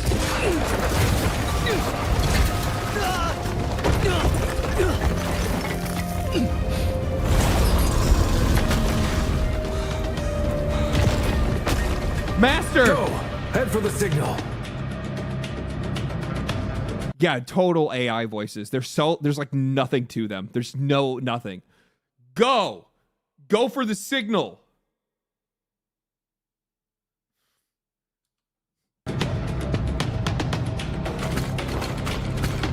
It's because AI doesn't have context of emotion because it doesn't actually feel anything itself, right? So it's literally just saying words that are being said to it in a tone that it's being asked for.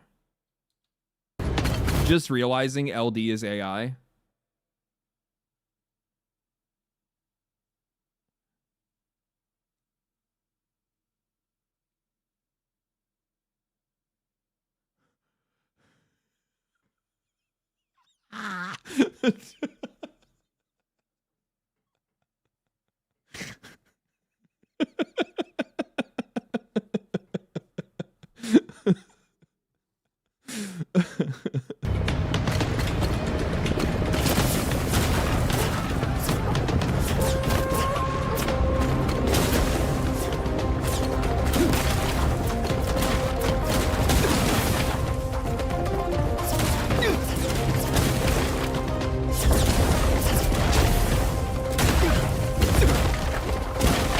Why did you stop?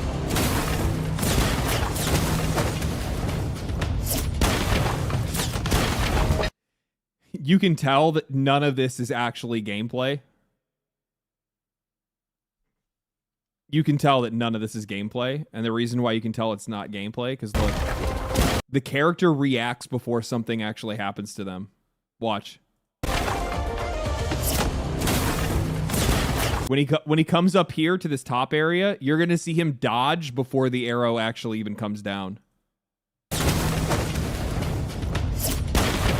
You see that? I'm gonna show you one more time.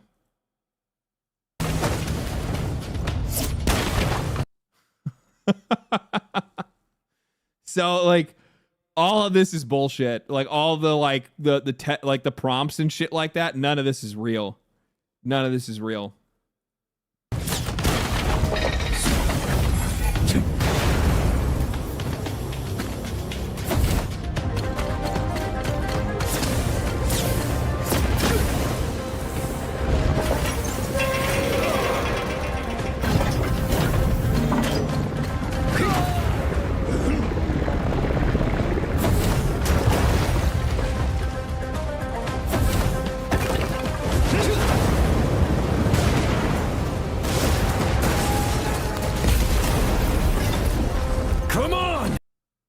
Why?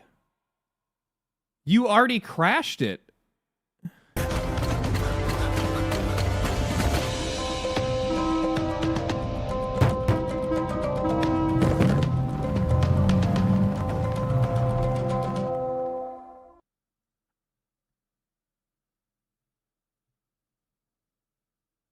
Infamous meets Avatar. Let's make an Avatar game, but sir, we don't have the license. Bro throwing a 1-inch punch off midair is sick. So most people are just kind of stuck on the Avatar stuff.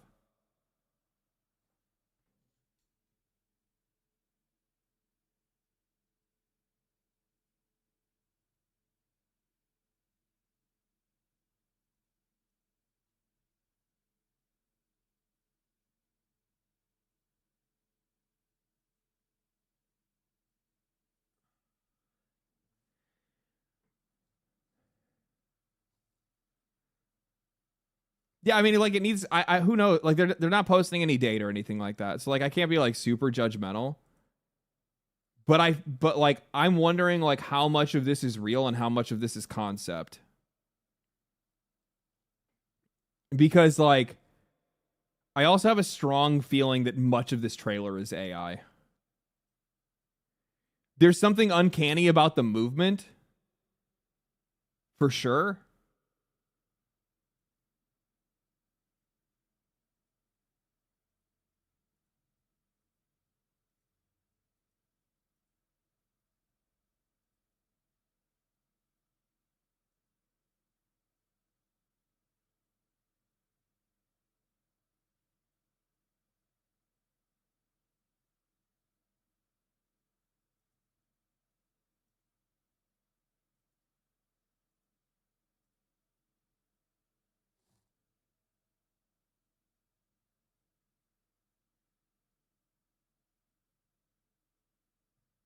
Hold on.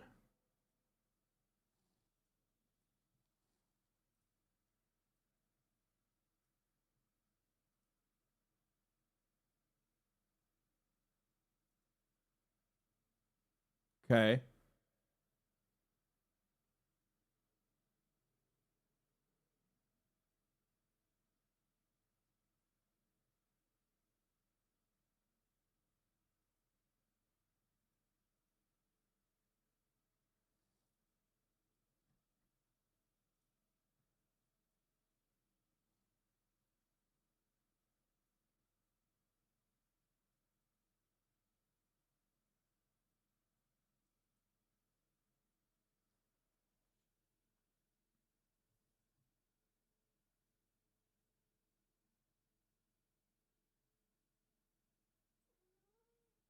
There's something different about these designs that I can't really point it out.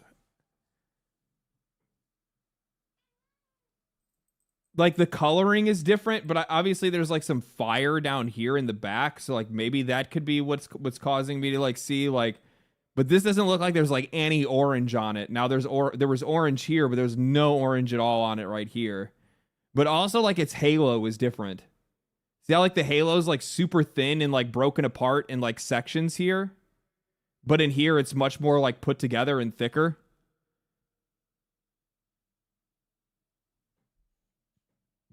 The ring size looks off too. Yeah, the ring size is definitely off. And also how like the shoulder armor is partitioned is also different from this image to this image as well. So like and which is, by the way, yeah, and by the way, I don't really give much of a fuck. It's not that like that big of a deal to me that they're like concepting off of this, but the problem is that like I personally am not here for people trying to put out gameplay trailers that are using AI to be able to like create what it is, right? I think that sends the wrong kind of expectations to players. I think that it also kind of puts you at like, you know, say this game goes up for pre-order, right? Then what the fuck are we doing? So I don't know. And like, there's no distinction for this kind of stuff either. This is that shit where it's like I talked about it. Where's that fucking goober at? Yeah, Epic CEO talking about how, you know, Valve is confiscating opportunity and that they need to get rid of the AI tag on games. I don't think that they should get rid of the AI tag at all. I think that the AI tag is protecting people from scams. Because like it's very obvious that this trailer is using AI, and I think that it should be told to the people in case this game goes up for pre-order that hey, this is using AI. I think a really good example of this, by the way, the day before, if anybody remembers that one. Now, luckily, everybody got their money back on that, but do you think that's going to happen every single time?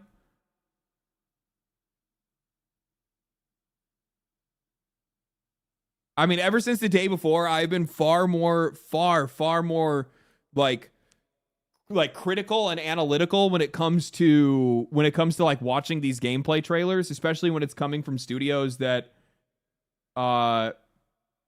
we've never even heard of, right? Like who's making this? Pythia? PM Studios? I don't know who Godslayer, all rights reversed by Pythia Games. Who's Pythia Games?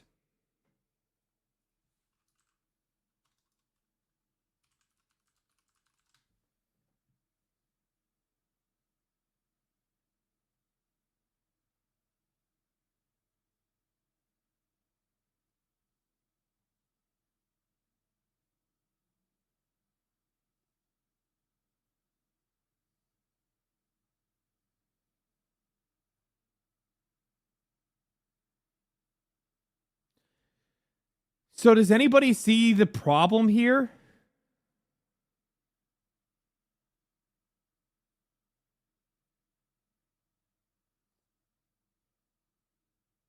Anybody else seeing the problem here?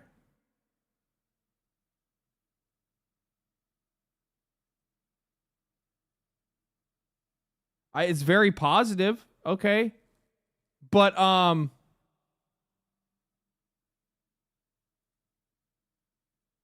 how do you go from this to this?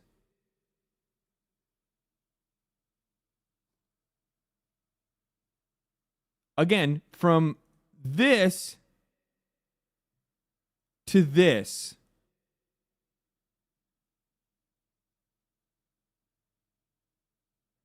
This. This.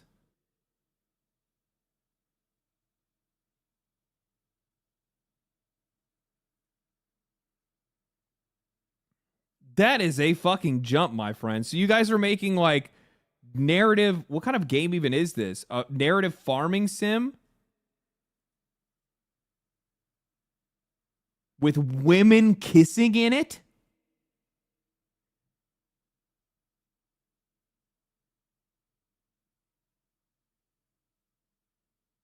Must not have sold well.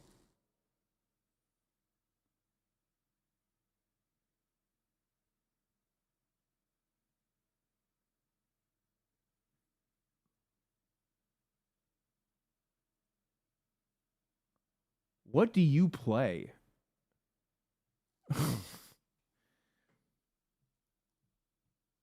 AI reviews? Well, the one said like 233 games played, so I have no idea.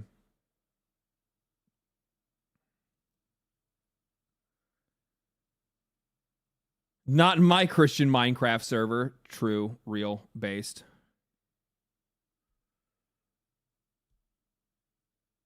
I pray we don't see anything similar to Tides of Annihilation. I have no idea. No idea. I don't know.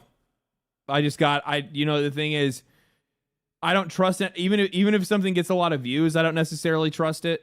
Because even though some people are going to be like, oh yeah, cool. At the same time, everybody said the exact same thing about the day before. And like, there's just something smells off to me here, boys. Something smells off to me. Yeah, I don't trust it. I don't trust it. If it does come out and it delivers on what it is, it looks like a badass concept. It looks like a great game.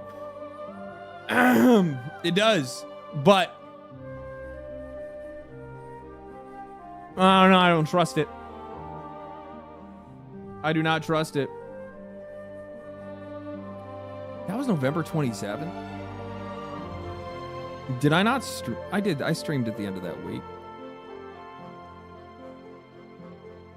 Oh, no. I didn't. I put the video out of this. I put the video out on this motherfucker this week, didn't I? Yeah, that's right. I did. I put the video out on this week. I forgot all about that. True, real, and base. I didn't even talk about this on stream at all. Yeah, I talked mad shit on this.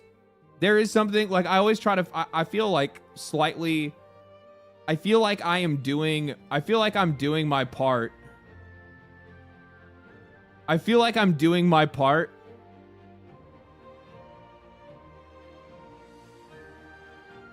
What?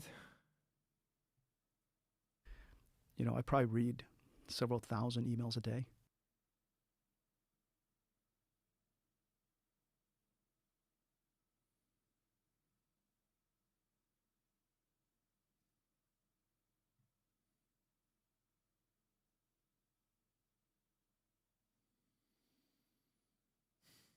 Why you gotta lie like that? Why you gotta lie like that? Ain't no fucking shot you're reading several thousand emails a day. How? How do you have the time for that? I wake up early. This morning I was up at 4 o'clock. How much do you sleep? 6-7 hours. Yeah. This dude is so full of shit. True. This guy is so full of shit. It's hilarious. Dude.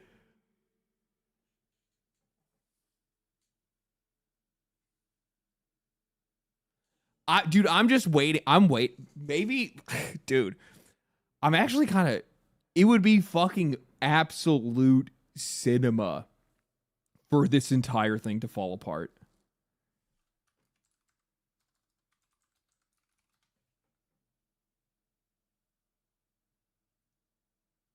Why are they losing money?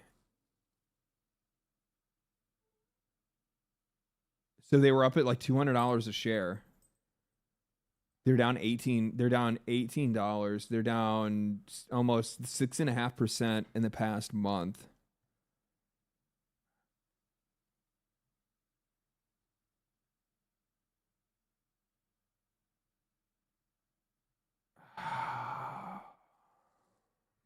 Uh-oh. AI is tanking? No, not yet. It'll be a while. There's too much money on it right now for it all to be able to filter out like that. I don't care what anybody says. This dude is funny as fuck. I wasn't sure we were gonna make it. Thank you, Samus. I can see the door, Samus. I'm good. I'm okay. I don't care what anybody says. This dude is funny as fuck. It's a fall gag. I'm going to tell you right now, I guarantee you are the same kind of person that would write this same character. You are the self-same, unaware millennial. Guys, wasn't that so funny? He fell and then he said he's okay.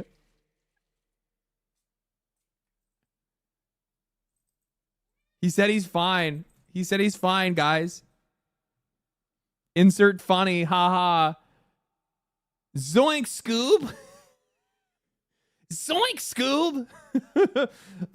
I took a little tumble there, didn't I? How did you mix that with fucking Scooby? Scooby's the one that says tee. Still me, haha. I guess I'm not the main character in this movie of life, huh? So fucking true. I don't care. The problem is that like what I hate about console exclusives is that you are not allowed to properly criticize anything Nintendo. Otherwise, then fucking Nintendo dorks are gonna come out and be like, well, actually, you don't understand. You're complaining about something that's not even real. Actually, it's not even real because I said it's actually fantastic. Like they are the biggest like fucking Nintendo cock guzzlers I've ever seen in my entire life. It is the craziest thing ever. When I made that video on Pokemon, you would have thought I committed a war crime. You would have thought I committed a war crime. I had people that were like posting clips of me out of context. People that were like saying all kinds of wild shit about my videos, saying wild shit about me. Like none of it had anything to do with the conversation at hand. It's just like, he totally revealed his hand when he said the last Pokemon game he played was white and black. Yeah, I revealed my hand that I only played good ones. Like, oh, this dude's opinion is only based on the good games. Like, what are you talking about? It's so stupid.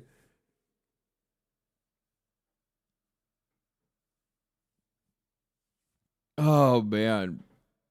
Top 515 sleeper hits is what you're thinking? What is this? What are you sending me? Gaming Bolt. 15 sleeper hits from 2025 that you never got around to play. It's going to be fucking Blueprints being one of them. What are you talking about? I never talked about this.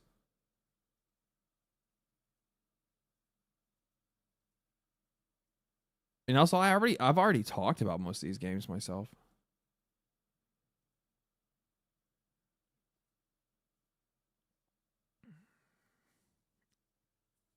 X, Y, and Sun and Moon were good too. I don't know about all that. No, I think you're getting a little fucking carried away there, bud. I think you're getting a little carried away there. I don't know. I didn't play it, so I can't really give you a fucking opinion. All I can say is that I just gave my opinion to somebody that hadn't played the. I love how people are like, oh, he immediately discredits himself when he says that he hasn't played since then. No, that's me being transparent and telling you what the last game that I played was, and then giving my opinion based off of when the last time that I played the games. It's like, you know what it is? Little fucking weirdos like that on the internet are the exact reason why we see shit like this. IGN came out with their article for they came out with their review from Escape from Tarkov. They gave it a 6, said it was okay, and they said that with better versions of extraction shooters out there, that it's hard to give it a better score. Well, their review got community noted. And the reason why their review got community noted was because the reviewer isn't being fully honest about their review, and people have brought this to attention in their own videos, which is attached. One Peg has brought it to life and brought all this to life, asking for a fair interview from IGN. So One Peg made a post and he said, "Hi, your review is lying." He stated that he spent 10 hours in PvP and quit to play PvE due to cheaters. He didn't. He spent 30 minutes, maybe. 2 raids. The first raid, which is a tutorial mission that you can't die, and the second raid, which you recorded for your video review and died to an extract camper, said this one person was cheating and he quit to play PvE Tarkov. That person wasn't cheating. Your review showed in the death scene, in the video review, I attached a copy of his account details. He's a typical 800-hour Tarkov player that appears to have just started prior to or during Tarkov's last wipe. He stated that he spent 120 hours total in the game. He didn't. His account says 52 hours and 37 minutes old, not 120. Much of that time was spent in the stash, so he roughly had about 70% of that time in PvE raids, except one, which I know was the one he mentioned above. In your review, if your reviewer cannot be honest/lies about the time they spent in the game and their reasonings for their opinions behind it, it invalidates their firsthand experience when formulating their opinions and why. Tarkov absolutely has problems. There's a ton of jank, poor optimization, etc. That does not mean that BSG is undeserving of a fair review from you and your organization. And it clearly is underserving of claims being made by a first-hand account that does not exist for your reviewer. So they just straight up lied. And I'm telling you right now, like a lot of the, like, I would almost guarantee, like, if I'm somebody that, like, my whole job is professional reviews. If I'm somebody and my entire job is just professional reviews. If I'm walking into an already established game or an established franchise or whatever it might be, I would probably be, like, I guess a little terrified of, like, not having as much like context as necessary to be able to make a real review on it. So I would guarantee that the reviewer inflated their numbers to make them sound like they were some type of, material expert on the game. And for what?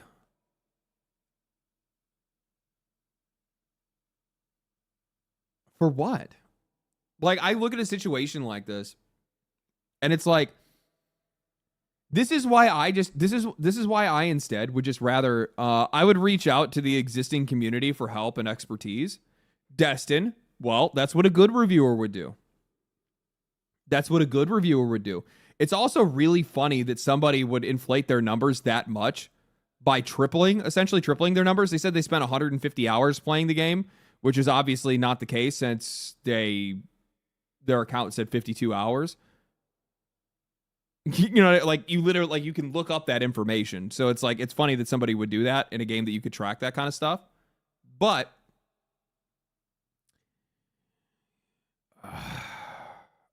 what I don't think a lot of journalists today, I think they've just kind of gotten away from it, is that, like, they're so worried about what other people think about them that they're not worried about just being themselves. And one of the best things that you could possibly do, and this is something that I do regularly in my videos, I will absolutely go out of my way to humanize myself and just be honest with you, because it's a lot easier than lying. Lying's hard. You got to come up with a story if you lie. If you don't lie, you don't got to come up with a story. You just say what's going on. So if I was in his position where I'm reviewing a game like Tarkov, and obviously for whatever reason I don't like the PvP, let's say, I don't know, it's too stressful for me, it's too high stakes, it's too confusing, the game's too difficult, there's not enough context, I would talk about those things instead, and I'd be like, I fucking suck at PvP in this game. I'll tell you guys right now, I've played a fair amount of Tarkov. I suck at Tarkov. I can never remember the maps because I don't spend enough time on them. I only ever learned 2 maps, and I just played those 2 maps, and I never went anywhere else, which is essentially interchange, because interchange is very easy to understand where all the extracts are, and what's the other one? The other, like, super popular map starts with a C. I can't even think of the name. Interchange, which is the mall map, and then Customs. Thank you, Customs. Yeah. Interchange and Customs. Those are the only 2 ones that I played because they're the only 2 ones that I understood. And even with Customs, there was a ton of extracts that I never figured out, right? Because the game doesn't tell you where to go. It just says what extracts are there. It's up to you to figure out where those extracts are. And you'll memorize a couple of them and remember them over time. But like, I just fucking suck. I'd get killed and I'd have no idea where I got killed from. I get, head-eyed by a random NPC, and I'm like, well, it just kind of fucking sucks. And it's a punishing game, and it just, after a while, it just wasn't for me. And I didn't really have people to play it with either, which probably would have made it a little bit better. But yeah, it's supposed to be a hardcore game. It is supposed to be a hardcore game. It was just a little bit too much for me. So like, even though I enjoyed my time playing it, I was playing the game waiting for the PvE to come out. I'm going to play the PvE for it eventually. I own it, right? I've owned it for like 3 years or more. So like, I'm going to go and give it a shot, but that's what I would lead with, because what I'm trying to say is what a lot of writers have gotten away from in games journalism specifically is they forgot about, like, it's okay to be yourself, because yourself is going to be a lot more relatable than the person that you're pretending to be. That's my approach. That's like my approach to my videos, is that like me being myself is the best way for me to go, because me trying to be anybody else is just like not going to work out. And the guy that's okay with saying that he sucks at a video game is the guy that's a hell of a lot more relatable than the one that's like trying to be a, subject matter expert on a game that they're not a subject matter expert on, because you can see through that shit so easy. What, LD, you don't like getting killed by AI scabs with an MP33 from 100 meters away through multiple bushes? Fuck. Half the times, I would always just forget where the boss spawns are, and I just walk up to a boss on accident and get fucking roasted. That's also a more honest approach. Well, I mean, like, the honesty part is a good part of it, right? But, like, I'm not going to pretend like I'm not doing it for ethical reasons. I'm doing it because it's easier. I'm doing it because it's easier. The funny thing is, I think like in content creation, there's like two different routes that you can go. I think that like in some cases, being yourself is probably the worst thing that you could possibly do, right? Because if you are yourself and yourself sucks, then you probably don't want to be yourself. But for me, I just was like, well, fuck it. I'm just going to be myself, because if I'm myself and it's easier, and if it works, then that works out for me. And if it doesn't work, then I just don't do it. I guess that was my route. I'm like, I don't want to have to do it the hard way.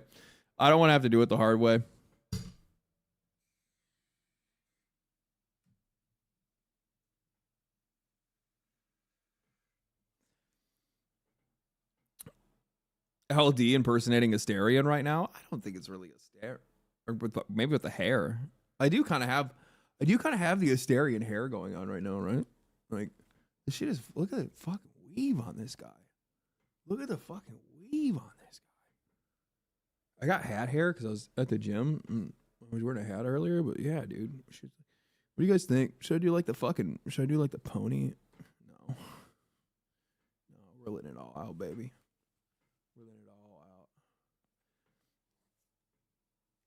It's great at metal shows. It's great at metal shows. I headbang like a motherfucker now.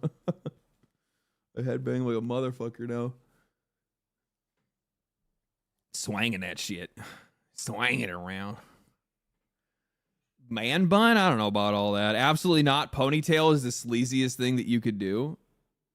What do you think I'm going to try to do? Sell you a fucking car? Flaunt it in front of the Roach Lord? I have been very tempted recently in some of my videos to just like, it's so fucking weird.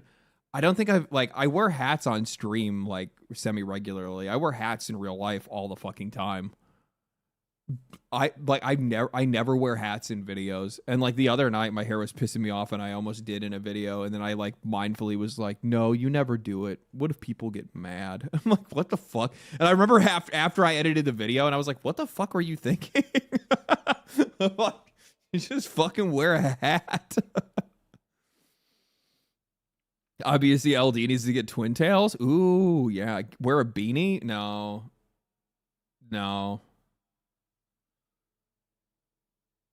Beanie's immediate. Why is it when people say beanie, like the first thing that comes to mind is Tim Pool? Like it's like the first thing that comes to First thing that comes to mind. I remember somebody like a couple months ago asked me to get on like a gaming podcast that involves like the people from that podcast. And I'm like, no, I'm good. Nothing against them. I don't really give a like. I'm fucking good, man. I'm good. Like, I've had some people that have been trying to reach out to me that wanted to like collab in one way or another, and I was just like, nah. It's probably not for the best. It's probably not for the best. Nothing against you. It's not that I don't like you or anything like that. You know, it's just that yeah. I don't even like the idea of collabing at all, to be honest. Like, the only person that I've thought about doing it like a couple times. Like, I'd go on DM's podcast. DM's my homie. I'd go on his Path of Exile podcast. For fucking sure I would do that. Yeah, absolutely I would do that.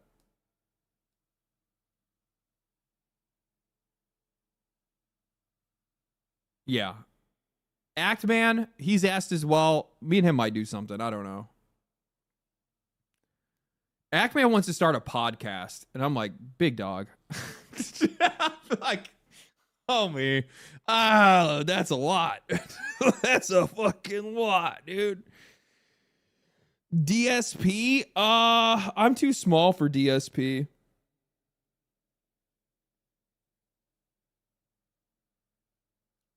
I have issues with Actman. Everybody has issues with every content creator. Let's not fucking pretend like any of us are fucking separate. Like, I mean, like, there's things that people fucking don't like Actman for. There are people that hate me for all kinds of things. Reddit hates me. Like, Twitter likes me. Reddit hates me. Like, if there's a post about me on Reddit, it is almost always negative. People are like, fuck this guy. He talks shit. You know what the funny thing is? Some of it also just stems from like, I think it's because there was like, also like, what's up with like Star Wars nerds? It's like, I made a negative video about Star Wars Outlaws, and then like I got pulled into like the Star Wars like cult, and they were like, oh, this guy's the worst. This guy's the worst. I fucking can't hate him. If I saw him in real life, I'd hit him with my double lightsaber. What did you do? I don't know. How's your Blue Sky street cred? Bud, why would I give a fuck about what 5 people think? It's just, yeah. My street cred with like the fucking, no. No. No. Never talk Star Wars, biggest mistake you can make. I didn't realize like how fucking crazy people are about that series. It's actually crazy. Like, it's wild to me that like Star Wars has like entire YouTube channels that are dedicated to it, and these guys get like hundreds of thousands, even millions of views sometimes, and there's like nothing actually happening inside of Star Wars. But there's always like something. It's crazy. I didn't realize it was like, I didn't know it was like that. I didn't. So you'll never play or talk about the Old Republic? I want to play KOTOR. I've never played KOTOR. I need to. But I never have. It's not available on Steam, is it?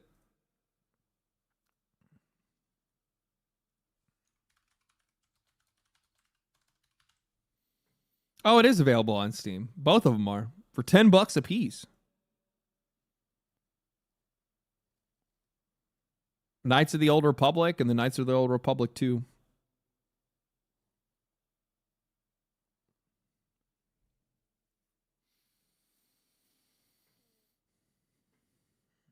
Have you played the finals? Yeah, I played the finals. I used to play the finals with friends often. I saw this. I knew what I was walking into. Macaulay Culkin on joining the Fallout Season 2, learning the lore from watching YouTube videos. I mean, like, I feel like I was a bit reactionary.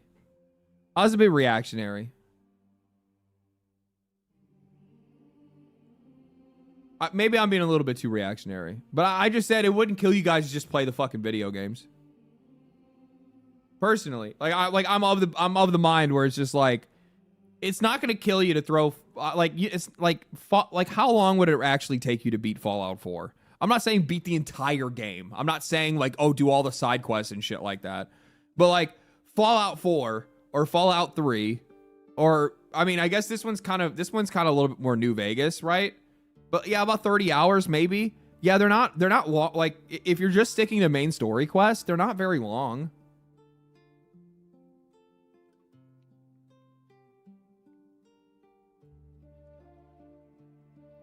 Now, I respect it, the lazy grind. It's a video game, though. I guess from my perspective, like, I would, if I was an actor, I'd probably try to immerse myself in it a little bit more to really understand, like, the perspective of, like, the fans of people that are going to come to watch it. But also at the same time, I have to keep in mind that a lot of these, like, movie television shows, or these video game TVs and movies, they're not really there for us. They're there for, they're not really there for us. They're there to bring other people in. That's really what this is about. I'm sure Macaulay Culkin's gonna do fine, to be honest with you. I mean, I've always liked the guy, but I mean, Fallout, I enjoyed season 1. I did. I enjoyed season 1. Carrie Chicago, man. Your soul is mine. I fucking love this dude in Man in the High Castle.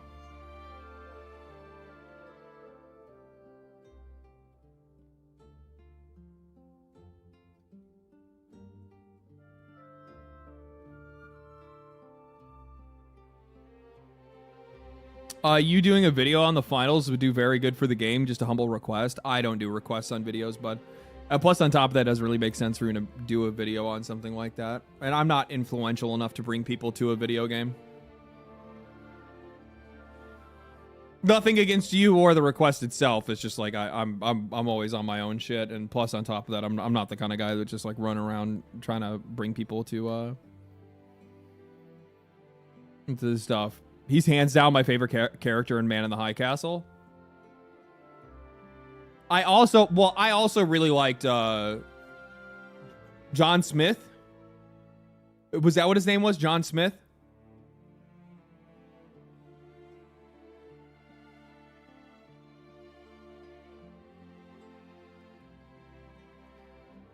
Fucking peak TV show, by the way.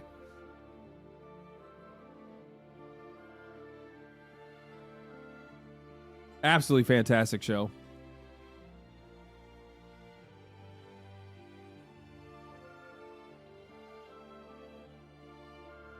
Oh! Oh! Wait a minute. I forgot all about this. So when I was posting about this, I said, we're so fucked. And I posted the Micron thing. PC gamers.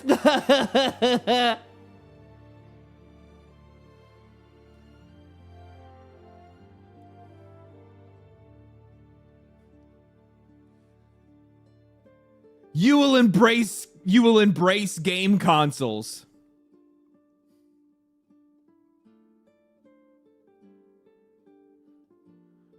I saw somebody else's post and I didn't grab it and I was going to retweet it because it was so stupid, but it's literally somebody saying something along the lines of they're just like, I've seen these PC gamers trying to act like this memory problem is our problem. Sure, bro. Whatever, bro.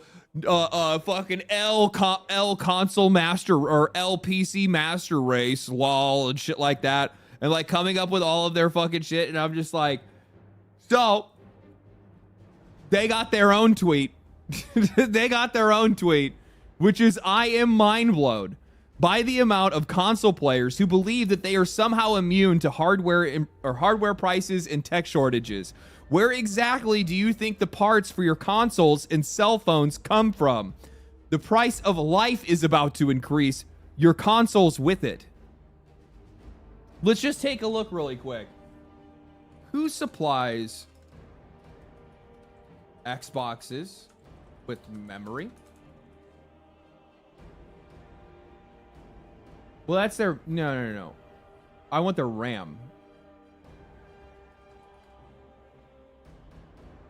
Samsung and SK Hynix.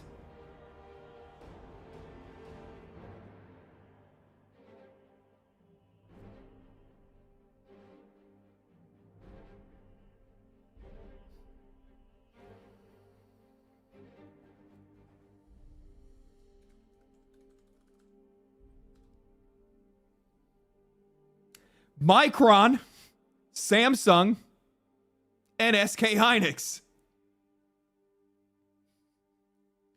No, it's just you guys. It's just no, it's just you guys. No, it's just the PCs. Where do you guys? The thing that blows my... Where the fuck do they think this technology comes from?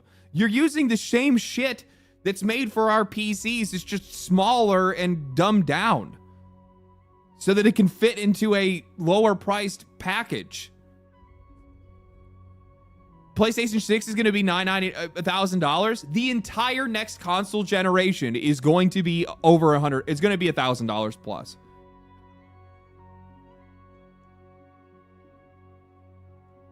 And I guarantee you, when Xbox goes and they start promoting their next Xbox console, alongside it, they're going to talk about massive investments and improvements into cloud. But if the console's too much, come join us in the cloud. All you need is a TV screen. All you need is an Amazon Fire Stick. All you need is just a little bit of love.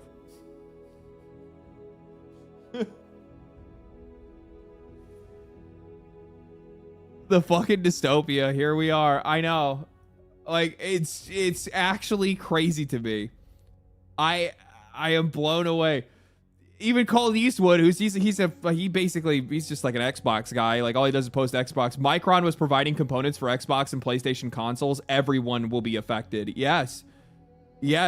Console manufacturers like Sony and Nintendo, who are bolted on to sell tens of millions of hardware units, will benefit from economies of scale. Price increases will hit them, but let's not pretend it will be anything as hard as the wider PC enthusiast market for X. Did bro literally just chat GPT me?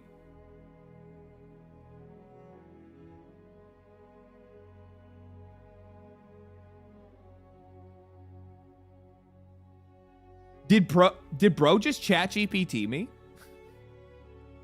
Check where he's from. United Kingdom. Yeah, that sounds about right.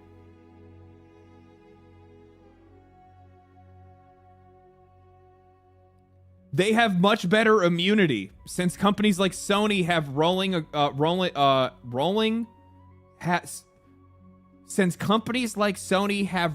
from agreements with fixed price escalation clauses that don't include shortages. They'll include you give me X money for each delay.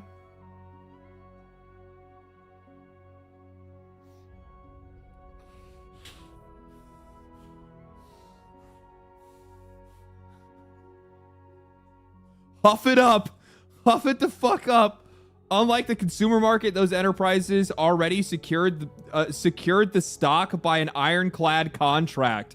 Maybe it's time for pre-built PCs and consoles to shine. You guys have no fucking idea what you are talking about.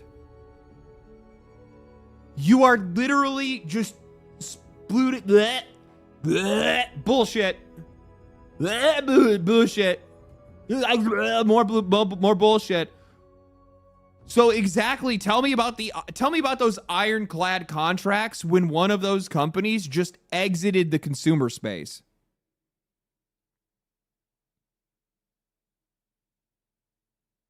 Please. Please educate me on this ironclad contract where one of them just left the consumer space entirely. Do you think that they're just magically going to continue to make memory for video game consoles? No. They're going all in on AI. What are you talking about? What? NVIDIA is telling their partners to source their own chips. Literally. NVIDIA is telling their own partners to source their own shit. Ironclad contracts. Yes, have you read it? Where is it at? Show me this one. For the next console, maybe, but the one that's in the living room will forever be at the price that I paid at launch. No fucking shit, retard. Do you think that's the one that I'm talking about? Duh. There are no upgrades required. Oh, sure. I mean, I guess. I don't know what the fuck that has to do with anything. That's not the point that I'm making. The one I bought won't change. Bro thinks he's cooking. I know. I know. It's one of those moments where you cooked a little bit too hard, bud. I think you cooked a little bit too hard. Now it's burnt. Even if they signed a contract already, I'm asking. Bro, I'm saying some of these are fucking bots. And they'll try to recoup through raising software prices. Expect $100 games to be normalized in the next 2 to 3 years. I'm calling it right now. You're going to see $100 games next year. And they're still going to recoup their prices through hardware. These companies are done with this selling at a loss bullshit. They're not doing that anymore. We already know that's the case because they've increased their hardware costs multiple times this year. The Xbox has increased its price twice this year. PlayStation's increased their price. What are we talking about? Cuban, thank you for the $10. All these people talk a lot about talk a lot without saying anything. Broad strokes, no details. Ironclad contracts. I feel like you're reading bot comments. It has to be. It has to be. Gamers are going to be forced into cloud gaming as a result of this, and it'll be console gamers strong-armed into it first. You are absolutely fucking right. The next gen consoles will be online only authentication boxes for accessing new Stadia. Absolutely true. That's a viewer. Do you follow me? No, you don't. I bet you watch me. That's a good one. There was a French YouTuber that said before the power grab of 2020, following the financial crisis of 2019, predicted the end of consoles due to the reallocation of rare earth and necessary materials for the upper part of the hierarchy alone. I mean, okay, sure. People aren't invest on small stuff. They don't want to be bothered by such things, so it's easier to accept it. Can't really blame them, to be honest. Going against it can be tedious, but this is the way that creates more opportunities for companies to take advantage of you. I think that's just that might be ESL. No, it's okay. You follow me. You probably watch me. I'm giving you a language pass. I'm giving you a language pass. And you have to play, and you still have to pay for online multiplayer, and you're already paying more than $800 Canadian. But I love the company who makes their consoles so much that they surely will sell their their tech at a loss for me, right? Yeah. But I already have the console. Duh, got him. Books are about to make a hell of a comeback. True. Does anyone believe that the monetary cap for consoles should cost? Does anyone believe there should be a monetary cap for what a console should cost? How much till consoles become irrelevant? They historically are supposed to be affordable. If it gets to the point where it isn't, then the console business will die. Yeah, that's the point. Xbox wants that to happen sooner rather than later, because if Xbox makes that happen sooner rather than later, then that means that they're going to force everybody else into using their services because they're going to be the ones most invested in Azure. This is why I brought it up before, where I said I'm really curious to see like how some of these other companies feel about what Xbox's Microsoft is doing right now, because if the market gets pressured the way that it is, especially with how high and how fast hardware prices are moving, that is essentially going to force Sony's hand into also going in the direction of cloud gaming and including more cloud stuff as well, and kind of having to follow along. And if that's the case, they're going to have to buy those services from who? Who are going to be the two biggest cloud providers? Amazon and Azure. And Azure is the more reliable option, at least from what I've heard from most people.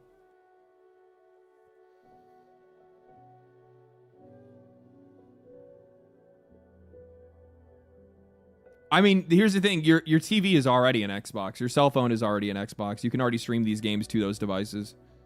That's already been available. Like the trend for this and the push for this has been there the entire time. The problem is that, like, I don't know, man.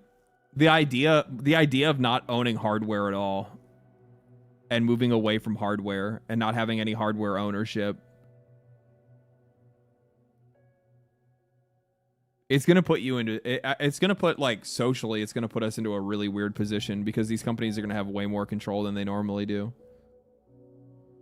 The benefit is for those of us who have upgraded recently. I mean, like, here's the thing. Like I said this before, I don't need to play modern games, dude. I can play indie games. I don't need to play like none of these guys actually make games that are fucking worth it anyway, right? I like how nobody mentions how they added the utility of a gaming PC versus a console. Nobody mentions the utility of a gaming PC versus a console. Oh, you mean like all the other things you can do with a gaming PC? Like how a gaming PC is not just for video games. Yeah, no, I know. Nobody ever thinks about that stuff. It's also something that's kind of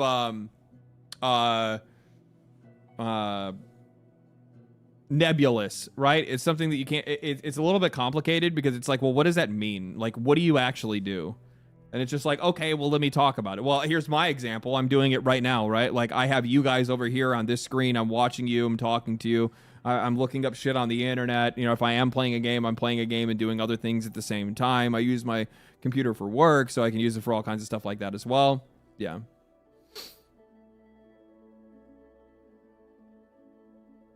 Started where Winds Meet yesterday. I loved it so much. Even got a friend into it. Level 21 already. Good, man. Glad you're enjoying it. PS5 Pro is $650. It'll be at least $800 by March, calling it now. I wouldn't be surprised.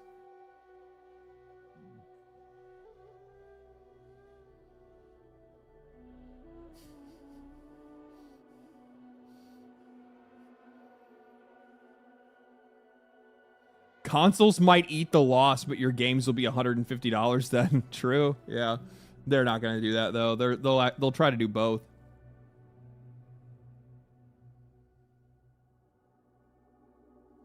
It's just silly to me. It's just silly. Like, I've seen multiple posts where people have been talking about this stuff, and they've been like, no, it's not going to happen to us. It's just the PC gamers that are suffering. Nobody else. Just the PC gamers. Like, okay, dude. Yeah, sure. All right. Whatever you want to say. Is there anything? Oh, were there any good trailers? I need to use the bathroom. Were there any good trailers from that from that game show that went by recently?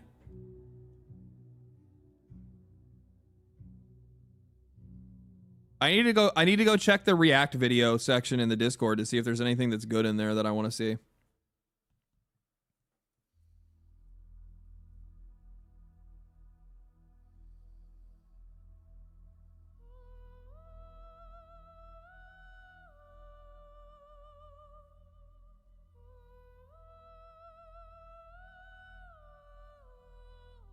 My entire timeline is just fucked right now with nothing but like a bunch of random shit. A lot of Magic the Gathering lately because I built a new deck. I built a new deck. a big deck. NL spotted. I love NL. I think NL is the best. NL is actually my favorite streamer by a fucking country mile.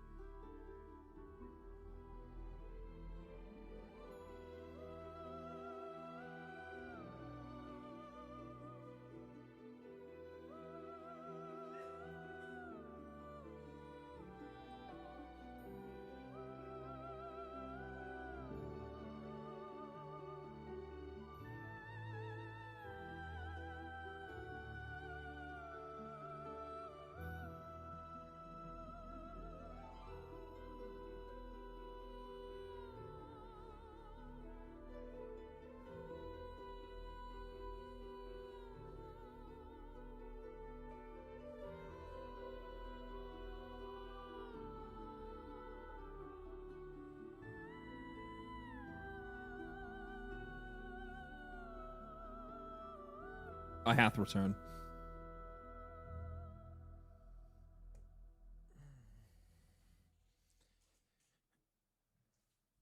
Oh. All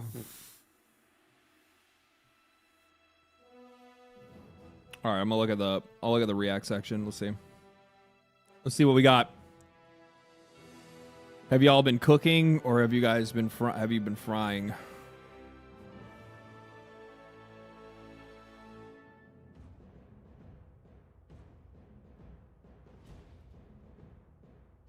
What is this about? Somebody pinged me somewhere.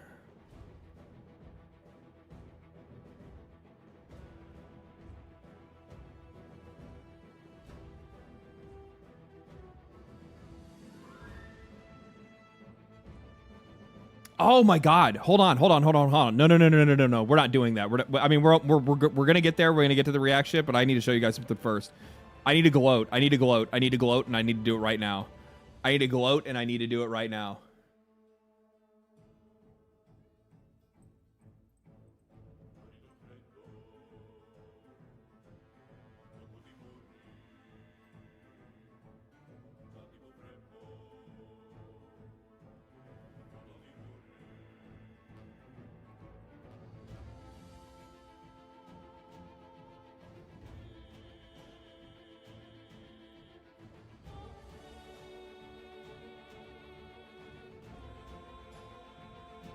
We got to go way back to the beginning of this year. We're going back to the beginning of this year. Dude, this one is... We're going back to the beginning of the year. It's good. Greed, bad games, gross incompetence, talent leaving, stock manipulation, Hollywood corruption, WB Games. No.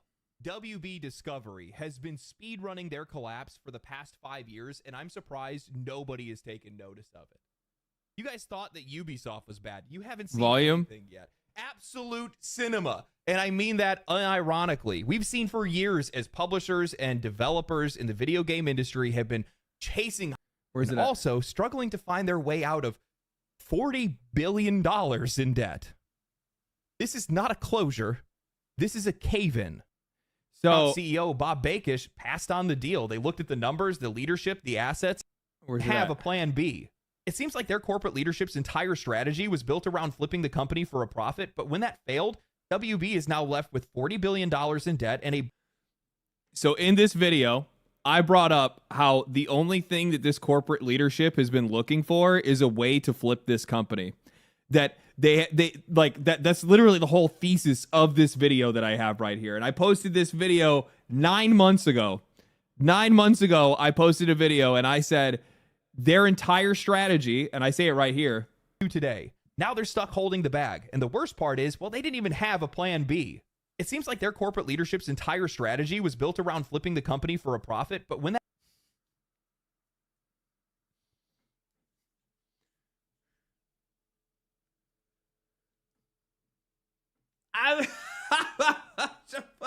how does he keep getting away with it?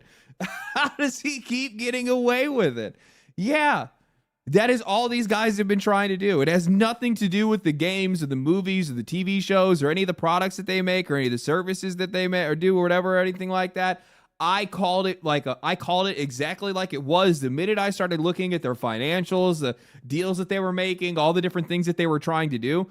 All these guys have been trying to do is just flip the company to make a profit.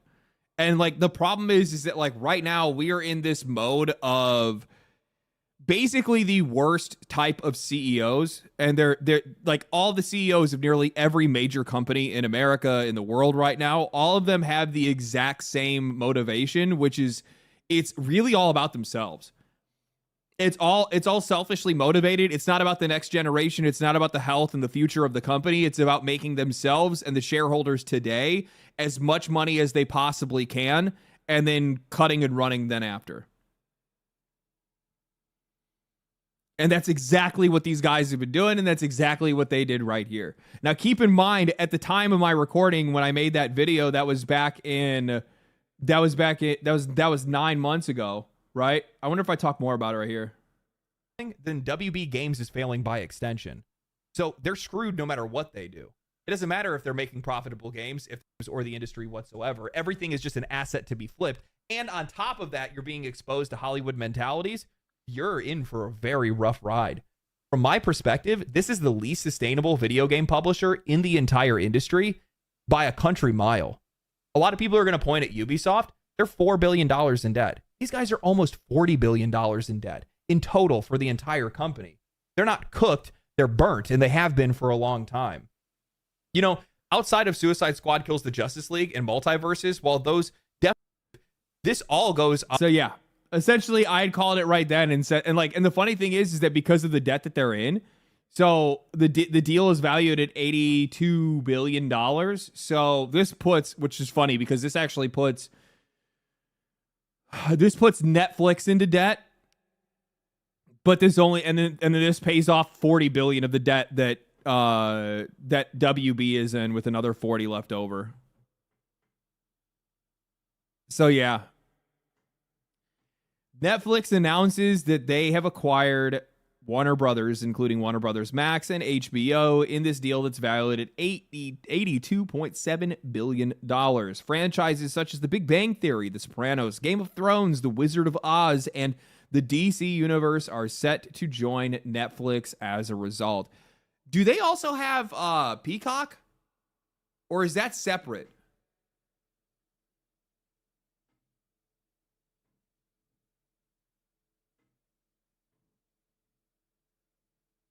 I can't remember, I'm only asking because I've been watching Supernatural again, and it's set to come off of Netflix. Peacock is Universal. Oh, fuck. Well, that sucks. That's not fun. Reese Cups, thank you for the raid. Appreciate that. Hello everybody. How you guys doing? And thank you for the raid.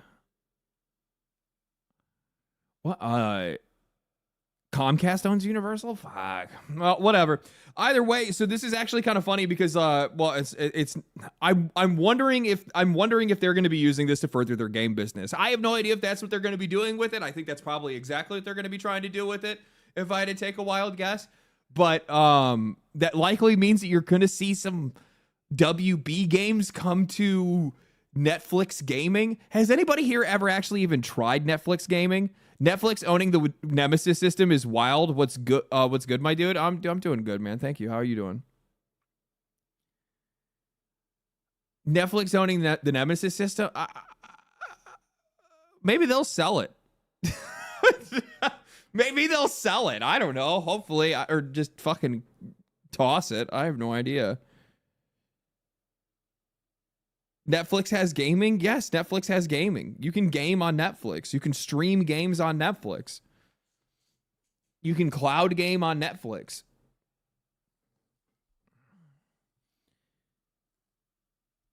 Yes, sell it to Valve. Valve's not going to do anything with it either. They just fucking release it. They just release it anyway. Let's see here. Was there anything else? There's something else that I had seen too that I didn't really get to grab. Turn this down a little bit here real quick. Warner Brothers should have sold parts of itself instead. Now the movie TV business becomes more of a monopoly. Well, I mean, like, these guys are always jerking each other off anyway, right? So, like, what does it even matter?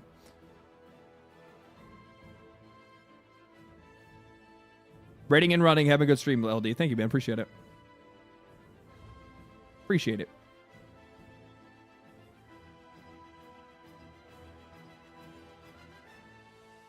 The world is a monopoly? Yeah, well, it's also true.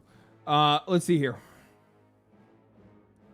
The AAA game industry is dying. The former Nexon CEO believes. Owen Mahoney warns the industry will collapse altogether unless it gets a serious rewrite. What? Why are you guys in light mode? I'm not reading you anymore. If your website defaults to light mode, I immediately think that you're demonic. Probably Satan worshippers. I wasn't going to watch the streamer awards. I will watch the streamer awards just for this. But I'll probably just wait, and then hopefully it'll be posted to YouTube, which it likely will, and then I'll watch it later. I love Mouse, and I love Meatball.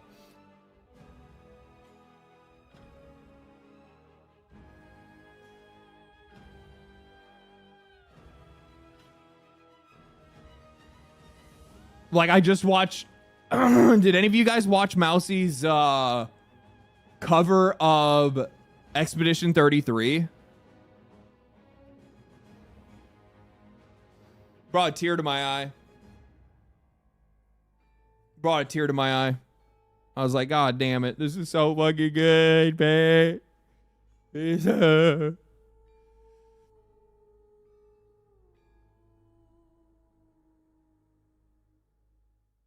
Iron Mouse has been copying a lot of shit for no reason. Iron Mouse has been copying a lot of shit for no reason. Oh, well, no. It's not for no reason. It's because people that see VTubers, especially ones that are like exceedingly popular and well-known like Iron Mouse, are immediately like brought into like the streamer drama sphere where like they want to drag them into it and be like, you're actually a dude, your fucking disease is a lie, like fucking like toxic, gross fucking people that are just like, can you not just let something fucking pure just exist, please?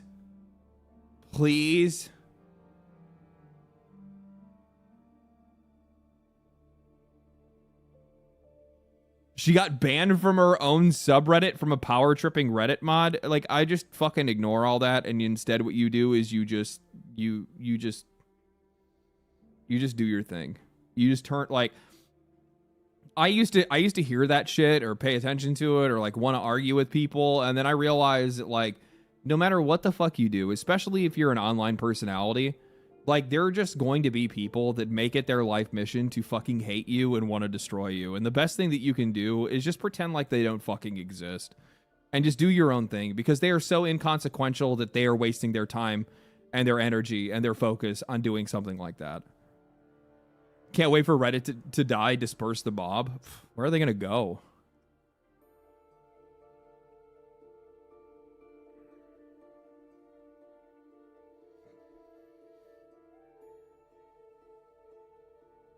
I'm a nobody, and even I've gotten death threats. The internet is filled with morons. Oh, it's fucking crazy, dude. It's crazy. It's crazy. And it's also like people are very used to their anonymity. And like I'm one of those people where I'm like, I like the internet being free. I like the internet feeling like the Wild West, but also at the same time, the sweet irony of having some of these people like especially like these fucking heathens that go around like threatening people and their lives and trying to like dox them and shit like that. Like, those people, man, I love to see you get exposed.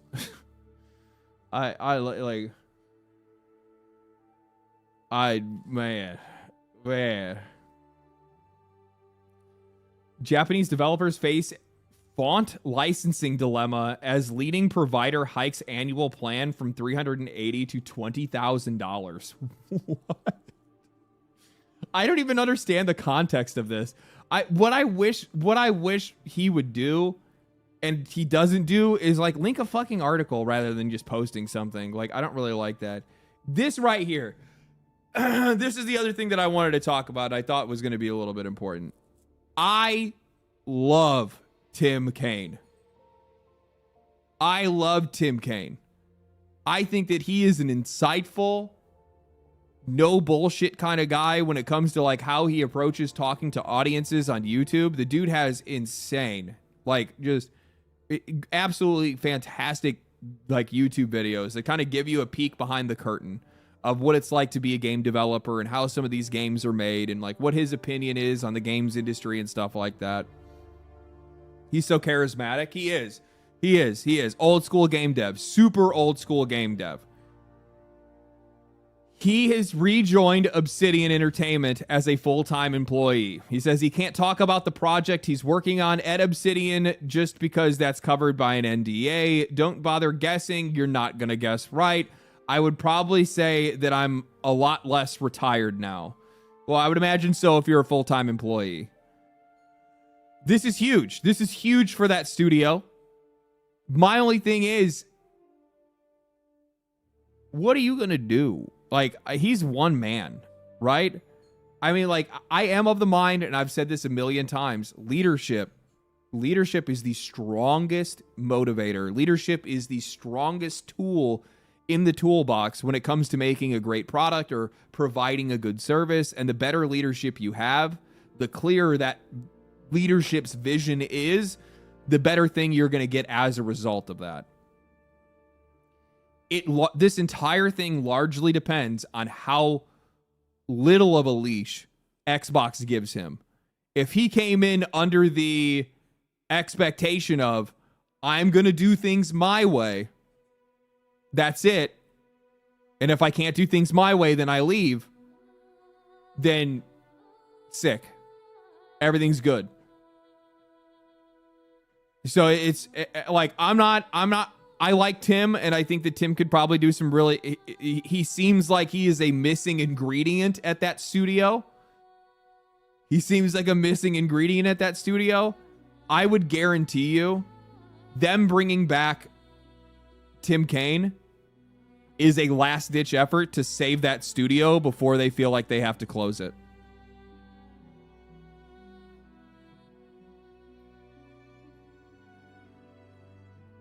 I think this is their last-ditch effort before they close that studio. And some people are going to be like, what? No, it can't be that bad. It can't be that bad. I want you guys to take a minute to think about what games that they have released. And keep in mind that it's a studio that I think houses around like 300 some odd developers in California. At California rates. With an office, I think, in LA or Orange County or something like that. And the best game that you could point to say they put out is Grounded. I'm telling you right now, even though games journalists would love to disagree with me and still disagree with me, Avowed and Outer Worlds 2 tanked. Outer Worlds 2 somehow tanked even harder than Avowed. Like,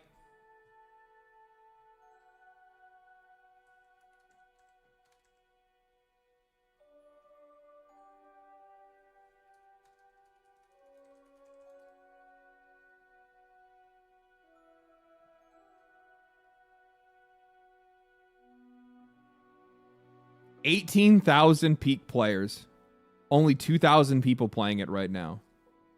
Avowed, 19,000 peak players. 396 playing it now. This is a brand new game.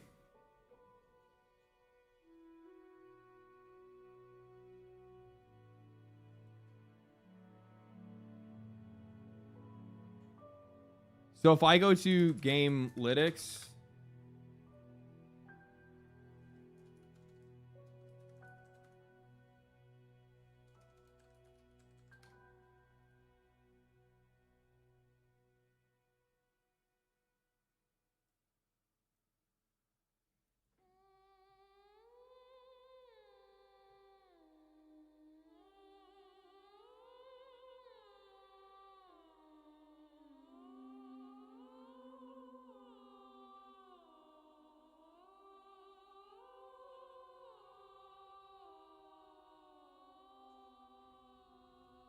Now, these are estimates, okay?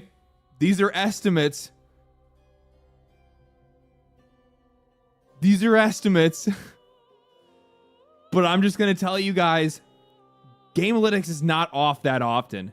Especially when a game comes, because like they're basing their sales data on, which creates like a trend for them to be able to kind of pick like where things will usually lie. This game sold less than 1 million copies.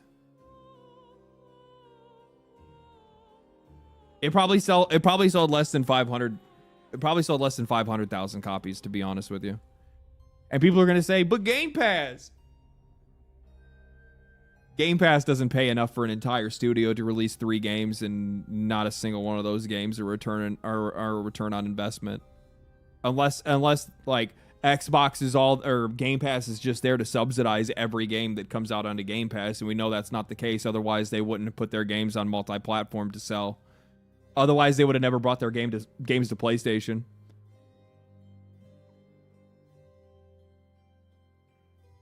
That is fucking crazy, dude.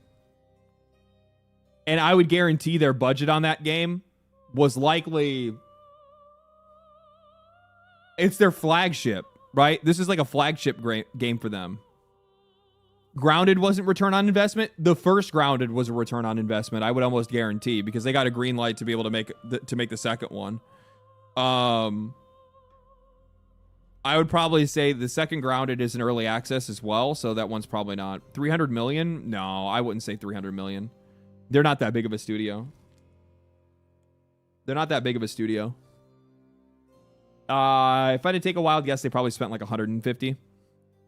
Judging by like the size of the studio, how tenured their developers are, where their developers are at, like location counts for a lot. Like a lot. I would say it's probably in the realm of about $150 million. Maybe more. It could be higher.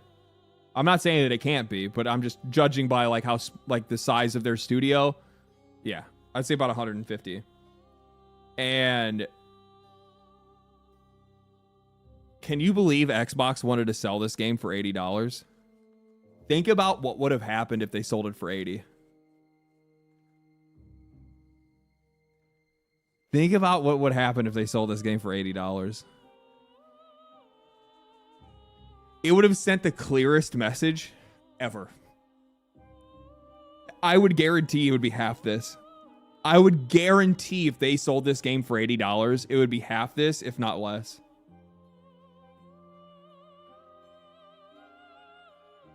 It also goes to show that like they were gonna make Outer Worlds 2 their first. Right? They were gonna make Outer Worlds 2 their first $80 game. And like it's like that's the game? That's the game that you choose to do it with?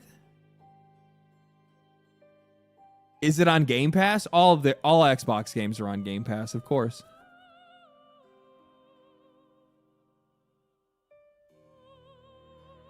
But I want you to keep in mind that like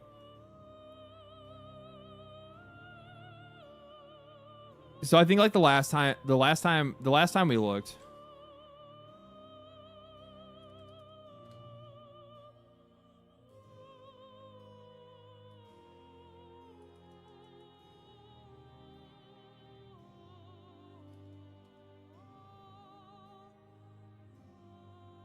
okay. Currently, last time I checked, they have 25 million subscribers on Game Pass. 25 million. It's a good number. 25 million is a good number. 25 million at $30. So this is not counting taxes. This is not counting any other bullshit. I'm literally just doing one for one, saying Microsoft gets $30 for every single one of those subs. That's $750 million. Call of Duty? Guarantee you Call of Duty costs what? 400 million? Now we're down to 350. Let's say Outer Worlds, that costs 150 million. Oh shit, we're down to 200. Doom Eternal, I guarantee, or Doom Dark Ages, that was probably another 150 million. Oh shit, we only got 50 million left. They didn't release any other games this year, did they? Oh, wait. Oh, that's right. Oh, that's right. They made that. What was it called? They made fuck. South of Midnight. That was probably 50 million. Oh shit. Indiana Jones? That had some pretty high production value. It also had, you know, a famous voice actor. That was probably 200 million. Especially with the added marketing. Remember they did like the like show up with like people from the movies and whatnot. Oh shit, we're negative 200 million.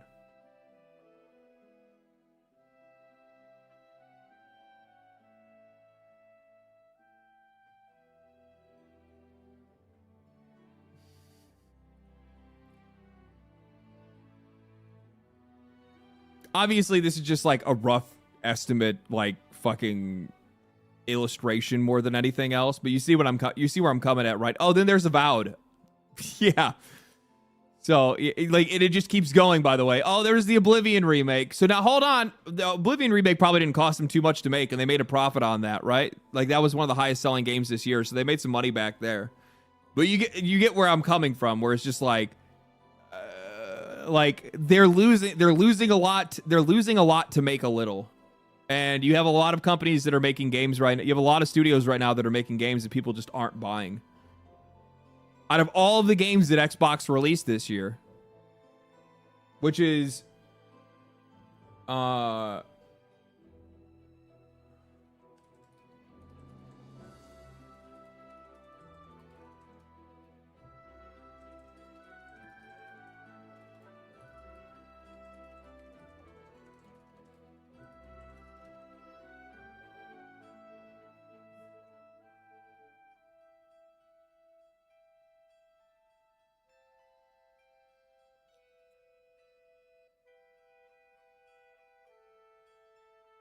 I guarantee AI is so fucking dumb. It's probably going to give me some bullshit.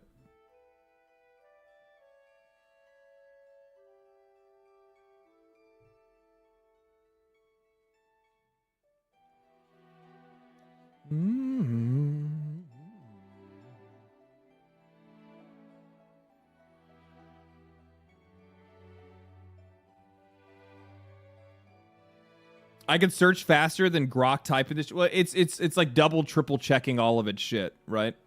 Grok is actually getting better than other ones for me. Okay, it's on track. So far, so good. No, it's doing good. See, it's even pulling ones that I would have never even thought about. But it didn't do the Oblivion remake. Oh, no, it did. It did. Additional mentions, Oblivion remastered, Bethesda. Yep. Some ports, remasters, Indiana Jones, The Great Circle expansion, Call of Duty 7, Call of Duty Black Ops 7 as well. Some sources say early 2025. I love how, like, do you not know what today is? Up to December 2025. But, a Black Ops should come out sometime in early 2025. It's kind of fucking stupid. So, let's go through them. Avowed, loss. South of Midnight, loss. Doom the Dark Ages.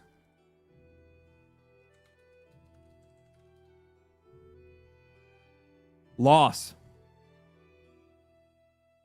Gears of War Reloaded.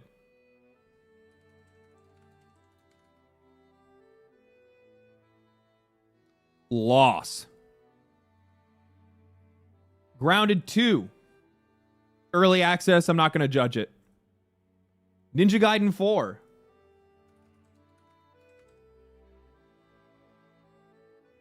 Loss. Keeper. I already know it's a loss. Though Double Fine probably makes games for pretty cheap, so that might actually have balanced out, so it probably isn't that big of a deal. But at the same time, like, you could say the exact same thing about that one studio that they closed down last year that made like a hit game, but still got closed down anyway. But so we'll probably still count it as a loss. Outer Worlds 2, loss. Elder Scrolls Oblivion remastered, success. Indiana Jones and the Great Circle expansions, We're going to probably say that's another L. Call of Duty Black Ops 7. L. Do you guys think Call of Duty Black Ops 7 is a W? I don't think it is. I think I think Call of Duty Black Ops 7 was a fail. I think that was a loss. I think we know for a fact it is not trending in the right direction. You see what I'm saying now? 12 months and you get 1 W. Yeah, and multiple of these projects are probably like decently high budget, right? Like so like Doom the Dark Ages, Avowed, and Outer Worlds 2, I guarantee like had a halfway decent budget. Ninja Gaiden 4, that's Team Ninja and Platinum Games. It's probably cheaper, maybe $150 million, but they also did a decent amount of marketing, so who knows? I guarantee they spent like next to nothing on this game because they just had a third party company make it, and I think they're based in either based in Europe or Southeast Asia. I can't remember. But I'm going to tell you right now that like none of these games are being subsidized by Game Pass. So like I always hear people say, well, you don't understand. There's people playing it on Game Pass. And they're playing it on Game Pass. It's just like, okay, that's cool. I'm guaranteeing you right now that Game Pass does not make up for. Game Pass barely makes up for the fucking budget of 3 of these games. But fucking Game Pass the amount of money they made off of Game Pass was probably spent on Black Ops 7. Doesn't matter. Doesn't matter. So that's why I'm saying, ladies and gentlemen, this is Obsidian's last-ditch effort to put out something that is worthwhile enough for them to be able to do anything. They're probably giving them 4 years. Game Pass made $5 billion in revenue this year, or what? Yeah, I mean, you put a date on that. Rambling Entertain. Thank you for the 2. This year in total. What? Also, yeah, source. Where does that come from? I'll just search it. Game Pass 5 billion. Game Pass hit a major milestone, generating nearly $5 billion in annual revenue for the first time in Microsoft fiscal year 2025. Hey. What am I doing here? This video discusses the financial success of Game Pass service.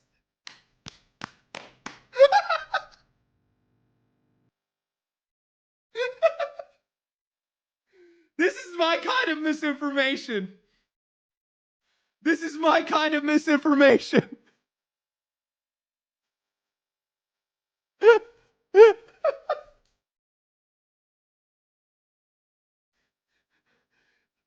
This is a fucking like doomer video about the games industry trying to fucking shovel services down our throat. And they're like, hey, this video is talking about how great this kind of service is. Key takeaways: record revenue, $5 billion in operating profitability. Xbox's president Sarah Bond, Game Pass. How does it make $5 billion in revenue? Do I have the number wrong?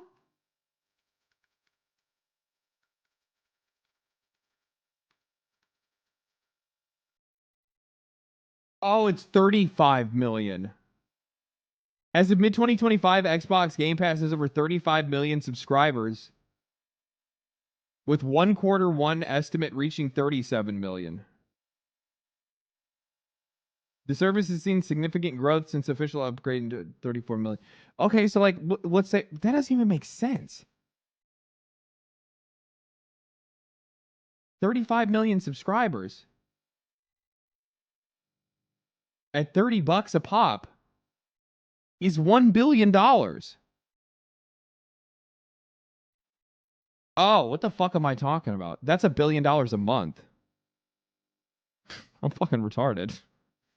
So it'd be 12 billion, and then you'd have to take off their operating expenses. Fuck, I didn't do the 12-month part. Fuck. I'm still not wrong, by the way. I'm still not wrong. Fuck them. I don't give a shit. The problem is that, like, you put out how many fucking games this year, right? Not to mention all the other games that they have.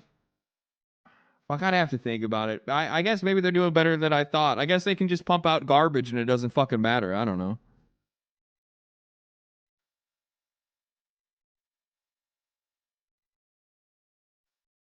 Wait a minute. Wait, what the fuck am I talking about?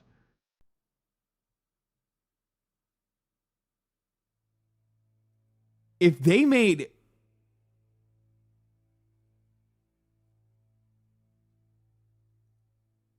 $5 billion in revenue.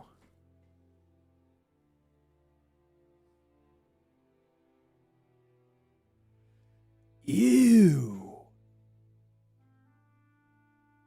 Ew. That means you're capturing less than half of the revenue off of Game Pass. But that's also annual revenue. So that's before expenses. If you look at Mr. Matty Play's interview with Brian Fargo, apparently Xbox was pretty hands-off with Clockwork Revolution, so maybe the same for Tim Kaine. Probably. Actually, I will say that Clockwork Revolution is the one that I'm like the most excited for out of Xbox. It's like the first one that I've seen from them in a while where I'm like, ooh, that actually looks really good. Not everyone on 35. That's also a really good point too. I'm averaging high, averaging high rather than low. But it completely destroys. Now I look like a fucking idiot for doing the calculations of like subtracting the millions of dollars, that they subtracting the millions of dollars that they lose on each game that they put out. Either way, it still doesn't fucking matter to me because there's also like, there's an ongoing crisis that Xbox is going to go through, which is that if you continue to supply the market with mediocre games, I mean, like, what the fuck is the point? Like, why are you going to subscribe to that service? Those games are still failing to hit the market. And like, even if it's like, oh, those games are on Game Pass, I'm sorry, man. I have a really fucking hard time like, we've already seen it and we already know it's the case. If a game is popular, it's popular everywhere, Steam included. So eventually people will stop buying. Well, like, that's the other thing too, is that like the service itself becomes less viable and less interesting for the player or like just person to person when you don't have any interest in playing any of the games on it, right? Like, why the fuck? Like, I couldn't tell you a single game that I would want to play that's on Game Pass right now.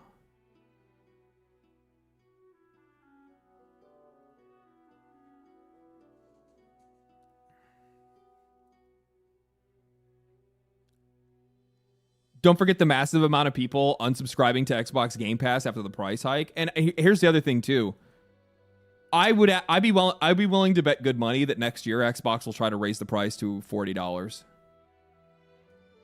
I've always been of the mind that like a monthly video game service does not make sense to me unless it's at least capturing, I would say, like 60 to 70% of what you would normally sell a sticker price.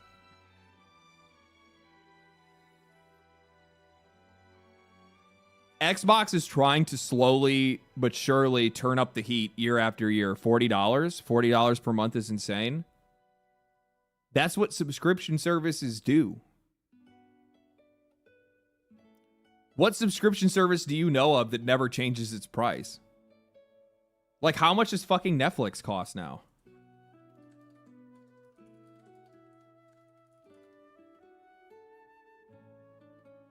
$24 a month if you want ad-free and full HD.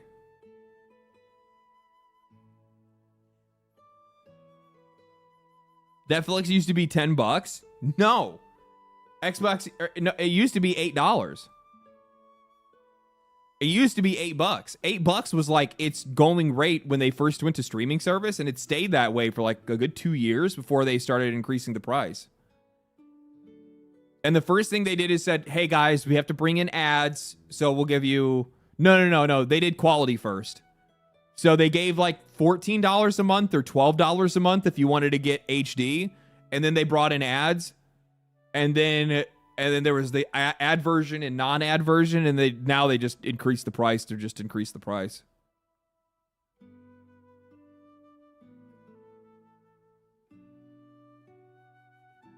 You missed a super chat. Scroll up.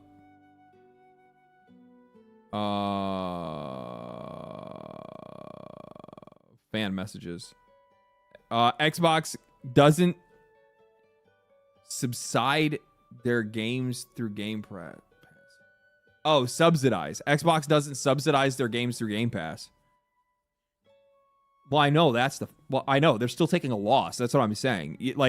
There's some of the price of like what they're making. Like if a game's budget is fucking $250 million, and they're like, well, this game has to make X amount of dollars. Part of that money is going to be Game Pass included. Unless they're just saying that, oh, this game needs to sell 5 million copies. And they're just like, and then you're also purposely clipping its wings and giving it a higher, goal that it has to reach while also limiting it by having it on Game Pass. I mean, their studios aren't protected under Game Pass. No, I guarantee they're not. I would imagine that some of their budget or some of their sales target is baked into Game Pass. That has to happen. Like you would be stupid as shit as a company if you had your shit on a subscription service but did not, for whatever reason, bake that into what your sales projections for a game would look like. You're not going to go out and say, I have this game that sells $10 million. Now I'm going to release that game and I still expect $10 million I have a game that sells 10 million copies. I'm going to expect that game to still sell 10 million copies while also having it on a subscription service. I guarantee that's not the case. I guarantee they are like, okay, this game normally sells 10 million copies. We're targeting 6. You would have to. Microsoft subsidizes Xbox. They absolutely do. They absolutely do. I mean, they're making money off of it. I'm not going to pretend like they're not. They're making money off of their content and services. Only interested in Clockwork Revolution replaced in Gears of War E-Day for Xbox, but I don't know if that will boost Game Pass sub count that much. Thank you for the 5. Appreciate that. No, it won't. The crowd that want to play Gears of War are already on Game Pass to begin with. While I do think that there's an audience that's outside of Game Pass that wants to play Gears of War, that audience is far smaller than a lot of people would probably think it is.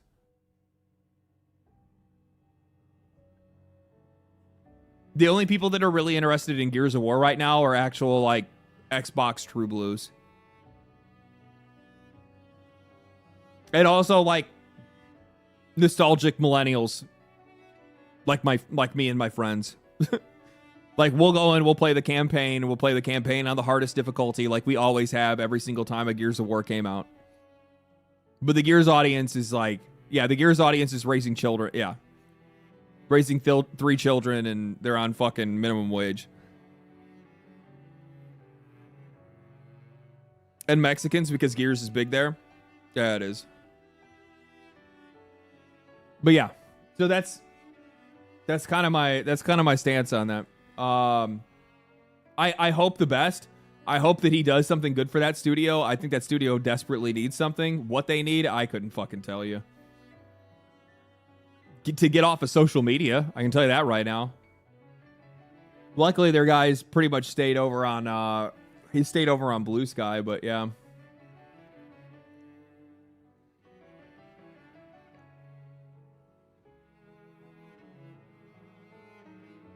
All right, let me see what we got.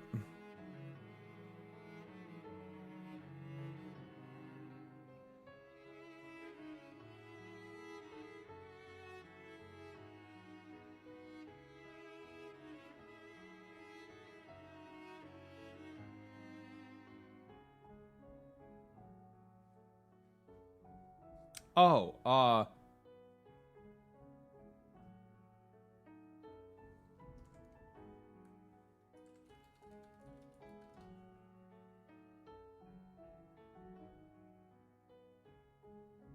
I won't watch the entire thing.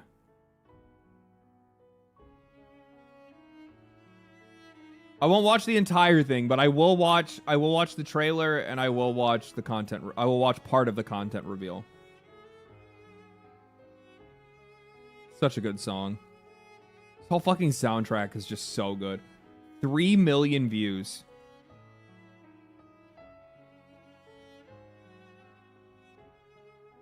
$3 million listens. 3 million views.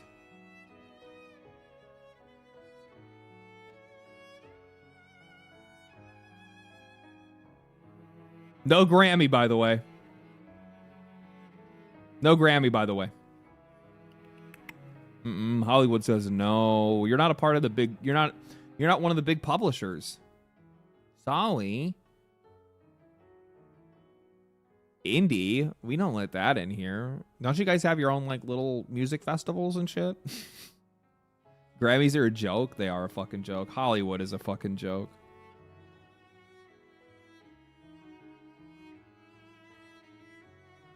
I sometimes listen to Expedition 33 soundtrack while I'm just kind of like vibing and trying to like come up with ideas for videos and stuff like that. Some of these songs are so meditative. They're so good.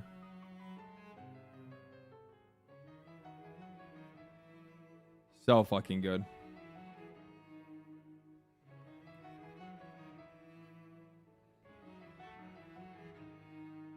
I can't click off. I have to let it finish.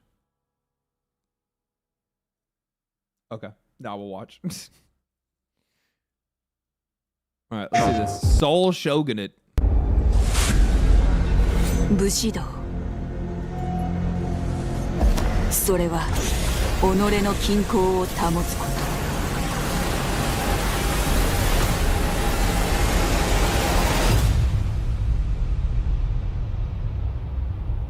勇敢、礼儀、名誉、忠。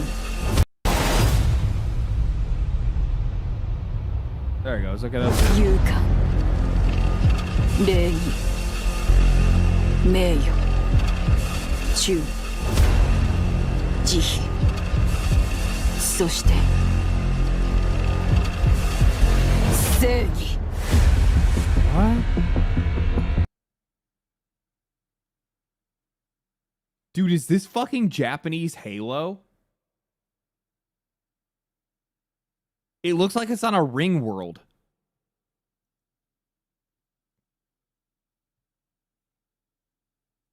"私を打ち砕こうとした石は決意の刃を研ぎ澄ませたに過ぎない。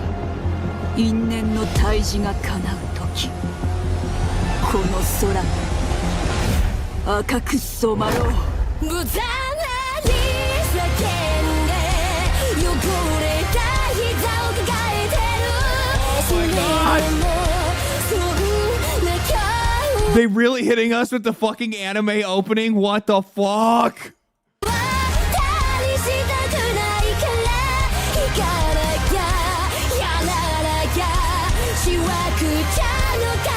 Yo, this looks dope, dude. This looks fucking dope.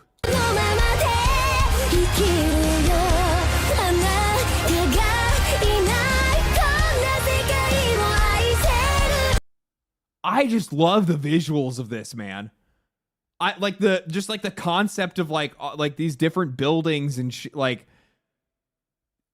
I'm trying to think of like something that's similar, like Japanese sci-fi, like man, dude. I've also watched like a lot of fucking Gundam. I've watched a lot of fucking Gundam. I've watched like I'm trying to think of something similar as well, but dude, yeah, this is insane.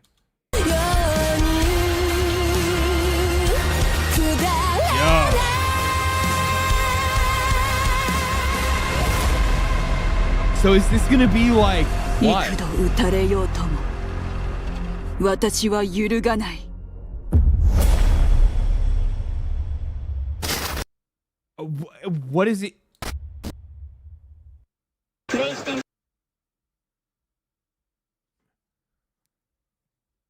So, but footage was captured on PC, but it's a PlayStation trailer. So it has to. I don't know who's it coming from. Who's making this? Who's the studio?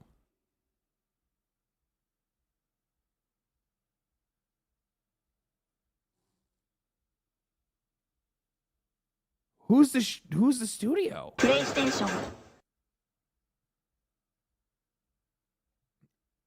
What samurais in the 1400s thought samurais would be like in 2025.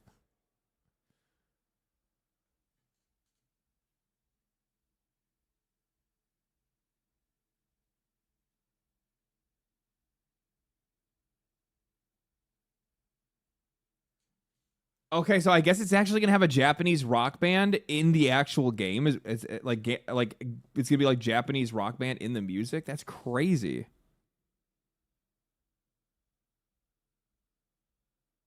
Between this and Tides of Annihilation, I am covered in 2026. Is it coming in 2026? They didn't show a release date. But yeah, it looks fucking peak. I just love the visuals, dude. This looks like a fucking Halo Ring world. You can't tell me it's not. Just the way it looks, it's crazy. I mean, it looks like it's gonna be Souls-ish. It might be a little bit more high action, but it's giving off a little Souls-ish vibe, which I mean, like, I feel like every game's like that now. This looks really cool though, man. Yeah, this looks really cool. I'll share the trailer. I'll share the trailer with you guys so you can keep an eye on it. Keep it in your old algo. You know what I mean? Keep it in your algo. Shove it up in there.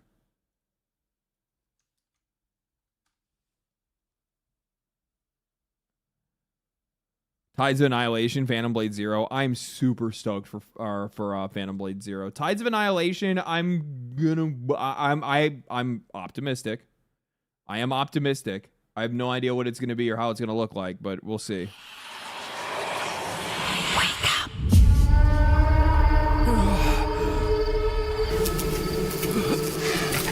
Dang, bro, how stinky is you? Well, well. What have we got here then? You lost, fella? Hey, we're talking to you. I asked you a question.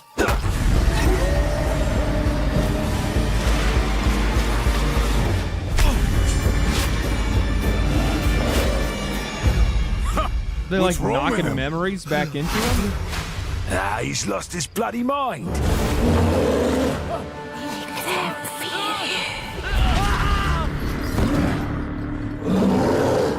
Oh shit. I love the transitions of their trailers, dude.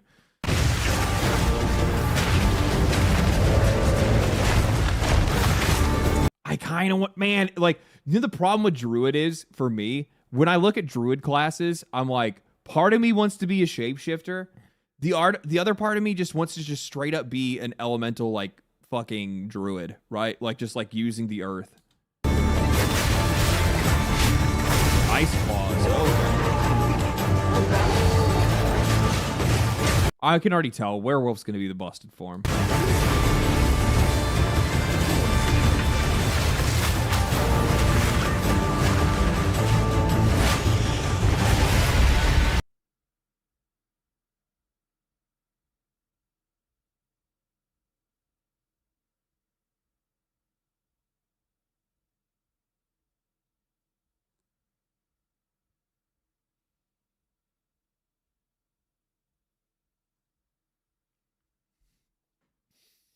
Is that a fucking wyvern?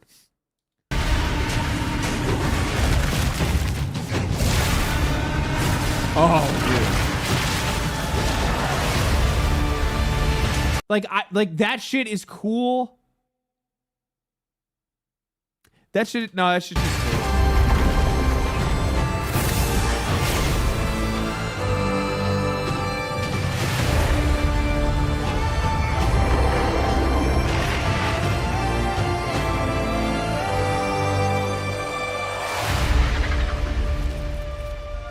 I will find you, Eve.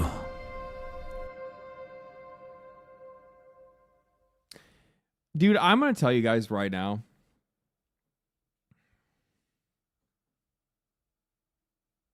I think that there is a subsection of the Path of Exile audience that is like the most ungrateful, insufferable little shits in the entire gaming industry. The amount of like pure, unfiltered vitriol that these dudes will throw at this company, and like all they get is peak.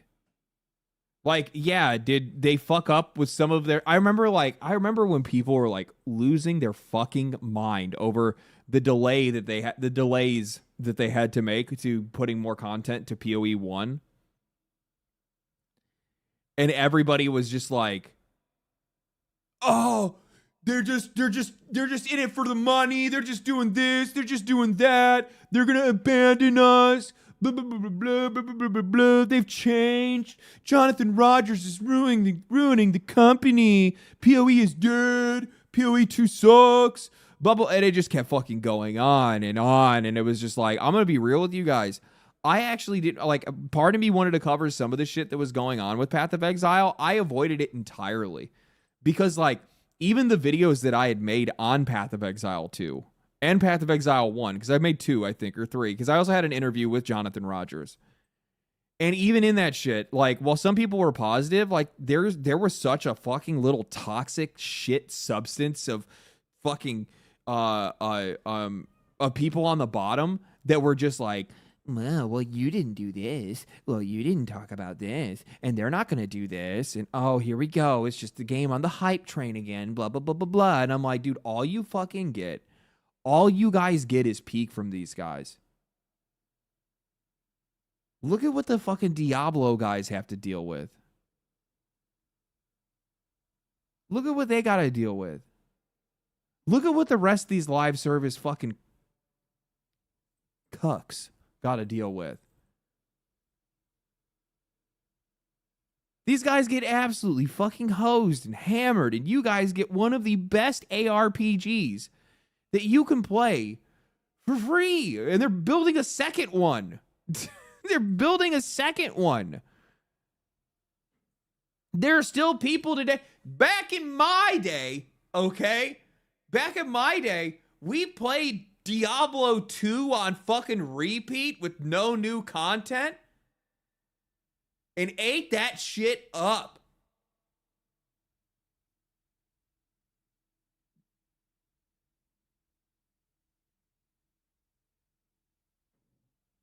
I'm just saying.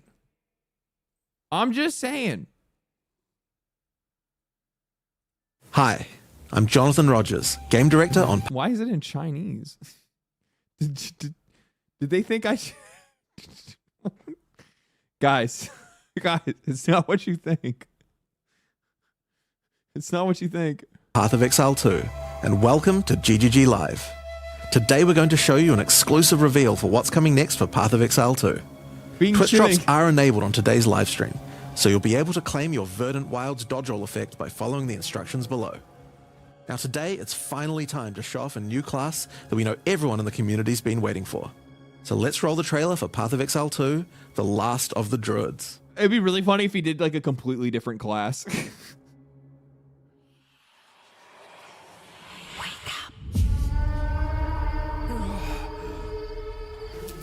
Just like Hassan, you become Chinese. I don't hold any patriotism. I'm a patriot. I fucking love America. I love America. I love all the bullshit that comes with it. Well, well. What have we got here then? You lost, fella? Hey, we're talking to you. I've already seen asked this. you a question. Now, as you can see, the Druid is a shape-shifting elemental spellcaster. After his fellow Druids were destroyed by the King in the Mists, the Druid lost his humanity in the forests of Ogham, where he wandered for years as a beast. Now, finally reawakened, he's determined to the find US his is lost definitely a life clown show, and but I regain still his love humanity. it. I still love it. The Druid has been one of the hardest classes for us to design, As well as having human spells, he has 3 animal forms, and we wanted to make sure that there were interesting combos between all of them. You know what The I druid really is our first appreciate? hybrid- What I really fucking appreciate is that they essentially did the same thing that they did the same thing that Last Epoch did. You know how like Last Epoch was like, hey, druid form is gonna have like a beetle form. It had like the bug form, and there's another one that's also really weird as well. Like most of these always do the exact same ones. Here's your tiger form. Here's your cat form. Your bug or your cat form, your bear form, and your dog form. Like, and they basically kept it at that. And they really was like rinse and repeat. But like these guys are like, well, how about a fucking dragon? Strength and intelligence class. That means he needs to have the ability to use spells and attacks. As a human, the druid typically uses magical staves to harness the powers of the earth and the natural world. One of the first skills you will learn is the ability to create small volcanoes from the earth. This skill spits out balls of magma at your enemies, and will continue to do so for some time. And it will also be completely fucking useless because things move around way too fast in this game. While the volcano is active, turn into an animal and wade into melee range. Many of the skills you use as a human last for a significant... Like, that fucking volcano ain't doing shit. You guys saw it, I know it, everybody fucking knows it when it comes to this game. Ain't nobody using that skill. Unless there's gonna be like some type of like cascade effect where you can get it to like spawn multiple, like every single one of those balls drop and drops another one, and then they keep popping up all over the map and then deal shitload of AoE, maybe. But probably not. Significant period of time, giving you a good chance to turn into an animal and rage out. But how do you turn into an animal, you may ask? Well, the answer is a new weapon type that druids use, animal talismans. Okay. When you equip an animal talisman, you can choose which animal form you would like the talisman to represent. Oh, wow. Depending on what you choose, you'll be given that animal's basic attack as a new skill to equip. For a bear, that's Maul.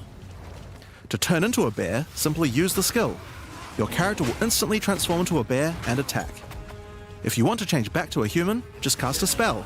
You will instantly swap back and cast it. We wanted to make sure that swapping between forms was seamless and immediate. Changing forms should be something that you do without even thinking about it all the time in battle. That's actually really fucking sick. I super appreciate this style of design because the one worry that I had, at least when I saw him equip the talisman, was I was afraid that you're going to have to switch between staff and talisman. So you'd have to like weapon swap and then go in, but that's not the case. I really like this. This is very good. In order to allow for hybrid melee and caster gameplay, most of the skills you use in your human form last for some time and aid your animal skills in some way. I fucking love the ground effects in this game. I just think it's so cool. The volcano we used earlier will emit more molten balls whenever you hit it with a slam, making it perfect for use with your bear form's Furious Slam. Okay. While in bear form... This is the coolest thing in Path of Exile 2, and it's the one thing that it's the one thing that separates Path of Exile 2 from any other ARPG before it is how this game has this game has spell interactions, like genuine interactions, not like, oh, if the enemy is under the effect of lightning and then you cast fucking an ice spell, now it's going to be taking frost burst damage. No. Like it's not. I'm not even synergies. I'm saying like actual interactions. Like I cast a ring of fire on the ground, and when my lightning passes through it, my lightning catches fire and hits other targets. Just like he showed here, I put down a what is it? I put down a fucking volcano. If I smash the volcano, then the volcano shoots out more shit. Like, that's cool. Yeah, A plus B. It's not, yeah, but it's not even A plus B equals C stuff, because that's like, that could be just an effect applied to something. I mean, I'm talking like physically your skills actually interact with each other, and I think that's really cool. Are we on 30 Many of your FPS abilities again? I use don't think rage. we are. We shouldn't There are be. a lot of ways to generate rage, but the easiest one is simply smash your enemies with Maul. Once you see the runes on your back glowing, it means you have enough rage to do a much more devastating version of your Furious Slam. Okay. Your bear form can also go on a rampage, stomping the ground as you demolish your foes. Sick. The more rage you have, the longer the rampage lasts, and doing it over a volcano makes it even better.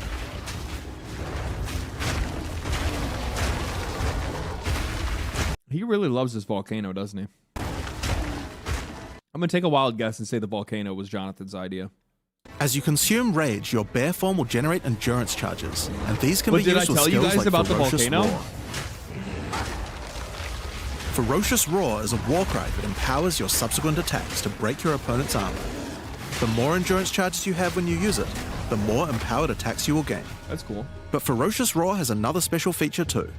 It's a meta gem that allows you to socket any Warcry gem from another class into it, giving you the ability to use these skills as a bear.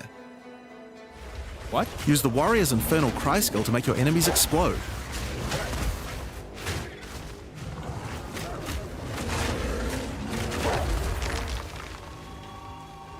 Or use Seismic Cry to stun your enemies and double up the number of slams you do.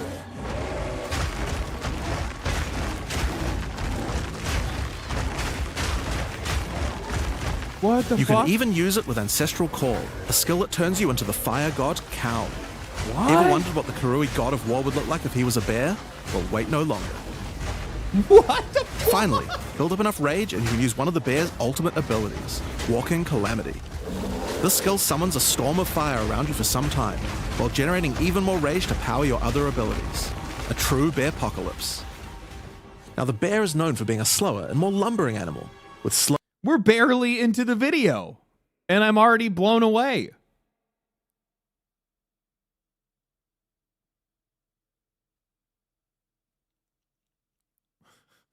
slower attacks and heavy slams. But what if you want to turn into something a little more nimble? Well, let's check out the second animal form for the druid, wolf form. I'm sorry. I'm sorry. For the wolf form, we wanted to go fast and furious. That was good. It was, Even just the wolf's basic fuck attack off. will leap forward and rake his foes. After attacking, the wolf stands up on two legs, but after running for a short time, he goes back on all fours, allowing to move more quickly between packs of enemies. The wolf has a lot of cold attacks based on his association with the moon, and the first of these is Lunar Assault. It's great for freezing your enemies in place. After they're frozen, use your basic rake attack to knock shards of ice off your enemies, which land on the ground nearby and explode. Oh, that's kind of cool. If you want to get into battle quickly, you can use your pounce attack. This skill leaps at a target and applies a mark to them. Like, I feel like most people are probably going to be trying to lean to... I guess we'll have to wait and see the Wyvern mode, but like, I'm just... Path of Exile is a fast game, especially in the end game. You want to be fast. I'm going to imagine that... I'm taking a wild guess here and saying that the werewolf is likely going to be the one that people are going to really lean towards. Killing the marked enemy will summon a wolfman into your side, allowing them to I wonder fight if you're with going to you. get, like, chain lightning claws. Mark and That'd kill be as really many fun. enemies as you can to build up a sizable pack. While an enemy is marked, your wolves will prioritize that target and do more damage the more wolves you have. So make sure you keep your pack strong. Now, one problem you might run into is your you get wolf a wolf pack dying pack. I in like boss that. fights. There's still, You often don't have any... Wait, what? Hold on. How did I fucking not see that? While an enemy is marked, your wolves will prioritize that target and do more damage the more wolves you have. Oh my god, dude.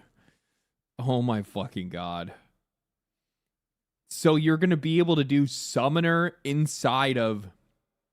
So you can do minions...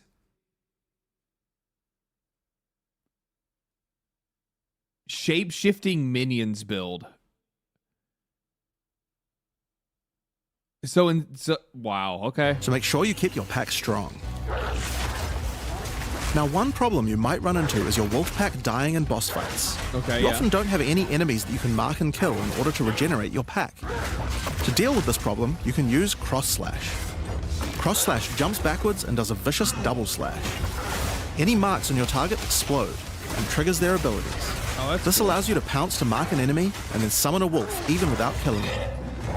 Cross Slash also has another feature though. Remember those ice fragments from before? Well, Cross Slash will propel any ice shards on the ground towards its central target. First, freeze your enemies with Lunar Assault. Then rake them to create as many ice fragments as you can. Then follow up with Cross Slash to generate a field of icy explosions to obliterate your enemies.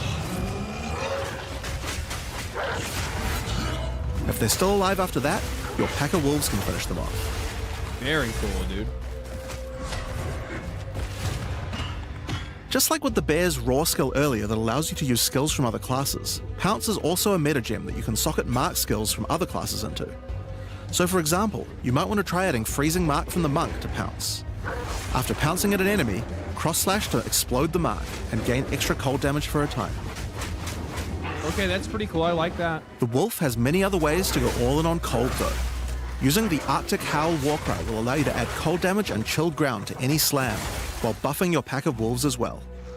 You can also use it to freeze it. Oh, so you could even like elementally charge your minions. That's sick. That's sick. Druid minion build? I might go Druid minion build. This actually sounds really fucking cool. I kind of like that. Enemies that are close to being frozen, making it much faster to use your other combos. Finally, the wolf also has the ability to call down the power of the moon to transform into an Arctic werewolf with Lunar Blessing. In this form, you move and attack more quickly and deal extra cold damage. Consuming Rage will extend the duration of your Arctic wolf form, so you could try a hybrid bear and wolf build if you want to utilize the skill to its full effect. Okay.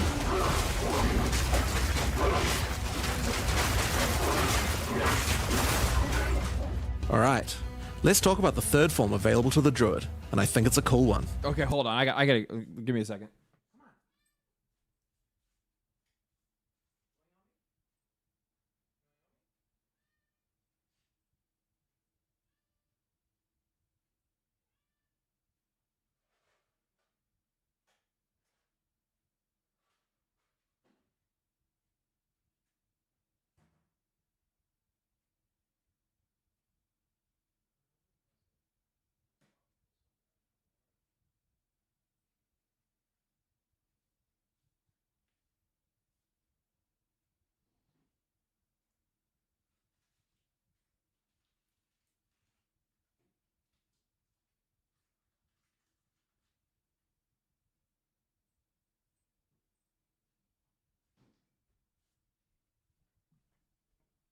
Sorry, I'm snacking.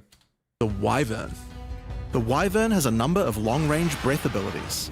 But that doesn't mean you can't get into melee range when you want to. 100 sticks. The basic attack of the Wyvern is Rend. Jump forward into combat and slash your enemies with your lethal talons. If they're close to being stunned, you can blow them off balance with a blast from your wings, causing an explosion of damage. After the battle though, it's time to feed. Devour the corpses of monsters to create power charges, and this is when the Wyvern's abilities really come online. When using Rend, you can consume a power charge to charge up your wings with lightning. Not only does this do a bunch of damage, but it allows you to turn this melee skill into a much larger AoE attack. Once your wings are charged, your Wing Blast will also do lightning explosions for even more damage. If your enemies are close to death, no need to wait for them to actually die.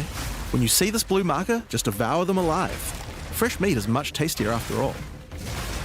Is there a benefit for eating them? This looks so good, dude. I also have jerky. There's this jerky place that I order from in northern Michigan, in like the middle of fucking nowhere. Power charges, that's sick. Those are some, and they have like this massive menu of shit, and they actually ship. They do online ordering, and I fucking order like $200 worth of like jerky from these guys. But is it fresh meat? No, because it's fucking jerky. And hunter sticks. I mean, like most of it's like dried and shit. What are you talking about? I mean, you're supposed to refrigerate it, but yeah. Melee options, but how about range? Well, you wouldn't be much of a dragon if you couldn't breathe fire after all. Rolling Magma is the first of the Wyvern's breath attacks. Spit balls of fire that bounce along the ground. These balls will trigger volcanoes as well, so it's a good idea to cast one as a human right before you start spitting. He brought up the volcano again. But that's not all you can spit. You have something a little nastier in that gullet of yours. Spitting a barrage of oil at your enemies will cover them in a viscous sludge that makes them easier to ignite. Oh, that's cool. I like that. If you have power charges, What if though, they're already on plant your fire? wings in the ground and vomit a barrage of lightning-infused projectiles. What? The more power charges you have, the longer you can do this for. But make sure you keep your foes at range. You're vulnerable to melee attacks while channeling this skill. Okay. In order to help with that, let's take a quick diversion back to some of your human abilities. As a druid of Scoth, you have the ability to harness the power of nature to create entangling vines to slow down your enemies. Another of nature's punishments is the thunderstorm. Creating one of these will create periodic strikes of lightning from the sky, and will also make your enemies wet. Why is that useful? Well, of course, things that are wet are easier to shock. So what I really like about this is that, like, I'm pretty sure that we're probably not going to see any like pure animal form builds. It's probably still things are going to like require some setup, because like they are very adamant on making sure that this is a game that's about combos. Hassan would like this.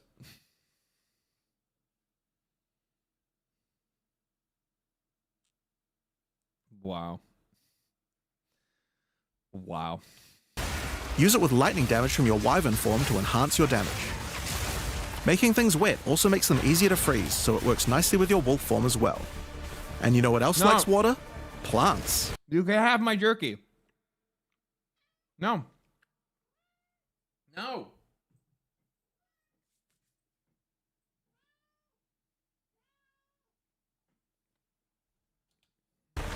Water your plants to give them various extra abilities. Use Lightning Storm with Entangle to make them last longer, and attach more vines to each enemy, slowing them further. Summon Thrashing Vines to slam at your enemies for a time. Any that are created in water will be larger and deal more damage. Now then, with our enemies sufficiently subdued with our plants, time to really lay into them with our lightning-infused barrage. Now, this last wyvern ability is just ridiculous, but we felt like we had to do it. Use Flame Breath to take to the skies and rain down a stream of fire on your enemies. You have wings, so we have to take full advantage of them after all. So fly around and burn in it.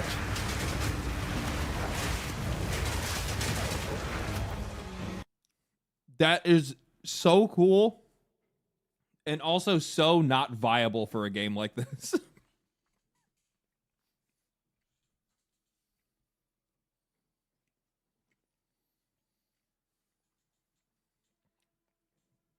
Let me grab my water 1 second.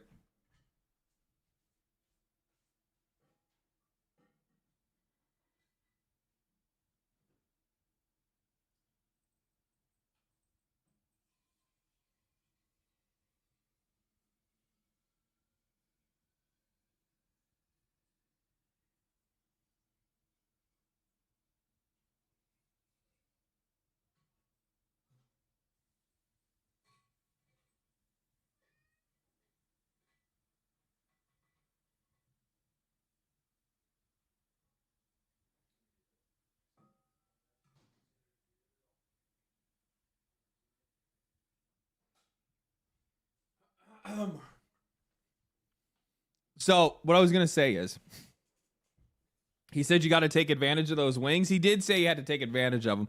I'm just going to say right now, as somebody that's played a lot of Path of Exile 2,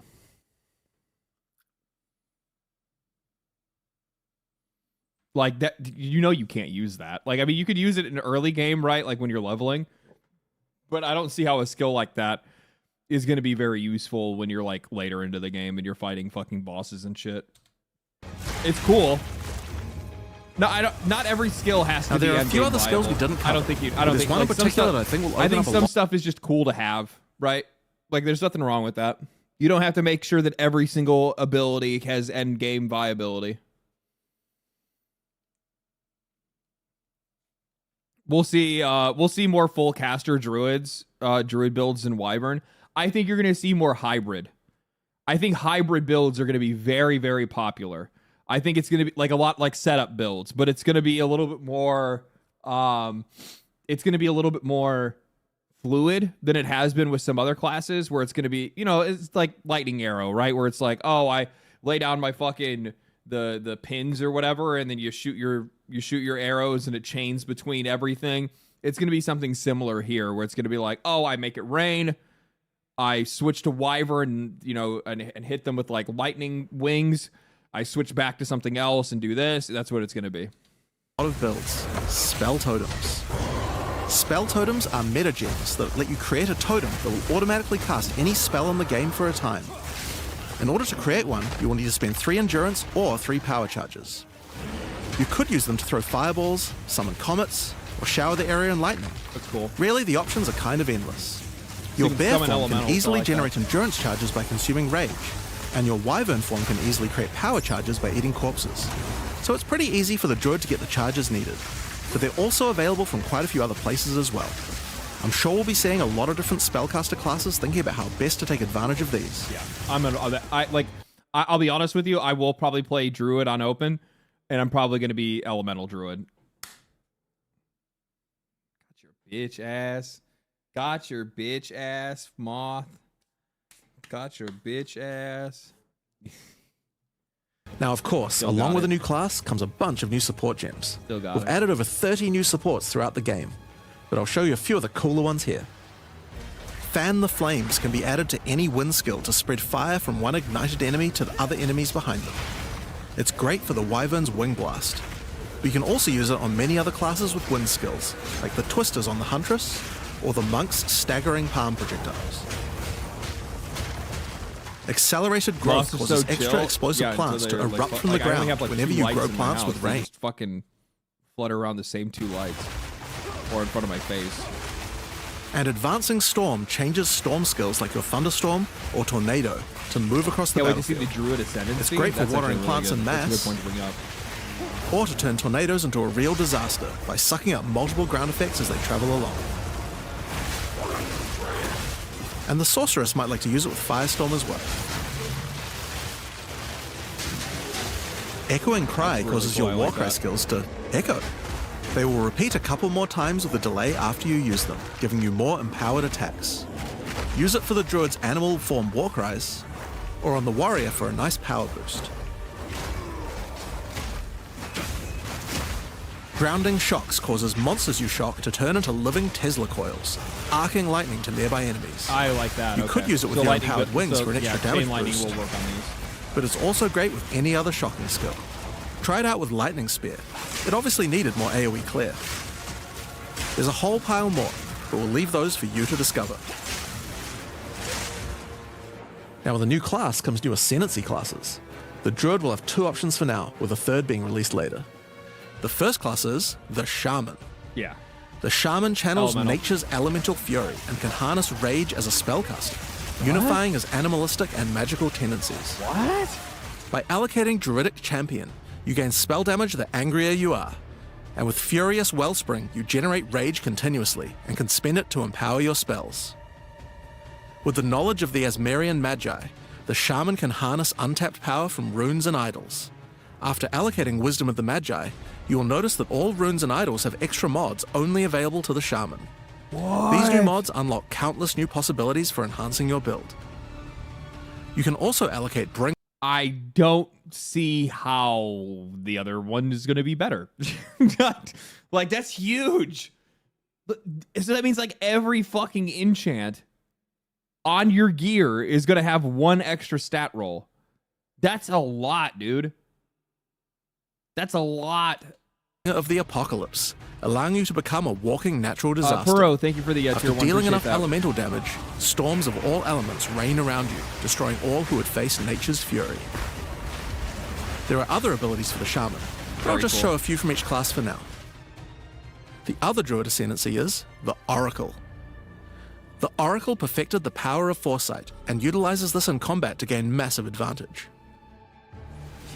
When taking Fateful Vision, you will see visions of your future self using specific skills. If you decide to follow this path by using the skill yourself, it will do significantly more damage.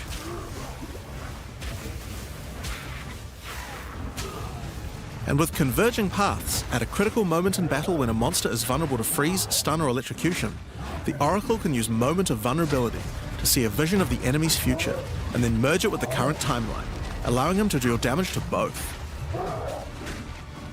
And one of my favorites, when you first become an Oracle, you'll notice over 130 new extra passives appear in the Druid section of the tree.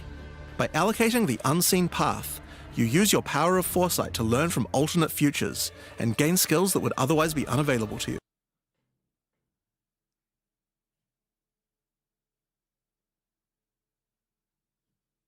I take it back.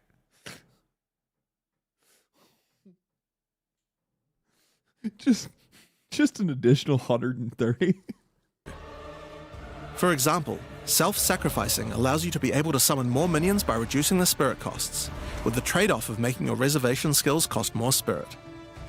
Or corruption endures, which allows oracles to have a small chance to avoid death. Both the Druid Ascendancies offer interesting and unique ways to gain modifiers that no other classes can get, so we're expecting a huge variety of build possibilities from these. Now there are Dude, unique Druid's talismans for gonna the be Druid to busted. use as well. We won't spoil all of them, but this one was particularly cool. Fury of the King turns your bear form into a fire demon, converting most of your damage to fire. As a demon, you can also use Molten Crash, a jumping slam attack that leaves fissures around you. This unique also continuously grants glory, allowing you to use your ultimate abilities more easily. Now of course the Druid isn't the only thing we're adding to 040. We still have a bunch more to show. With every new release, we create a new league with new mechanics, new pinnacle bosses, and with a new story to tell. And this time is no exception. So let's roll the trailer for the fate of the Vaal. The palace of Queen Atziri. It is a ruin, but in the dark, machines still churn.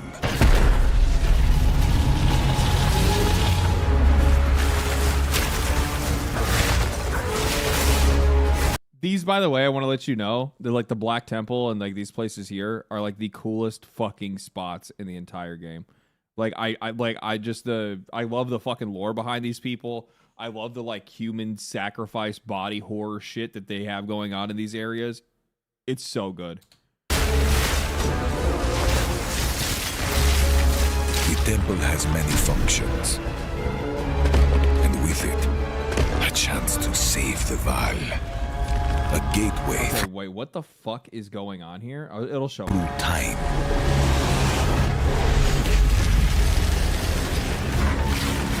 Travel into the past again and again. Alter the temple. What the fuck? So it's like build your own dungeon? Is that what this is? Is it build your own dungeon? Didn't they have something similar-ish to this in? Well, I'm thinking of that. I'm thinking of that insanely stupid convoluted league mechanic that they have in PoE 1 that I literally could not fill out, or the one that I could not figure out, which is like the fucking the. I think it's like it's a temple one, if I'm not mistaken. I can't remember what it's called.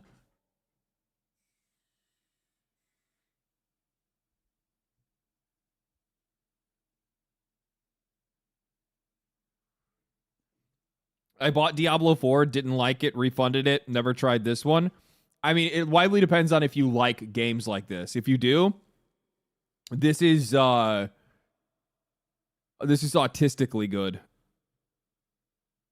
How is it convoluted? You kill till you get a stone, because it didn't do a good job of explaining itself. The earlier Path of Exiles Path of Exile itself doesn't do a really good job of explaining to new players.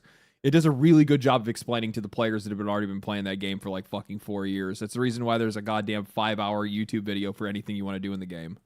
Uncover its secrets. You will be rewarded for your sacrifice. And somewhere in the deepest chamber, my queen awaits. I beg of you, hear me. The beast cannot give you what you desire. You may have studied it, Doriani, but you do not know it. Like I do. It adores me. Come now, give unto me your desire. At last, fulfill my soul.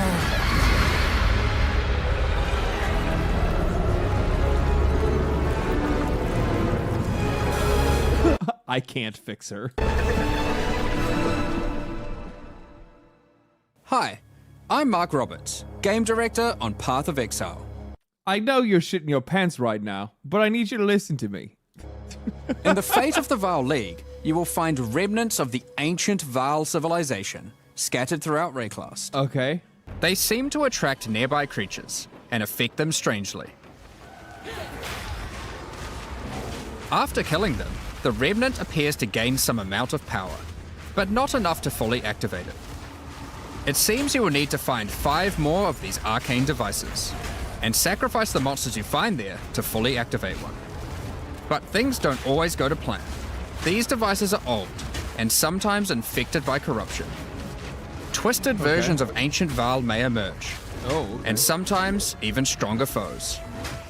On fully activating one of the devices, you finally discover its true purpose. A portal opens and takes you deep underground to a lost temple, once the home of Atziri, Queen of the Vaal. What treasures could still be inside? I think you're gonna want to find out. In front of the entrance is a console of some kind, and on activating it, you can see a map of the temple. Atziri's personal chambers are on the far side, but how could anyone get there? There are disconnected rooms, and the layout doesn't seem to make sense. And that's when you realize the purpose of the ancient devices scattered through Rayclast. The temple is powered by sacrifice.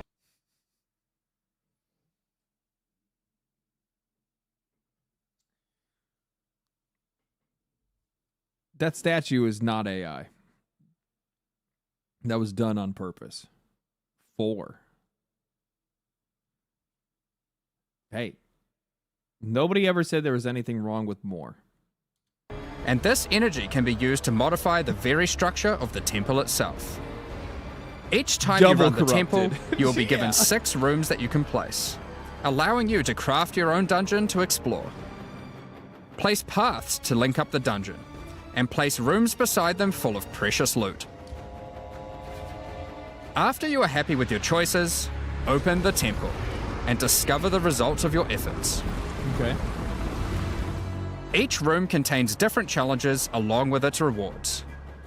On entering a room, the doors will slam shut behind you and you will need to face the encounter within. But choose wisely. It's important where you place the rooms to get maximum returns. For example, when placing a commander, you could just place it anywhere along an existing path, but a much better strategy is to place it next to a garrison of troops for him to command. So he upgrades the troops? With better leadership, the garrison will level up, making the monsters harder, but also more rewarding. Different rooms have different requirements for leveling up. For example, if you want to fully level up a smithy, you will need to supply it with golems from an adjacent golem works, and hook up a generator to the power network to supply it with power. After doing so, the golems will be powered up, making them much more dangerous. You don't need to memorize what interacts with what. When selecting a room, you will be shown the locations that will make other rooms level up, and exactly what effect it will have on the temple. These guys, so I hope people understand this, and like this is like one of the things that I've seen like some Path of Exile OG players complain about, is that like PoE 1 is too easy. It's too like on rails. They compare it to they say that it's turning into Diablo or something like that. No. These guys are this is thoughtful design. Yes, they are so thoughtful. They are. This is thoughtful design. This is not like here's some long-winded explanation as to how something works. No, we just try to make sure that you understand through visual cues instead. This is how you do it. As an OG player since the beta, I think this is great. I think it's fantastic, dude. I think this is fantastic. After running the temple, a few of the rooms will destabilize and be removed. It will be up to you to rebuild the temple, adding 6 more rooms each time you come back. I don't think that they've gotten rid of a single league mechanic so far, have they? They've been holding on to every single new league mechanic they've added into PoE 2, so which is I think they've only been 2, right? We just had the one where you throw the gear into the fucking abyss, and there that one which is also very strong. And they also had the one where you follow the spirits, the Amazon one, making the temple larger and larger and larger. So, that's the basic functionality of the temple. But there is a lot more. Okay. Once Doriani finds out about your travels to Laraval, he will attempt to persuade you to take on a new mission. The temple entrance contains a prototype of the time portal device. It will be able to take you back in time, but only to one specific point, right before Edzeri triggered the cataclysm that destroyed the Vaal. Interesting. He requests that you go back and attempt to stop Edzeri to prevent the Vaal from ever being destroyed.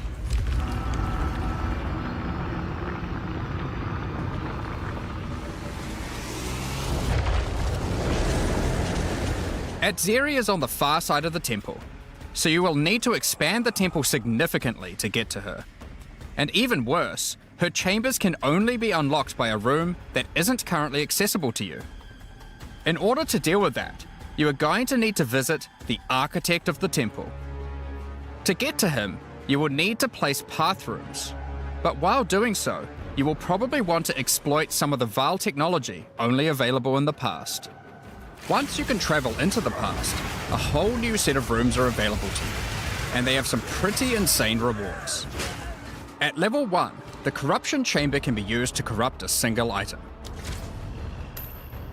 Wow, okay. Thaumaturge to run the place, and a sacrificial chamber to provide soul energy, you'll be able to level it up. And it's worth it. Really? Because once you get the room to level 3, there are some very nice rewards to be had. In a level 3 corruption chamber, you will find this mysterious device. It has a slot to place an item, and it only accepts items that are already corrupted. What will happen to them? Do not tell me they are giving us the ability to double corrupt.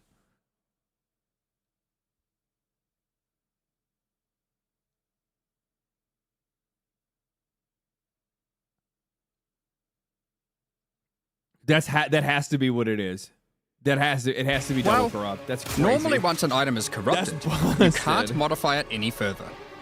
Yeah. But this device allows you to corrupt your item a second time, adding another enchantment. This has the capability to craft some very powerful items indeed. Yeah. But be warned, Yeah, the you Vaal could ruin are it. all about taking risks in the pursuit of power. There is a 50% chance that the item will be destroyed.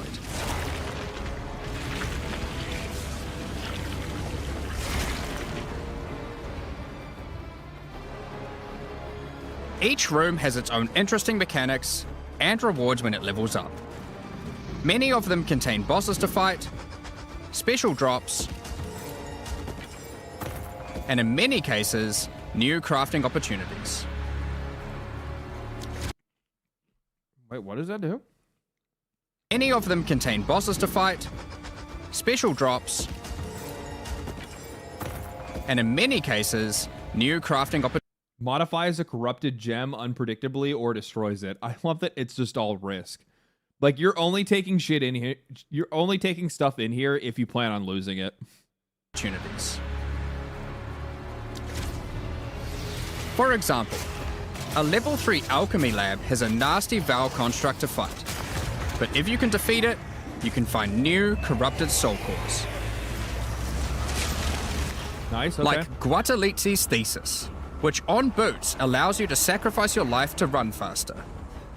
Or Sita Qualottl's Thesis, which on gloves will revive one of your minions whenever an offering expires. That's nice. Get a sacrificial chamber to level 3, and you will need to face a highborn priest of sacrifice. Defeat him to be able to further corrupt a Vaal unique, modifying it in unpredictable ways. One of the mods of this unique will be removed and replaced with another random mod. Just put it. For just example, put it in the body grinder. This soul mantle. It gives you an additional totem, but lowers your totem's life and curses you when they die.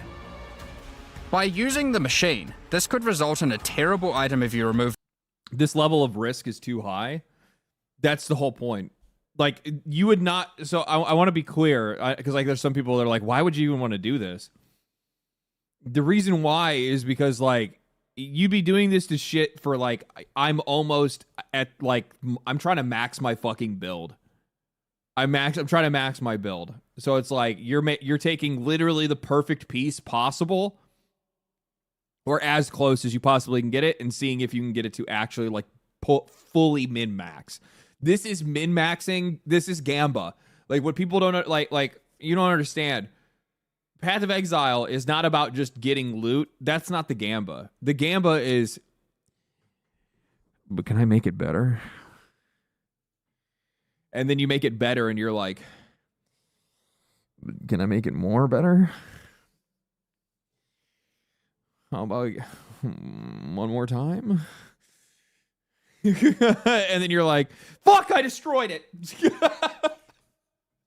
And then it breaks. Yeah. And then you fucking brick it and you're like, ah. That's why you do not Gamba the shit you're wearing. Gamba the shit you wish to wear. The good mod. But also some amazing items if you replace the downside. Now, one extra thing to mention about these Val crafting machines. You don't have to take... I love how we started this, and I'm like, I'm not going to watch the whole thing. We're already, like, well over halfway over. It's like, it's good. What can I say? It's good. The items you want to craft into the temple. I ain't got nothing to fucking say. If you don't have the item you want man. to craft with you at the time, then clicking this button will allow you to create a currency item instead, allowing you to do the craft later, or trade it if you want. That's cool. Now, there are all sorts of interesting rooms you can find in the temple.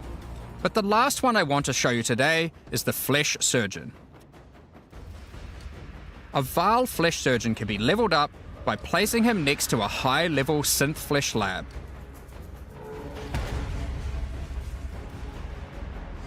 But be careful. The Flesh Surgeon has some rather unpleasant experiments in his personal lab. Afterwards, you might notice the surgery table just sitting there. The Vaal are great at crafting items. Why not do some crafting on yourself?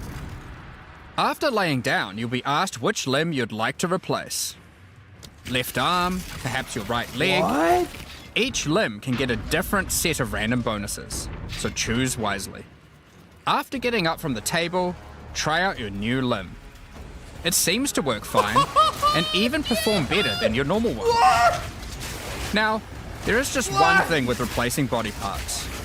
If you die and are resurrected, your body will return to its natural state. Aww.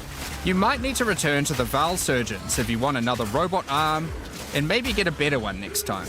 Oh, that's so cool, though. Some rooms, like the Commander, That's can give so you a new type of... cool, dude. That is so cool. So you can, and it showed both arms and both legs. So you can get like fucking robot legs and robot arms. Just don't die. You can't die. That's the downside. Medallions that can be used to manipulate the temple in other ways. What? Using a Quippalatal's medallion will allow you to artificially boost a room, even if it doesn't meet the normal requirements to level up. And a Huatalotli's medallion will stop rooms from destabilizing when you complete a temple, allowing you to guarantee getting a reward a second time. Dude, you know what would be really sick and we don't have, and I'm just going to say this right now, is that like this like Aztec fucking inspiration that they get from, you know,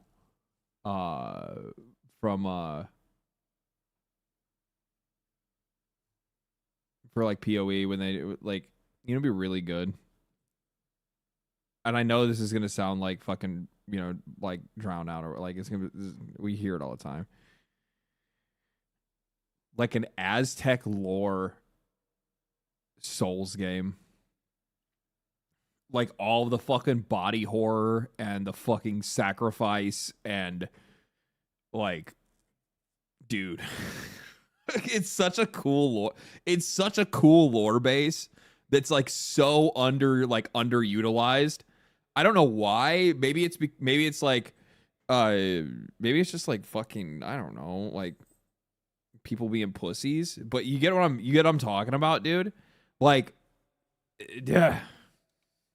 Great if you want to stock the architecture is fucking dope. The art styles that you can do for like weapons and armor and shit are cool as fuck. I mean, like, Bro, like some of my favorite locations in World of Warcraft were like all the ones that had to do with the oh my god, the fucking orc tribe. Or not orc, the fucking troll tribe. The starts with a Z. Why can't I think of it? It's been a long time since I played World of Warcraft. Zandalari, thank you. Yeah, Zandalari. Like that's one of my favorite raids. That was in Burning, was it the Burning Crusade raid? Gundrak, yeah. I'm trying because there was a raid and I can't remember what the name of the raid was. All I know is that I fucking loved the Zulaman raid, dude. Holy fuck. The gear from there was the coolest fucking gear. It was my favorite fucking gear that I ever had. That was BFA. Was it BFA? I did come back. I take it back. So, Battle for Azeroth. Zul'Gurub? There's been multiple. Zul'Daman. Yes. I was about to say. Yeah. Zul'Daman was in the Burning Crusade. Okay. Yeah. If I remember correctly, I think the raid was kind of close to where the it's kind of close to the Sunwell. Swift Rafter drop. There's also it was near the Blood Elf's home. Why do I remember that? Why do I remember like its location? I just remember that like they had warred with the Blood Elves for a little while. Then that is BC. Yeah, I didn't play. So I can tell you guys, I played World of Warcraft, Burning Crusade to Wrath of the Lich King. I did not play Cataclysm. I quit in Cataclysm and I didn't play. Maybe I tried to log in and try to get back into it, and then I was just like, nah, it's ain't for me anymore. And then I came back during was it Pandaria? Yeah, I came back during Pandaria. I played in Pandaria. I did. Like I went in. I had a good time. The raids were really good in Pandaria. PvP was really good in Pandaria. Then Warlords of Draenor. I think Draenor came out after that, and then that was it. Oh wow. Oh, fucking, this game is cooked. I was like, this game is fucking cooked. I'm out of here. Great Mexican bakery near me called Pandaria. Yeah. After that, I was like, I'm chilling on this game, dude. Will corrupt. Now, I tried the latest one that they had, not the recent one if they're on a new one now, but I did try the dragon one or whatever, and I did like the first raid and some Mythic Plus, and I was like, yeah. If I had like a full group of friends that I was constantly playing with, I think that would be a different story. Maybe I could see myself getting into it. What I need to do if I want to try WoW ever again, it would just be I would just play Classic. All that aside, time to face the Architect, and you will be in for a fight. Once defeated, you will find another console that can be used to modify the temple. But this one is special. It allows you to place new... When I went back and I played in the Dragons, whatever, the fucking last expansion that I had played, I leveled through Legion. I did like that idea where you could like pick what expansion you wanted to level through. I thought that was kind of cool, other than the fact that it still makes like all the content from those areas like completely fucking useless. New types of rooms with specific ZA and rewards. the bear mount. I got the bear mount from ZA. There are rooms with I specific felt like uniques, such a pimp after I got that shit. Special runes, and currency. But also a few other more niche. And also, my fucking priest looked like sick as shit in the ZA gear. Crafting experiments. So dope. Like this one, dope. that can extract the socket Oh balls no, that was back out when I was of an playing item Paladin. I was at playing the Paladin cost of and Priest. destroying it. Heal and tank. Now, something really important is every league we release a significant amount of content for the in-game. Yep. In order to make sure that the Fate of the Veil works well for late-game players, we've added many mechanics to make sure that you can scale the difficulty and rewards to match. Getting Okay. some rooms to level 3 adds extra mods to the entire dungeon. Really? And these stack with each other. Oh, So wow. in endgame, when you can get some really big temples, you can generate a challenge that can even match the strongest of characters. We also start to introduce ways to store up energy for the temple, allowing you to save up many runs so you can do them later at your leisure, and I like not that. interrupt your mapping too often. Now in each league, it's important that we have a new... I like the idea that they're like, okay, we're not, like, obviously, we don't want you to have to, because these things are fucking long. This is not something that is like, oh, let me just do a quick fucking temple real fast. No, like, this is something that you're probably not going to want to have to deal with, like, every other map. So I like the idea that you can save it up and then go in later. Pinnacle boss to test your character's might. In the Fate of the Val, you will get to face Adzeri while she was at the peak of her power. One of the rewards you will gain by defeating the Architect is the ability to place the Royal Access Chamber. I miss when WoW Once didn't connected to suck. your temple, you can... I just grew out of it. Like, I just grew out of World of Warcraft. Like, I mean, it was literally like, I played it, I fucking loved it, I sunk like thousands of fucking hours into it, I know-lifed the fuck out of it when I was a kid, and then when I was like in high school or whatever, and then like real life came for me, and I got a fucking job and a girlfriend and fucking went to college, and I'm just like, I ain't got fucking time for this shit anymore. Like, it was like the first night that like I couldn't make raid because I had to work or something like that, and then I had like a guild leader that like chewed me out over it, and I was just like, and like as he's like over fucking over comms TeamSpeak, motherfucker's like, well, you need to tell your job that you have to, and I'm like, I'm sitting here and I'm just like, and after he says that, I'm like, hey, dude, I'm like, do you realize how much of a fucking loser you sound like right now? I'm like, I ain't dealing with this shit, dog. I'm like, go tell your job you can't come to work because of raid. You need to, I'm like, I don't need 2 jobs, dog. I already got one, and I just like, that was it. GG, baby, I'm out. Visit it to finally reach and the that dude Queen was of the older than me. The guild leader was like fucking 30 or something like that. Val herself. This fight takes place at a critical moment in history, right as Adzeri communes with the beast's power and takes her true corrupted form. Jesus Christ. Now, we are not going to Oh show my you the God. whole fight, but we will tempt you with one of the rewards. This is Adzeri's rule.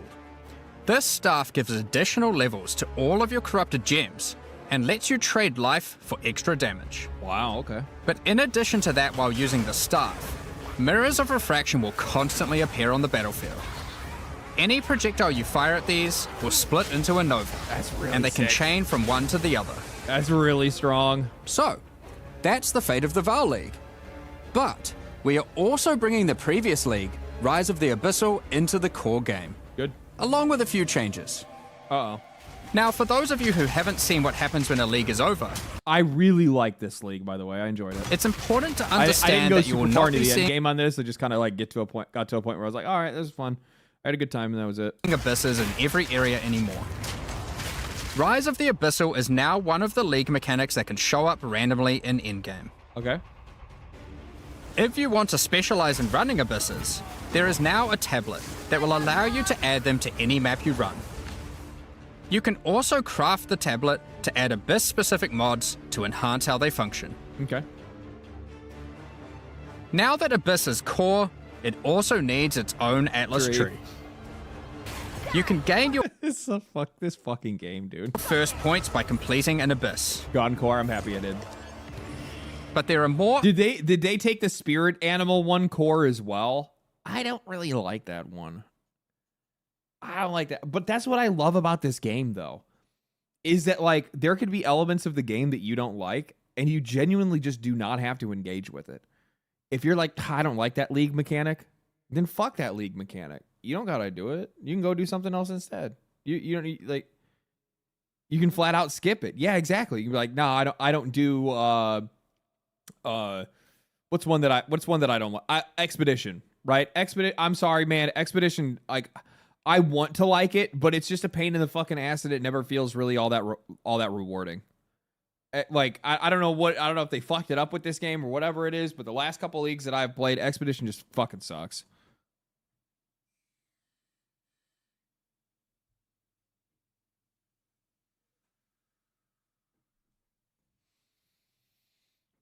You can take map nodes so it shows up less. Yeah, that's the point that I'm trying to make. Like, it's just like there's certain ones where it's just like you can get a lot of money from it. I know you can get a lot of money from it. I'm just saying it's just not as rewarding. It's just not as engaging. Available for doing depths and killing certain bosses. And there are a bunch I thought you were of talking about different Expedition options. 33. No, I was saying Expedition League. You might just want more monsters and bosses. What? Expedition But 33. you can also make finishing an abyss have a chance to overrun a nearby map with the abyssal. Good game, but Or tiresome. make your way. You just say Expedition 33 is a good game, but tiresome? You can beat it in like 30 hours. What are you talking about? Like, unless you want to go do all the fucking shit. I made the biggest mistake with Expedition 33, where like after just before the final boss, I ran around doing a bunch of side shit. I did not need to do that. I fucked up everything by doing that. If I would have just went and fought the final boss first and then went and gone and done all the extra shit, that would have been way better. Waystone modifiers also apply to abyssal depths. You could specialize in the interaction with other leagues, or specialize in a specific abyssal faction. That is like something that I think a lot of gamers have to come to fucking terms with. It was just that some people do not like games that you like, no matter how good they are in your mind or how good they are to basically the entire fucking populace of the entire world. Not everything is for everybody, and it doesn't have to be. One of the important elements that we have heard loud and clear is that needing to do abyss crafting on waystones is quite annoying. So, we have removed that. Okay. In fact, we have removed instilling from waystones as well. Oh, wow. This mechanic felt mandatory on maps because it boosted the value of all other content. You literally had to do it on every single one of them.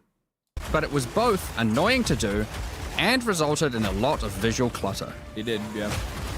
Instead, we are bringing back some of that power on tablets, which you don't need to craft nearly as often, since they last for 10 maps each. Okay. Once you defeat the Arbiter of Ash, you will be able to upgrade tablets to a rare with 4 mods using regular currency. Even this isn't enough to fully bring back the power you could have gotten from instilling, so we have also buffed the bonuses that tablets give.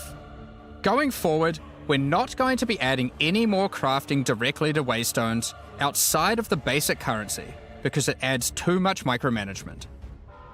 But on that note, Fate of the Vaal does bring the ability to corrupt your tablets, hoping to get one of many. I feel like Path of Exile fans are not going to like that. I think that people like crafting maps, or like at least the act of doing it. I'm all for it. I'm all for just simplifying the different random outcomes.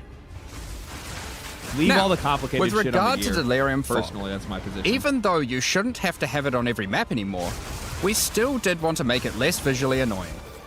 Delirium Fog has been toned down significantly. Okay. So you won't feel like you're just playing in a sea of grey. Another big source of problems in the endgame is the feeling of getting overwhelmed with monsters. My only hope is that with the Delirium Fog, it does a better job of notifying you what direction it's moving in, so you don't fucking walk out of it. That shit's happened to me way too many times where I'm like, I can't tell where I'm supposed to be going. 031, we reduced the number of monsters in early in-game in order to help with this, but still scaled up the number of monsters to previous levels by the time you got to tier 15. Well, have you played Forsaken Hollows? Wasn't Forsaken Hollows the one that like you actually like got to go into like that separate area where like it's kind of like it was like a druid themed league?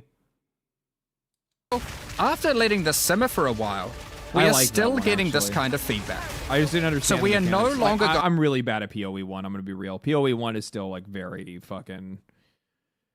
It's still a little above my head with some of the league mechanics and shit, and map crafting and all that other shit. Trying to scale up the number of monsters you go as you get deeper into the end game. Instead, like Path of Exile we are 2 is the game scaling that's up made the for guys difficulty like me. and rewards by the same But, amount. like So to be clear, instead I'm of on increasing the higher number of end monsters by 40%, I'm on the upper end of like understanding and complexity and stuff like that with some of these games, but not that fucking high. Not to the point where I'm like, I need to fucking have like 6 monitors to be able to track everything I'm doing in these games. 40%, they will instead drop 40% more items, grant 40% more experience, and have 40% more life, in addition to all the normal scaling they get due to being higher level. Cool. This only applies to regular monsters, not bosses. We have also reduced the speed modifiers that monsters can get sometimes, which also helps a lot with this. Now, we did have a large amount of content for endgame planned for 040, but unfortunately we just didn't get time to finish it. The scope was a bit too large, and so we would need to wait until 050 for that. But rest assured, there will be a ton of upgrades for the existing leagues, as well as new pinnacle bosses, and a significant overhaul to the Atlas passive tree coming soon. Okay. Now, another problem that becomes a much bigger issue in the endgame is game performance. Yeah, frame rate. And we have done a lot of work here. Oh, the wow. primary issue is CPU load. And to address that, a lot of things have been optimized. And we have done a lot of work to take advantage of more of your CPU cores. You should see frame rates of at least 25% higher, and a lot less bad frame spikes during gameplay. It does make quite a big difference, especially on consoles. A lot more work in this area is ongoing, and you will continue to see performance improvements over the next few months. Good deal. Of course, another I would also imagine these guys want to, at one point in time, probably wait until, I mean, it's obviously it's something, a goal that'll probably be one of theirs, and when the game actually like is fully finished, is they probably would want to try to get Steam Deck verified. Important area is game balance, and we have made a lot of changes. Now, most of these we will save for the patch notes, but I'll do a quick summary of some of the numbers. As well as adding 11 new unique items, we have rebalanced dozens of others that are not currently used very often. Cool. We've also done a pass over lineage supports. 21 of them have been rebalanced, as well as adding 9 more. Alongside the 2 new druid ascendancies, we have made balance changes to almost all the others, with some of them getting a grander rebalance, such as the Smith of Katava. Okay. Alongside the 20 plus new druid skills, we've also rebalanced 90 other active skills across all the different classes. And to top it all off, there are also over 250 new passive skills added to the passive tree. These changes should go a long way to increase the viability of just another casual 250. Many more skills, uniques, and Did you just say Deadeye buffs, please? Did you say buff Deadeye? Hasn't, like, Lightning Deadeye been, like, the only fucking thing most people have been playing? It's either that or Monk I've seen almost every fucking goddamn league. You son of a bitch. Oh my god. Overall build variety I love that the can tackle our labyrinthian most skill challenging tree. content. I do too. Next up, we're going to be talking about our new supporter packs. Today, we're launching 2 new series of supporter packs. Trilobite. The Precursor and Kalgurin packs. Each tier contains the pack's full face value in points, alongside several exclusive microtransactions. As always, the microtransactions in these packs are Here purely they are, cosmetic, coming again for your money. do not affect your character's power or progression in Quote any way. unquote free game. Please tell me you're being ironic. Tell me you're just fucking around. Don't make me go on the fucking free-to-play rant. I mean, obviously this is... I mean, you have to pay to get access to the beta, or to the early access. It's not free. Not right now. No, the game's in early access, so if you want to participate in early access, you... if you want to participate in early access, you have to buy into early access. But buying into early access... it's an even exchange. So you essentially will give them like $30 for early access, but you also get $30 of in-game currency. Does that make sense? It's not like you just get $30 for access to the game. You get $30 of in-game currency for the game as well, and a bunch of cosmetics and shit. So it's not like, oh, I got nothing. Like, I just got the game. No, you actually, yeah, it's buying into their microtransactions essentially to be able to get into the game. But yeah. As a PoE player, as a new PoE player, stash tabs are mandatory purchases. It's not a free game. I think you're... So I have a nuanced take about this. It depends on what kind of player you are. If you are going to play this game like the vast majority of casual players that play like the vast majority of people that play like a ARPG casually, you're never going to fucking spend a dime. You don't need stash tabs. You need stash tabs if you plan on being in trade leagues. You need stash tabs if you need to be in all these things. I disagree. They should be your first purchase. No. You're hearing me incorrectly. I'm saying that, like, say you go to play Path of Exile, say when this game fully releases and it's free to play, you don't have to spend money to play this game. If you're just casually enjoying the game and playing it and you're not doing trade leagues, you're not trying to do any of that shit, you're literally just playing the game, picking up the loot that you find and using the loot that you find, you're going to be completely fine. You're not going to need to do anything. You're not going to need to buy any fucking stash tabs or anything like that. It is not a mandatory purpose. It's not a mandatory purchase. If you are going to go in on the game, if you're like, I'm fucking in on this shit, I'm about to let my fucking autism run wild, I need to fucking hold on to, you know, these different currencies because I plan on trying to get these different fucking enchants and rolling my gear, and I plan on fucking trading with other players, then you're going to need to buy into microtransactions. The benefit is that for the people that are like, I just want to get early access to Path of Exile 2 because this game looks sick, while you spend $30 for that early access, they give you $30 of in-game currency. You blow all that on fucking stash tabs. You immediately just spend that money on stash tabs. You get a currency tab. You get a maps tab. You get I would say get the uniques tab.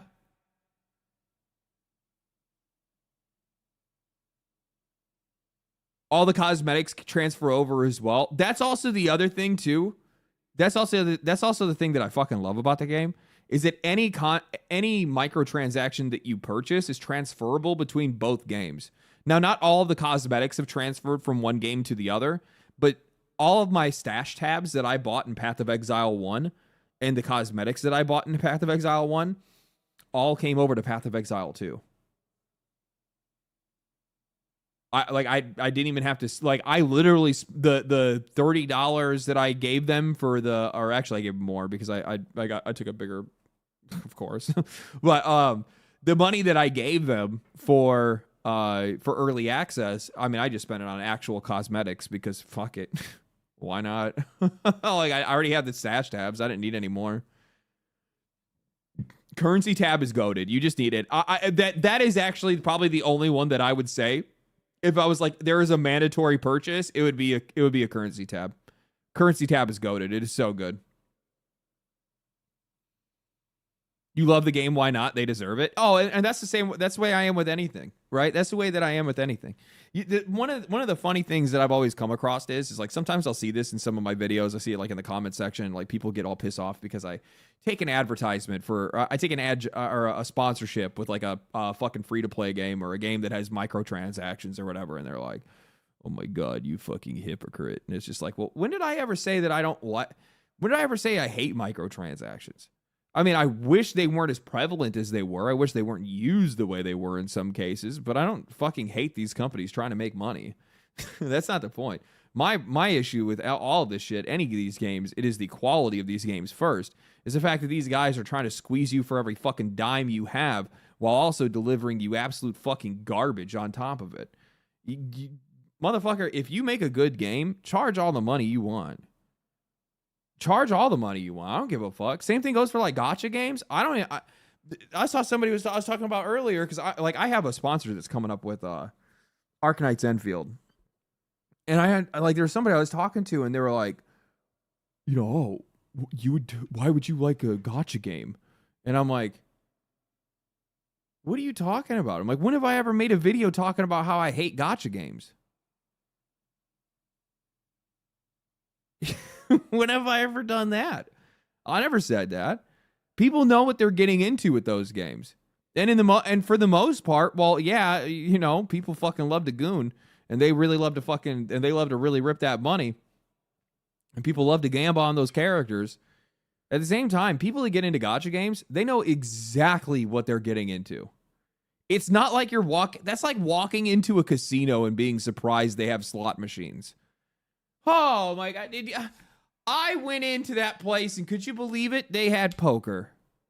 Like, I mean, you know what you're getting into.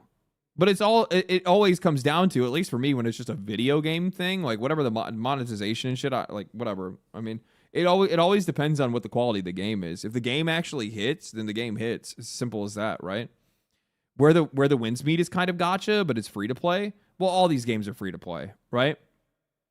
Where wins meet is a little bit different because where wins meet is like, it's just cosmetic gacha. So like, do you really give that much of a fuck about that? I don't really.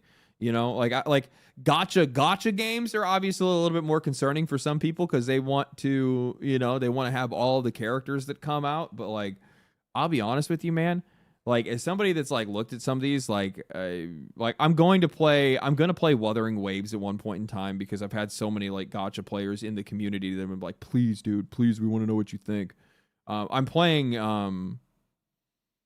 Arknight's Enfield now for a sponsorship that I'm going to be doing, and I'm already kind of wrapping my mind around like what gacha is and also like why people like it. Because face it, man, people fucking love gacha games. Like, people love their gacha games. These games are insanely popular, right? They are insanely popular. So there's got to be something there, and it's not just like, oh, it's just hot anime girls and that's it. Like, that's definitely a part of it. There's a good part of it there for sure. But there's something to like the amount of time and play that these games offer people. And like I've been playing Arknight's Enfield. Holy fuck. Good Lord. Storytelling's actually really good. The voice acting in the game is like insanely high quality. Like not what I was really expecting when I fired it up. I'll be honest with you.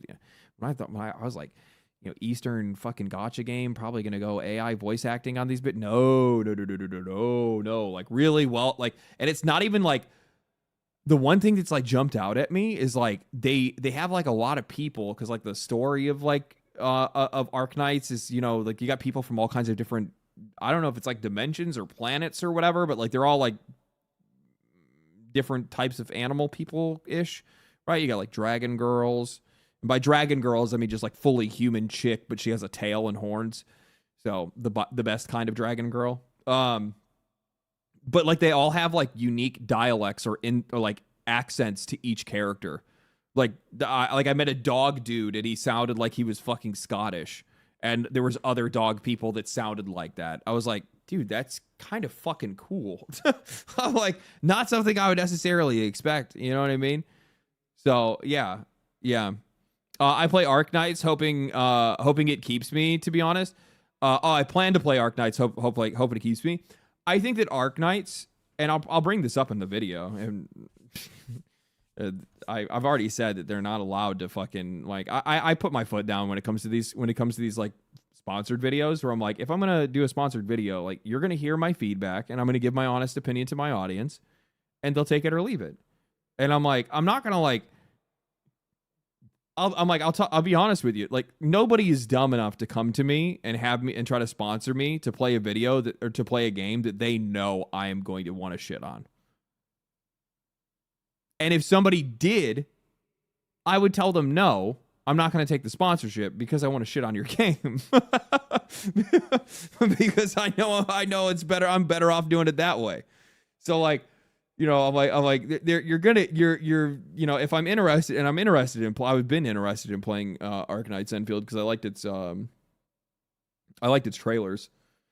But the one thing that I will say with Arknights is that it is going to have, I think it's gonna be a more niche. I think it's gonna be a more niche gacha game because like. How many people are really going to be into like the whole Factorio / like survival setting where you're building like a base and you're actually building up like because of the factory stuff? Yeah, I think the factory stuff is going to be a big filter for a lot of people. I think some people are really going to like it, but it also depends on and this is something that I'm gonna have to ask the developers to find out.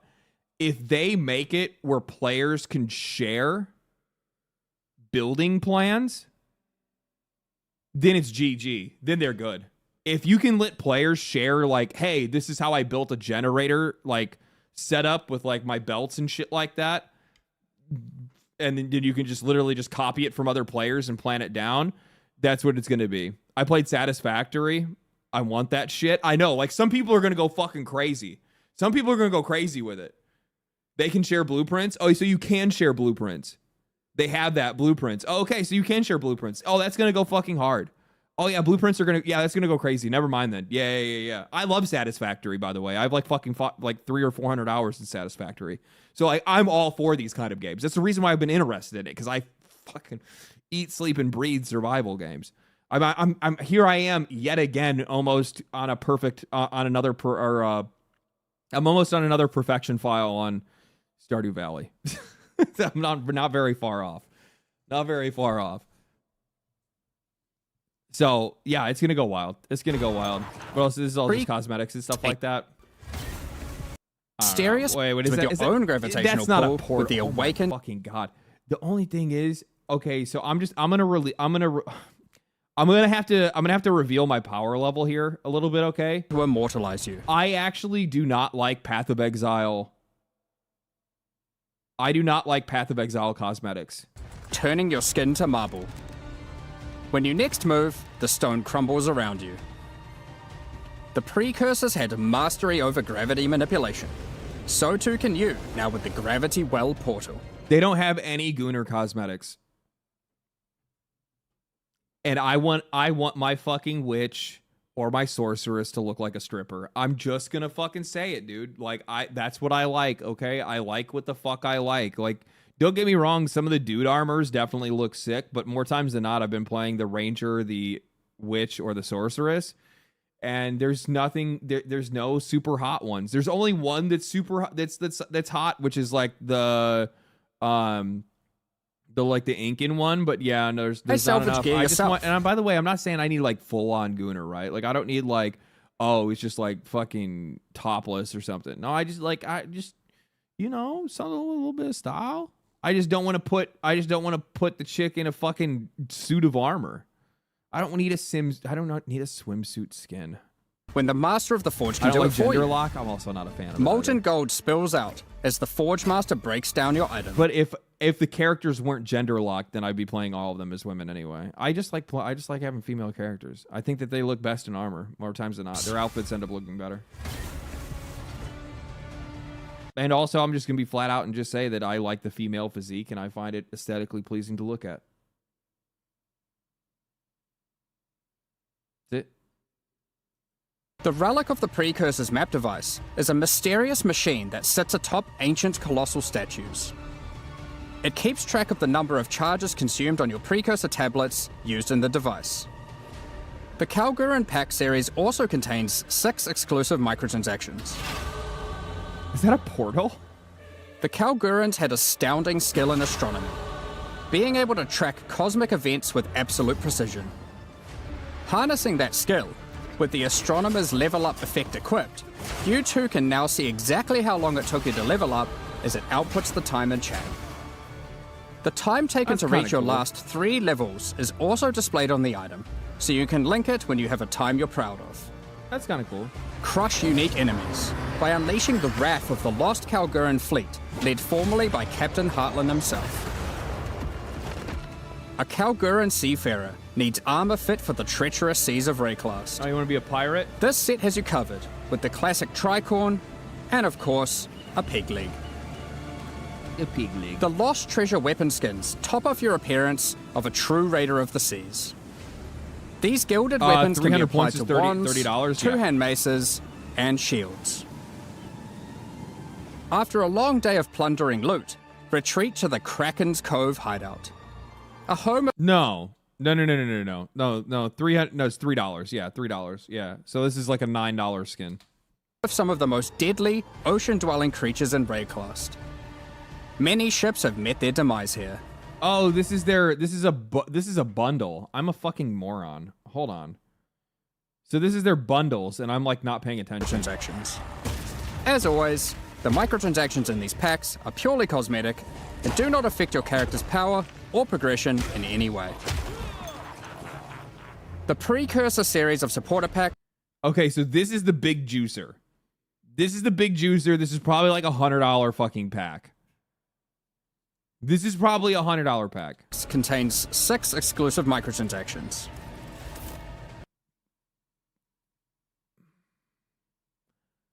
I'm gonna be real. That fucking map, I believe this must be for your maps. If it is for your maps, is fucking sick. First up, the marble statue character effect. Once you finally stay still for a moment, a podium rises up out of the ground to immortalize you, turning your skin to marble. So stupid. When you next move, the stone crumbles around you. So dumb. The Precursors had mastery over gravity manipulation. So too can you, now with the Gravity Well portal. Witness the power. Okay, that looks fucking sick. Power of its pull as you approach it. I do like map skins. I'm gonna be real. I do like map skins. I think they look so sick. Draw in enemies with your own gravitational pull with the Awakened Precursor armor set. The Precursors designed and built many mysterious ancient beings. This one used to serve as a scout that would patrol and tase intruders. Why salvage gear yourself when the Master of the Forge can do it for you? Molten gold spills out as the Forge Master breaks down your items. The Relic of the Precursor's map device is a mysterious machine that sits atop ancient colossal statues. It keeps track of the number of charges consumed on your Precursor tablets used in the device. Very cool. The Kalguran pack series also contains 6 exclusive microtransactions. The Kalgurans had astounding skill in astronomy. Okay, we've seen this. When you have a time you're proud of that. The seas. Yeah, we saw that. After a long day of that shield is treat actually to the dope as crack. fuck. Hold on, let me go back. After a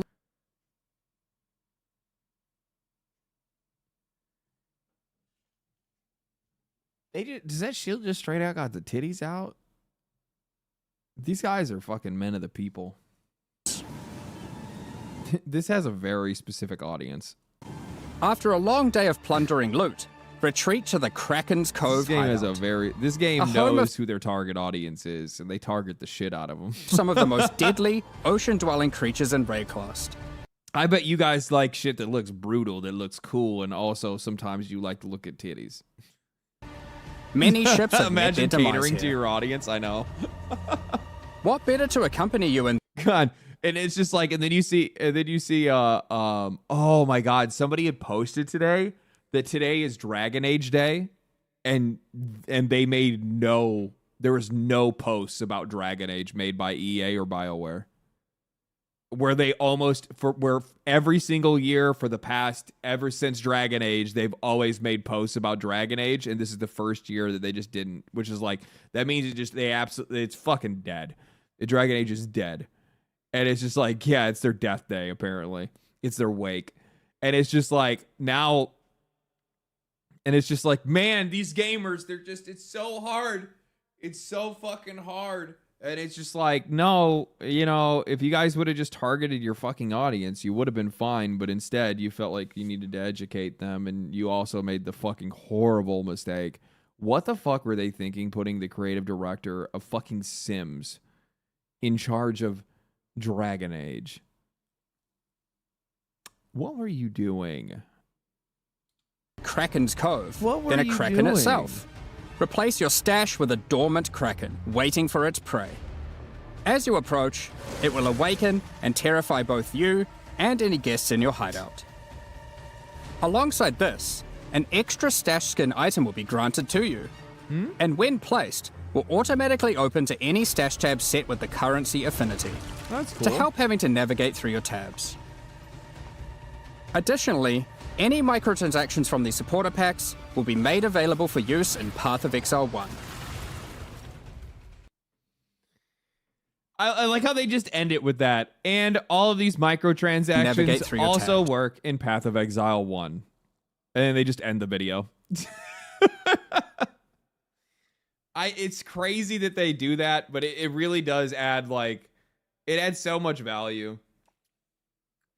I think I asked him about that.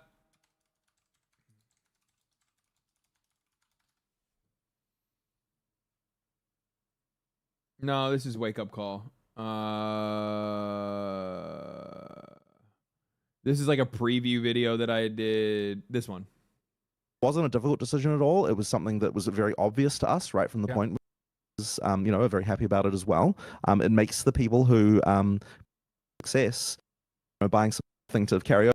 Really, in the service game, like that as a company. So I'm like a little bit for some of these, but effectively, like, it's not always the case that the sequels do better.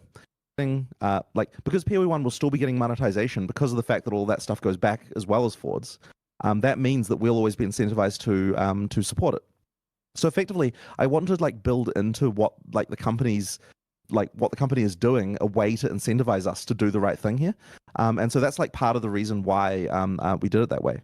But there's one other point as well I want to make, which is that when you do run a live service game, you kind of realize that like the stuff, I mean, look, the stuff that's selling is the new stuff. And I don't think that like reselling a bunch of stuff from the past to everyone again is necessarily even going to make that much money anyway. It's like, sure, I mean, there's stash tabs and stuff, and that would have been like a short-term injection of cash probably if we'd done that. But really, in the long term, that's a very, very smart thing to point out, which is like, yeah, technically we could just resell everything that we had made before, but that doesn't really make a lot of sense because new stuff always sells better. So why don't we just make people feel more valued by giving them what they asked for or what they already paid for and then giving them new shit instead? Destin Laguerre interview with Jonathan Rogers about New League was really good. Yeah, I might check that out. Oh, this interview, I heard a lot of people were upset you got this. Really? Were they? I don't think anybody's ever been upset about this one.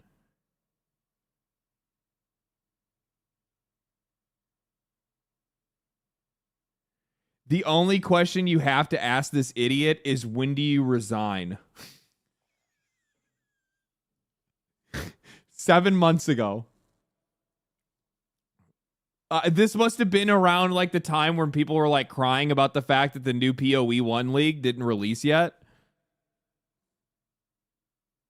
Not gonna lie though, this patch's nerf test, like the new patch's nerf fest feels a bit butt. These are people that are going back to an interview from over a year ago, watching that video, and then leaving negative comments about a patch that happened like fucking 6 months later. Capsule in time, I know. Could you imagine a CEO trying to, they never played minions, stuck indoors, stuck outside fights, despawning. And the funny thing is that like, holy, he has gray hair at age 28? What? Are they talking about Jonathan? Not me. I'm dark. I'm dark. I'd like to see you and DM do some content together. You guys are my favorite creators at the moment. Keep doing the grind. Oh, that's actually really nice. Never saw that before.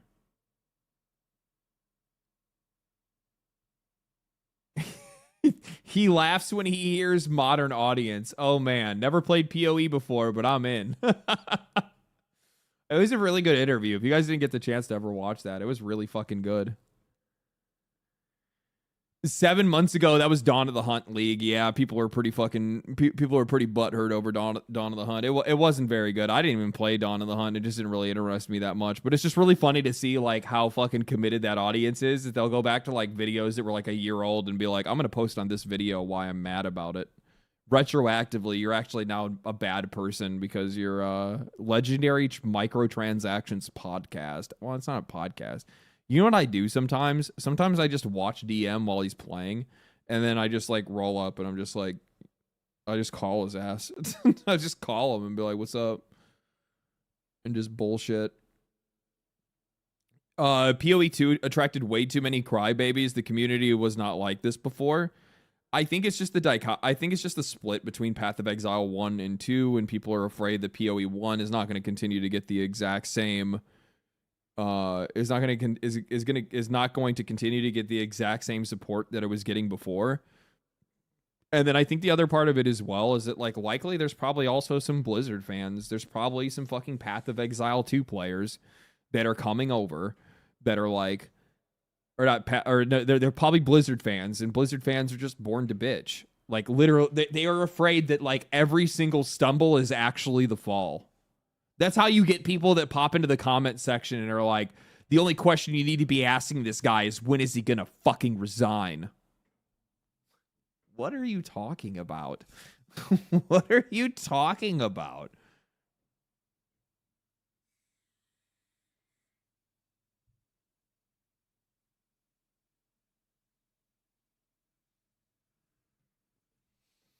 You're right. You're right. I avoid the PoE2 subreddit because it's just a negative echo chamber. Oh, it's so fucking bad, dude. I mean, you should just avoid Reddit altogether, to be honest with you. Unless you're looking for boobs. Great place for that. But outside of that, I would just I'd stay away from everything else. When the game is free, it's easier for annoying people to get in. Also true. Yeah, you kind of raise the bar. You kind of raise the bar on that, don't you? Turns out you do not need the Samus and Viola amiibo to unlock music in the Valley. You can 100% acquire it. You can 100% the game to acquire it.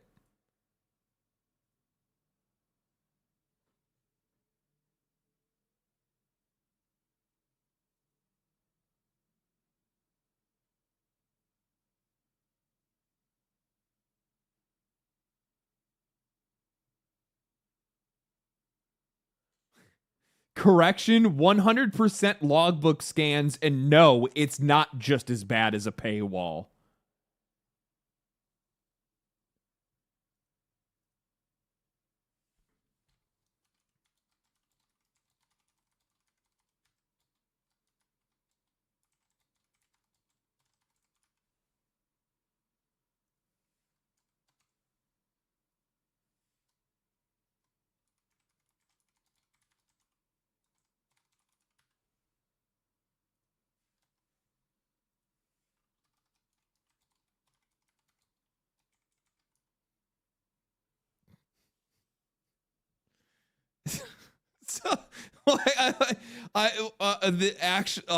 Actually, he says with Nintendo gravy dribbling of his mouth. I know, dude. Now let's stop spreading misinformation, shall we? With my Mario inspired Do Not Disturb now playing Metro. What the fuck? Why are Nintendo gamers so fucking cringe? Why are they so cringe? And like, you also...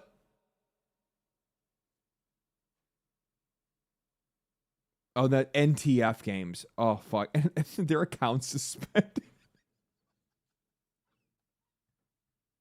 Previously? And so what, did you get banned on your other accounts? You got banned on one of them.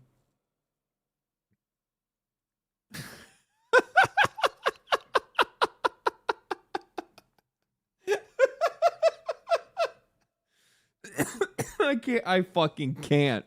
I can't. Can we please stop spreading misinformation? You can't talk bad about Nintendo. What is this? Korean developer fined by antitrust watchdog for deceptive gacha practices. Game developer WebZen has been fined by South Korea's Fair Trade Commission for deceptive gacha practices in the mobile MMORPG MU Archangel. I've never heard of that before. Pokemon accidentally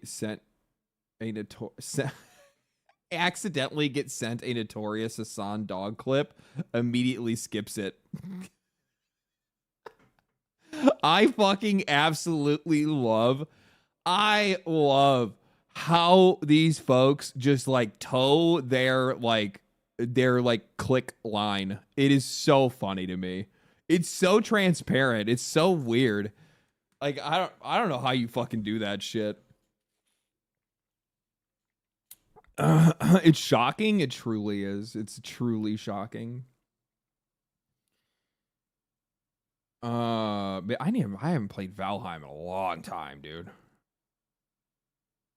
I fucking love the shit out of that game. How many hours of Valheim do I have? I'm curious. How many hours of Valheim do I have?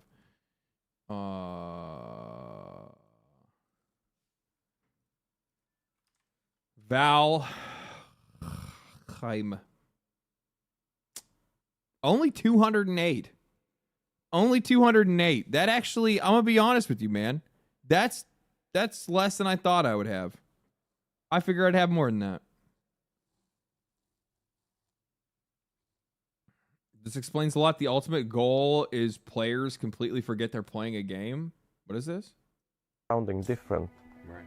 And by that time, not even movies had gone that route, really. So it was sort of a novel thing, I guess.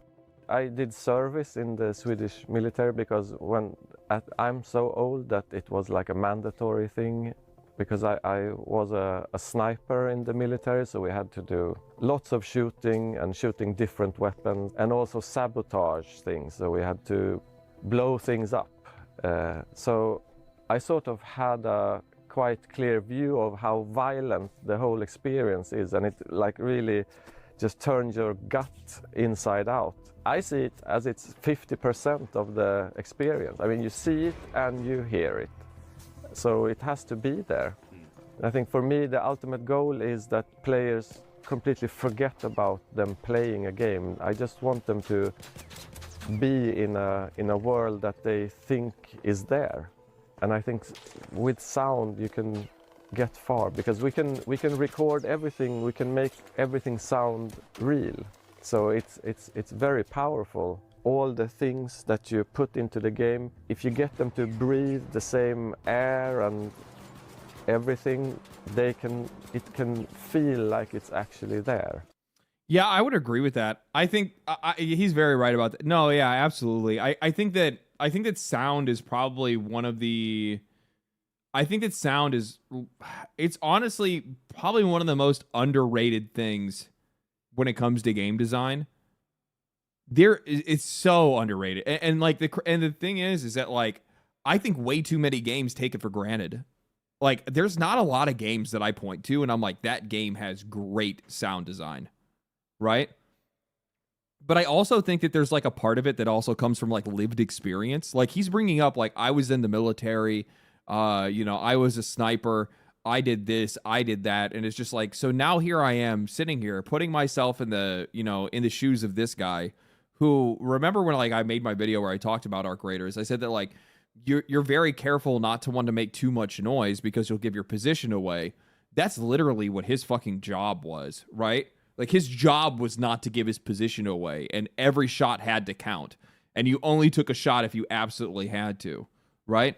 And it's just like, that lived experience that he had is reflected directly into the game. So I think it's like, you have to have a talent for what you're doing. You have to have the eye and attention for detail and the care to want to try to connect the player to the world in that kind of way. But I don't think that you get there without the lived experience of somebody like him who actually was like in those scenarios where it's like, I need this shot. I need these gunshots to sound like I'm scaring myself when I shoot them, right? Because like, if you guys have ever shot guns, like, you definitely feel what you're doing. You definitely are like, I am holding something that could kill somebody. I am shooting something that could do that. It's also a lot of fun. It's also a lot of fun, and it's not in a self-insert way. No. It's just a lived experience. That's it. Props to Arc Raiders for telling that story. It's so fucking good, dude. Like, it's such a good game. It's such a like. It still needs work. I'm not saying it's. I think I even said it's not a perfect game by any means. They still got work to do on it, but yeah. So I started playing Warframe 3 days ago because of this guy and his nipple piercings. But as soon as I saw Dante, I bought him instead. Oh my god. I'm going to tell you right now, VTubers are going to farm Warframe. Warframe is like you know what the funny thing is? I actually think that Warframe is like the perfect stream game. It does not require a lot of bandwidth, like brain-wise. It really doesn't. And you literally can just fucking like completely like I can literally like just bullshit with you guys while playing it, and it doesn't even bother me. You have to be in the run though. Like you have to be in there, but yeah. Why did they buy Dante? Just farm for him? Well, it's also I get where you're coming from because you literally just farm all of these frames. But also Dante's kind of busted if you just got Warframe 3 days ago. Dante's kind of fucking like a little much. He's a little much that early. Like I would just use the original frame, right? Like I'd rock myself I don't know, a mag or something, right? Solos the whole game. I mean, essentially, yeah, you can. I mean, somebody gifted me Dante. Like, when did they give me Dante? Probably like, I think half, like probably 100 hours in or something like that. Have you played Soulframe? No, I'm going to. I need to buy the. I need to buy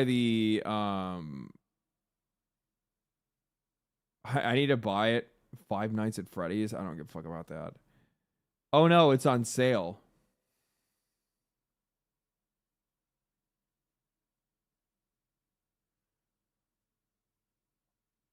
Oh.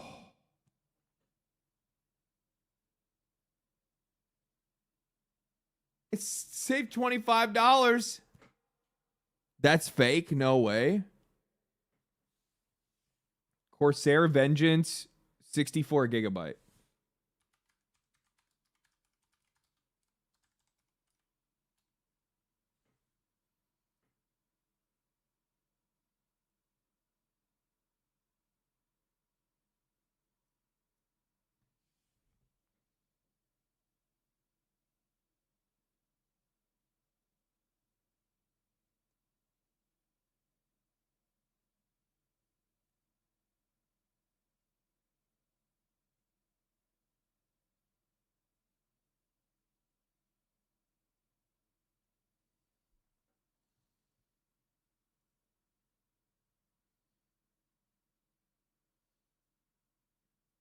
That's the same RAM. That's the same RAM speed.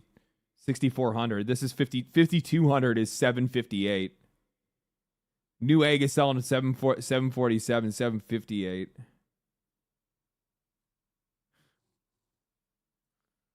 It hasn't even started yet, boys. It hasn't even started yet. We're only at the start of this. Supply isn't even low yet. They're increasing these prices in the response to where they think supply is going to go. Like we haven't even they haven't even broken ground on most of these fucking places yet. This is fake, right? No, I just looked up the price. No, it's real. It's actually more than this on their website. It's $900 on their website.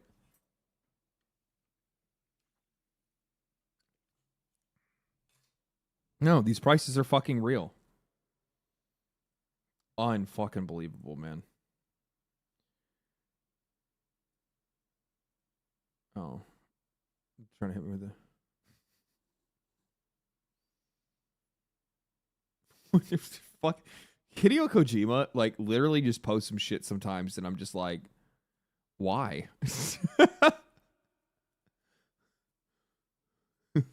just... John Cena in Death Stranding 2? Maybe. I don't know how you play a game where you can't see the character, though. This is fat. I just shut the fuck up. I don't care.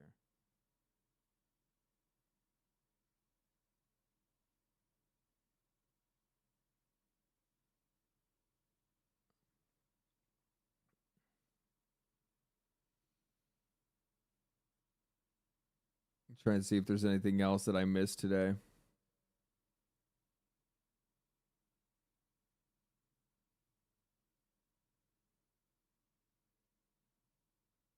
Why do Reddit mods hate art so much? I literally posted my Night Rain fan art. No ban reason given either. Insane. Probably because some fucking goober Reddit mod saw this and were like, my waifu, and then fucking took it down and tried to like hide the art so then they can be the ones to fucking goon to it themselves. Does that have panty line? It does have panty lines. It does. Like, am I seeing that? No, I'm not seeing anything. I see it.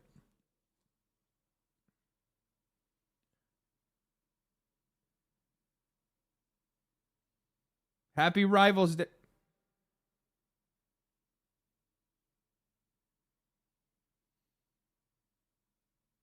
It must be that time of day, right? It's like nighttime, right? So like this is when Twitter's like, "Hey, you want to see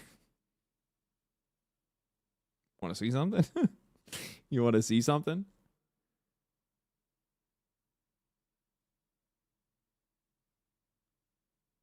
What is this? Wages starting at $28 an hour. $32 shift leader. Not gonna lie, working at McDonald's doesn't sound all that bad right now. $28 an hour, 32 hour for crew shift. Hey, Destin, are you still in chat? How much do journalists make?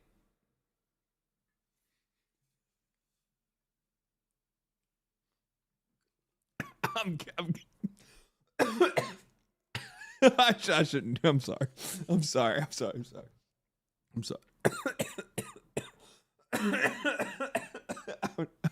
I'm fucking around. Oh man. LD, you have a lot of goon material in your feed. So, what do you have to say about that? What MTG Jack are you working on right now? I just finished one.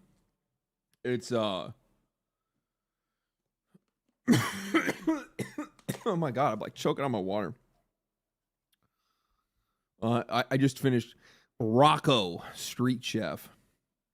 He makes food and he exiles spells and I get bonuses from that. It's fun. It's like a group hug style deck. It's a lot of fun. Don't die. It's unhealthy. I know.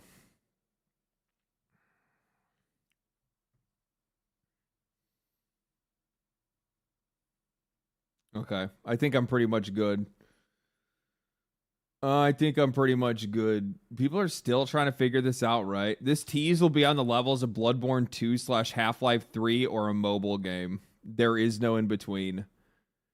This is a stolen post, by the way. This dude like literally just stole somebody else's joke, which that's Twitter, I guess. I saw somebody post earlier that I thought it was really funny where they were just like, everybody knows that this is about to be some fucking mobile game people are going to forget about in like 3 hours. Dante's Inferno? That doesn't really make any sense, to be honest. That doesn't really make any sense.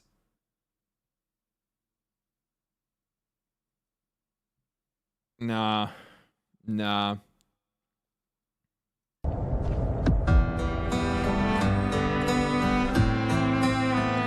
If saving you means losing you. Dude, I remember this part right here. I was sitting like this. I was like,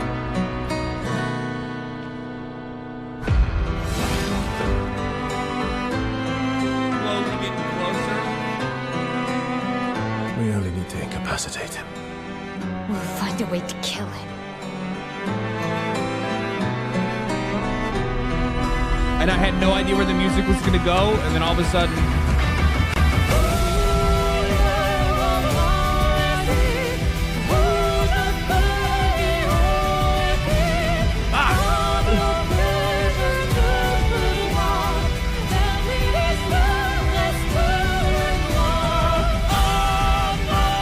And then the fucking yells in the background.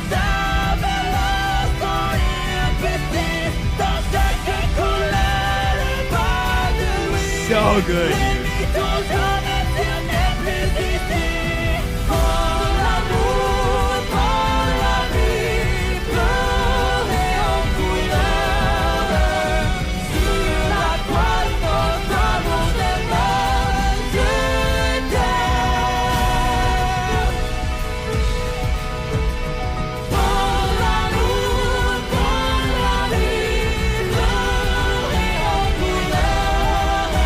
Man, it's so fucking good. I wish that I wish I could relive it all over again and like erase it from my memory and then play the game again. I really do, man. It's one of those games. It's one of those games where I legit wish that I could just fucking zap my memory and then just go back and play it again and be like, holy fuck. It's such a good game. It's just, it's like, it's one of my things where like I just talked about this today. It's one of the things where I'm like, I wish more games were like that. It's one of those things that I find like so interesting because like when some of these games fail, one of the things that you always hear about is you'll hear these game developers that'll be like, oh, well, our game is actually like, we poured our heart and soul and our creativity into it. And then that game is like Assassin's Creed fucking Shadows. And it's just like,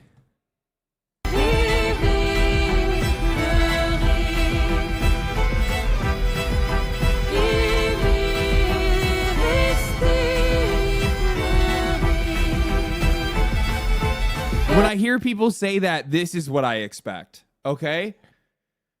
Oh, we poured all of our creativity and and then they're like, oh, and like here's fucking Yasuke screaming at a random Titan from from a fucking like Temu Titan from Attack on Titan, and it's just like, well, maybe you guys just aren't all that talented enough. Maybe that's what it is. Maybe your creativity. Have you guys come to the turn? Have you come to terms with the idea that you might not actually be creative?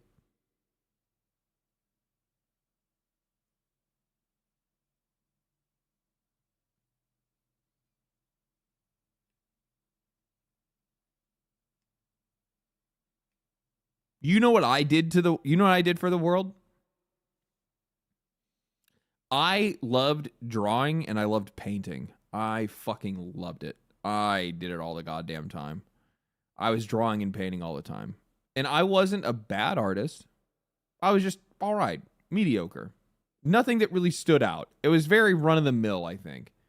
It was solid art, but I wasn't like fucking... I wasn't like that. There's that like next level of talent where it's like... where I could have been an artist, right? Like I could have easily like gone to school, finished school, got an art degree or like for like digital art or something like that and probably gotten a job, right? Like this is high school, right? Can we see? I don't know. I think I still have.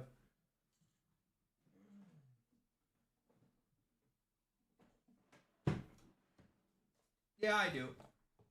Yeah, I still have one of my sketchbooks from high school.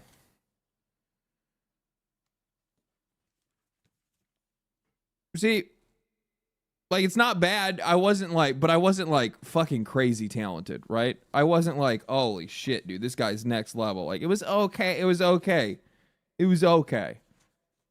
And I did the world a solid. And I just gave up on it. I did the world a solid. And was like, nah, I'm good. I could have been that guy that would have been all right, but not that talented, right? I could have been all right, but not that talented. We're like, oh, yeah, that's interesting. Not like, holy shit, that's fucking cool, right? Just, oh, that's interesting. I could have made serviceable art. And then I said, nah, fuck that. I'm going to do the world a solid, and I'm going to go find something that I'm actually good at. Well, I didn't really find it, though. I went and worked in construction instead. I found out bullshitting was my best ability. Now I can fucking wrap clients around my finger. The only real skill that I have, like my best skill that I have, is talking. You guys probably wouldn't believe it, but yeah.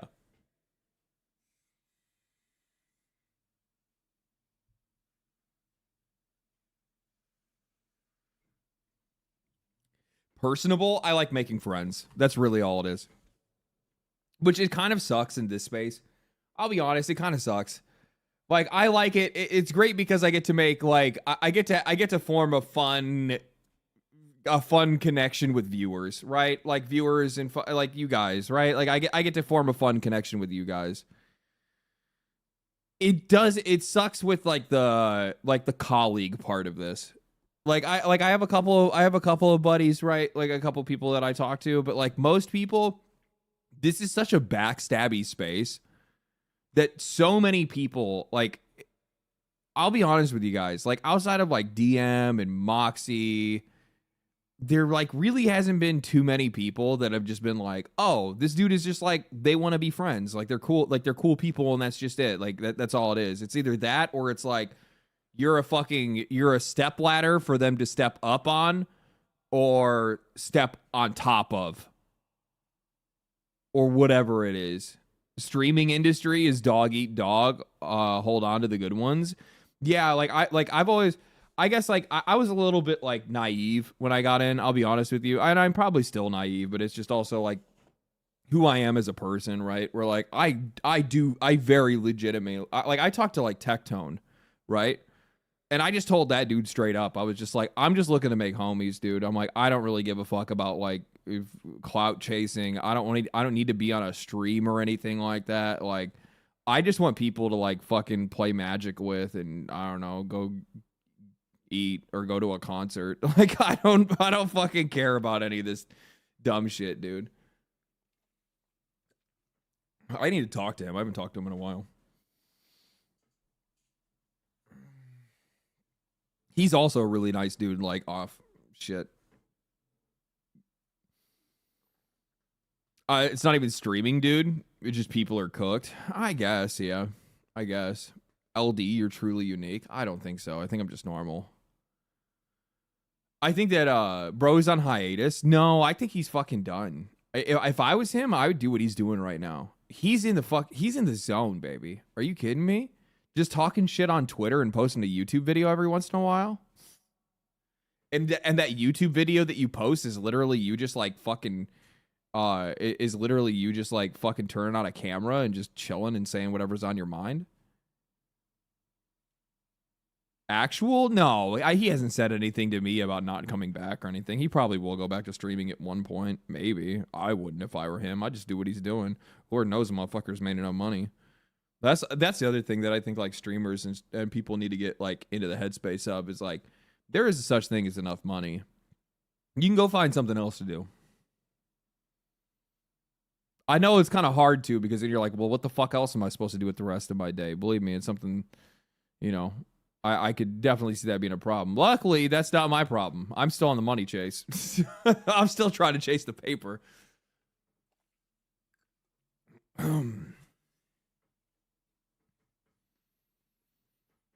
And I'll probably need to chase a lot of it if I want to have like kids and shit like that. So,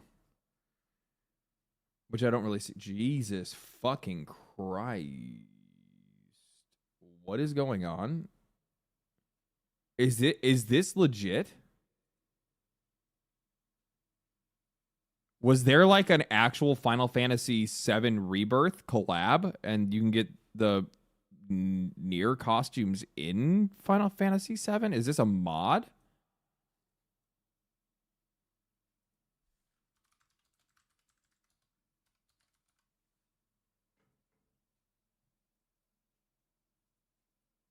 Fuck off, dude. Oh, fuck it. What am I doing? 1996. I don't know. Fucking just give it to me.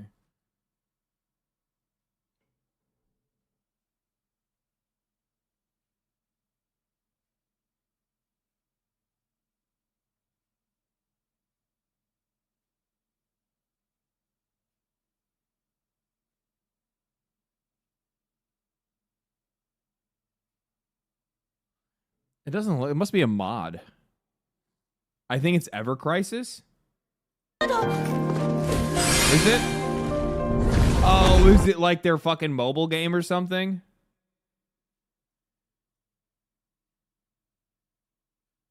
I can't believe they put fucking Aerith in Kaine's outfit. Oh my fucking god. How degenerate. However, I have seen the clips of Tifa dressed as 2B, and wow.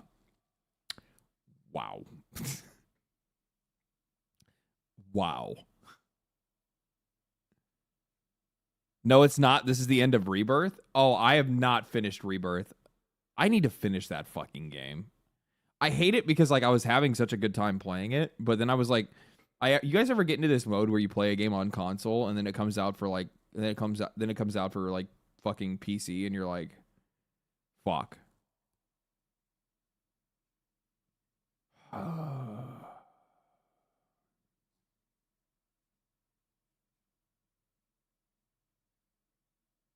Damn. Watch your girl. I'm about to hit the club. You already know.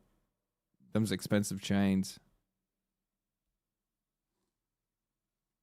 Them are expensive chains. Jesus Christ.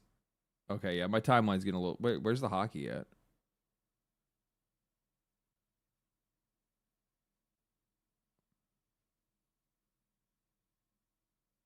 Taping it up. Oh, damn, he got a fucking shiner. You got a real shiner. Okay, all right. All right. Ladies and gents, boys and girls. It's already like fucking 7 hours into stream. 7.5 hours into stream. I would play something, but there's not really anything to play, and I don't have anything downloaded on this PC. So it doesn't really feel like it's worth it for me to do that.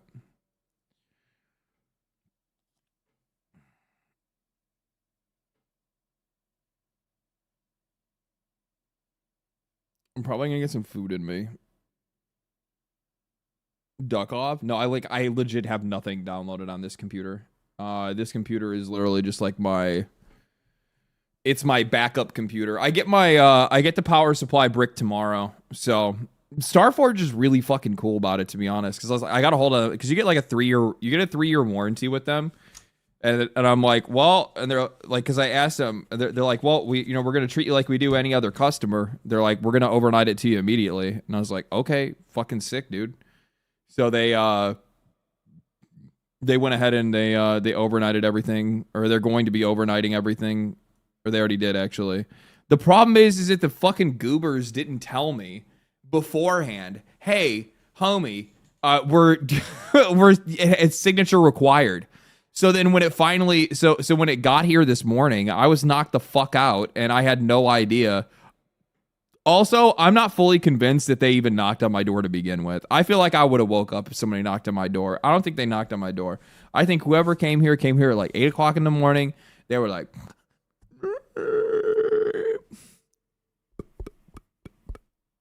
barely even tapped on my door and then left.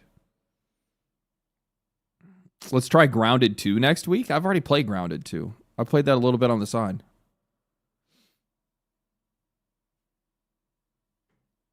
Isn't there something coming out? What are you talking about? It's going to be the Path of Exile League next week, isn't it?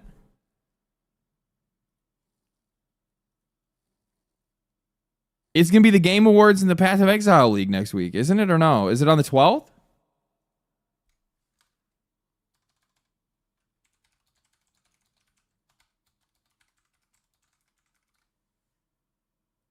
Yeah, Friday, December 12th. Like, it's literally going to be the day that we play. And it starts at 11 a.m. PST. So I'll already be ripping it. Probably I'll be playing it. I'll be playing it already.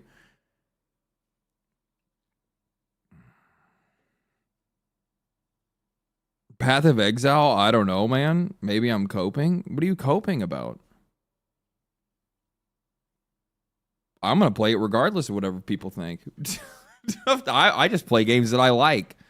That's the benefit of being a variety streamer. I see some of these guys that are like fucking tooled into some of these games where they're just like, I have to play this game because that's my job. And I'm just like, bro, that shit must suck. Imagine being a Call of Duty streamer. Oh. Actually, do you know what? Imagine being any one game streamer. That shit is a fucking death sentence. Weren't you gonna check out the new content in Helldivers 2? They haven't even done any of their shit yet. I went and looked at the game, And the game doesn't even have they didn't even do their update yet where they lowered the game's shit. They haven't even lowered the game's file size yet. I went to check it out and it wasn't there yet.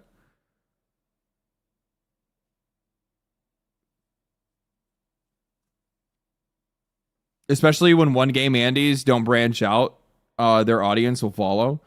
I'll reveal to you my secret. I have the 23 gigabyte version. For some odd reason, it's not showing that on mine yet. I'll reveal to you my secret. I'll tell you guys what I did. So, I didn't really have much of a plan when I first started making YouTube videos. Initially, it was like, I like ARPGs. I'm going to talk about ARPGs. I'm going to talk about Diablo. I grew up with Diablo. I love Diablo. Diablo was also popping off at the time. Like, a lot of people were really excited for it. So, but I also really liked Final Fantasy and MMOs. So I'm like, I'm just going to talk about RPGs. So then I kind of like opened it up to that, RPGs. So I think like the first couple videos I made were on Final Fantasy. Then I made a video on Diablo. The Diablo video like ripped. So then I started making more Diablo videos, right? Because like that was the first one that like tore up. My first or second YouTube video ever was already hit like 150K. Like I got crazy lucky. I'm not gonna pretend like I'm like I was chosen, okay? I was chosen by the gods. I think my first video got like 25,000 views. My second video got like the same almost, or like 15 or something like that. My third, which is about Final Fantasy versus World of Warcraft, that got like 150,000 views or 200,000 views. Then I did a video on Diablo that got like 400,000 views. Like, I mean, like I ripped like straight from the start, man. I got super fucking insanely lucky. Then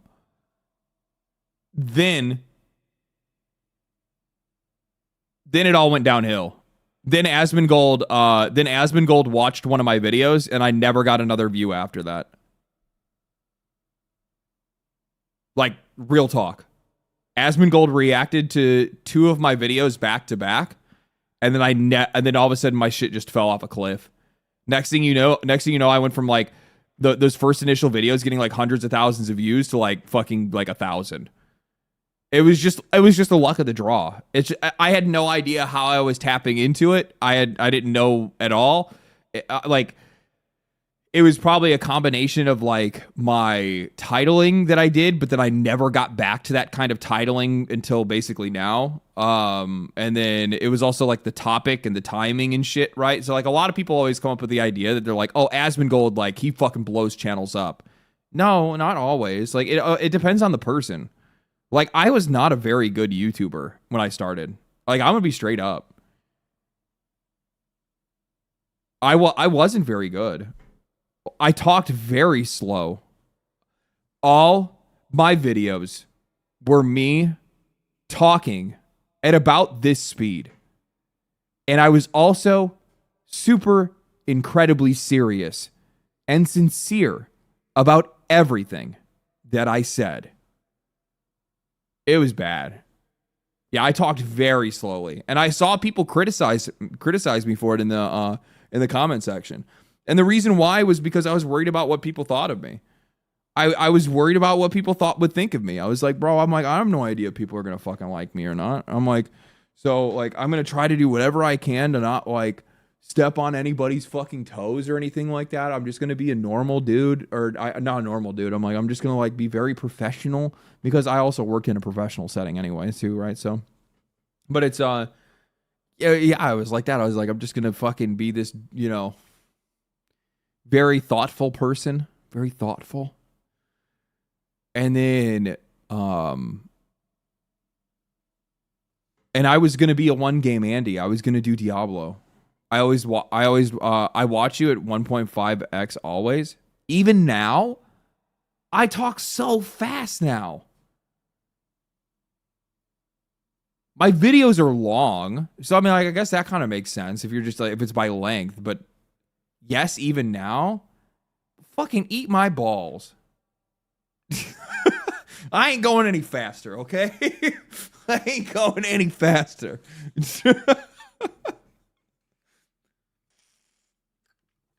This is as fast as you fucking get. I'm sitting there like barely fucking breathing on some of these videos, like trying to rip it as quick as I can. And I'm like, because I sped up a lot, dude. Holy shit! If you hear like the speed that I talk now versus when I was talking before, it's crazy.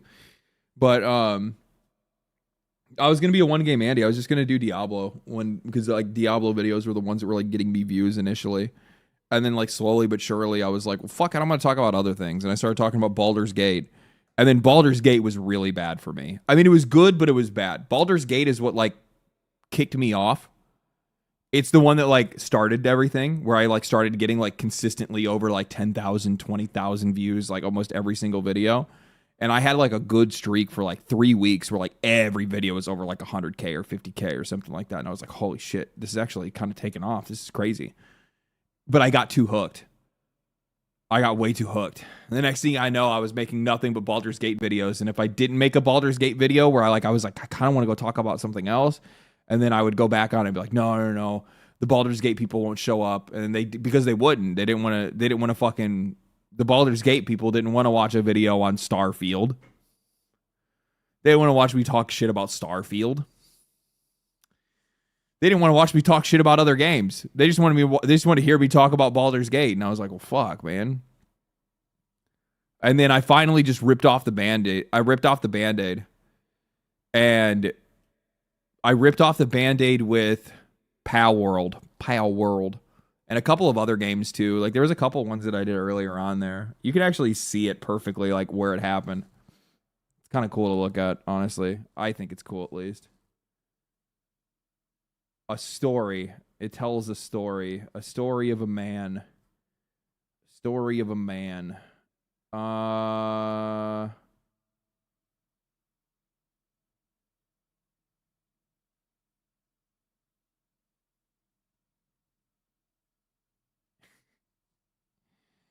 These are so fucking dumb.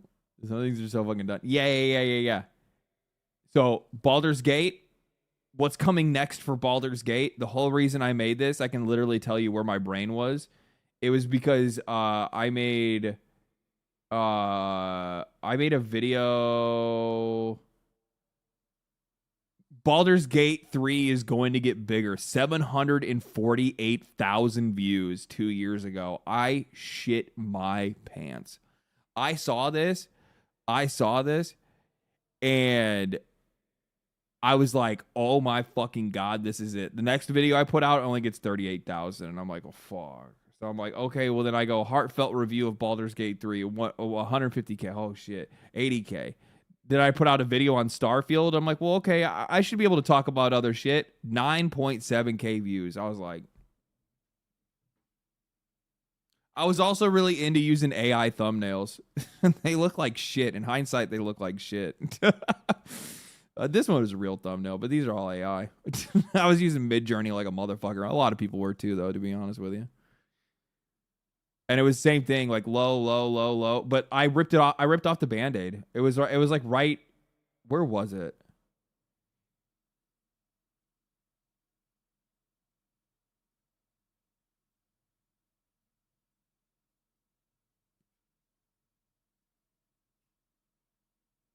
I think it was like right here that I was just like, you know what? Fuck it. If I for whatever reason can't get views anymore, it is what it is. Because like even a Baldur's Gate 3 video didn't do well, so I'm like, just fuck it, whatever. I'm just gonna talk about whatever else. And then I actually didn't even realize this one actually did pretty good. 6 best RPGs to play after Baldur's Gate 3. Still made it about Baldur's Gate 3. I was still tapped in, couldn't fucking let go. The gaming industry's biggest lie. It's about currency obfuscation. And then Cyberpunk, and then like Twitch and Amazon. So then this is what I just hit variety, and I was just like, fuck it, I'm just doing my whole thing. This is what brought me back into the React streams. Now that I think about it, this guy right here, this one is what brought me back. Like, dude, literally, Asmongold never watched me again. Like, he watched that Diablo video. I'm not even kidding you. Look at this. Where is it at? Because people are like talking about how like reactions like do so much to a YouTube channel. Right here. So Diablo 4 isn't what you think it is. So this is fucking crazy though. My first upload, 6.8k views, which is fucking, by the way, that's fucking nutty. When people start, you never get that kind of shit. You never get 6.8k. Most people sit at like 100 views. 6.8k? The next one got 3k, and I was like, okay, well, I guess I'm done with Final Fantasy 16. So then I did a video on Final Fantasy and World of Warcraft. I got over 100,000 views, almost 200,000 views. Then I did one on Diablo, and I got 200,000 views. That's crazy. And then it immediately equaled out.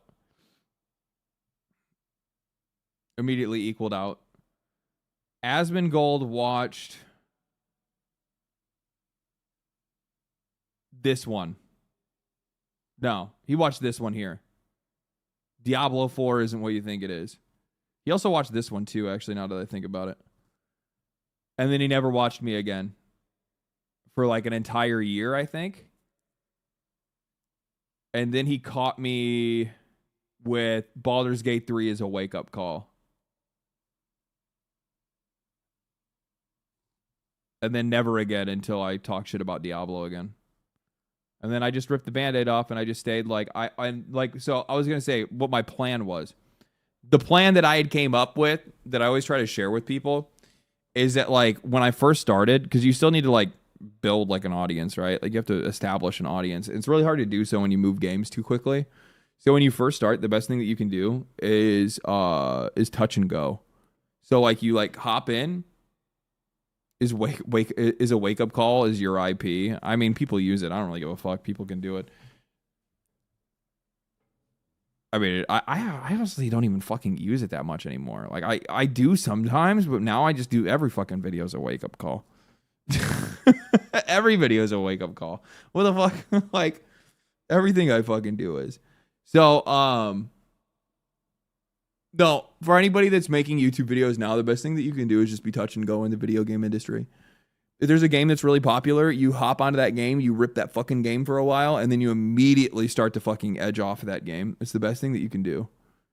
You just bounce around. So if I was getting started now, I would start ripping Arc Raiders, making videos on Arc Raiders, and then move on to something else immediately. Like, oh, there's a Path of Exile 2 league that's coming out. I'm going to talk about Path of Exile. I'm going to play Path of Exile for the first time and talk about my experience playing it and then move on from there. It's the best thing that you can do. Baldur's Gate 3 really did change things. It did change things. It changed everybody's perspective on like what a high quality game is and like what to expect or what they should expect.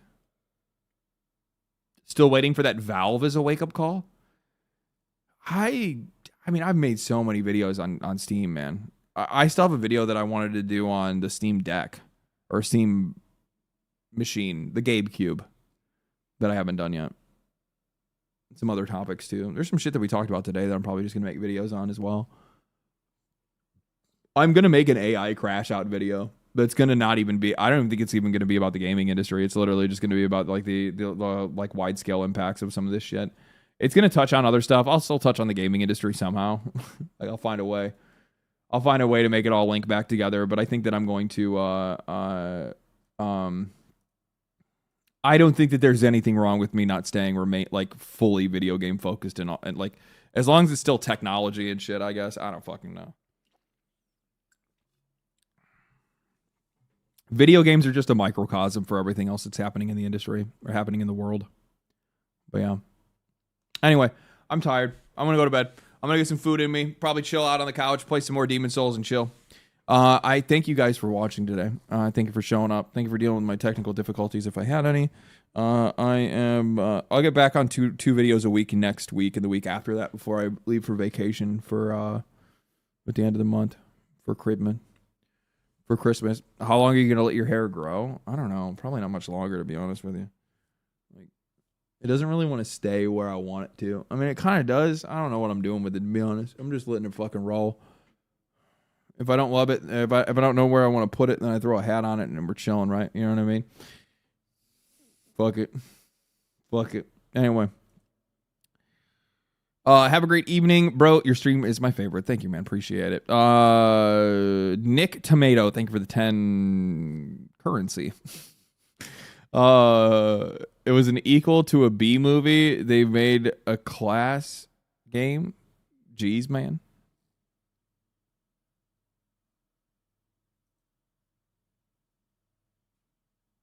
think that person might be watching earlier in the stream. Super chatting like earlier into the stream. It's funny. Anyway, thank you guys for watching. Stay cool, stay righteous, stay safe. I hope you guys have a safe rest of your week, safe rest of your weekend, safe rest of your evening, and I will catch you guys next week.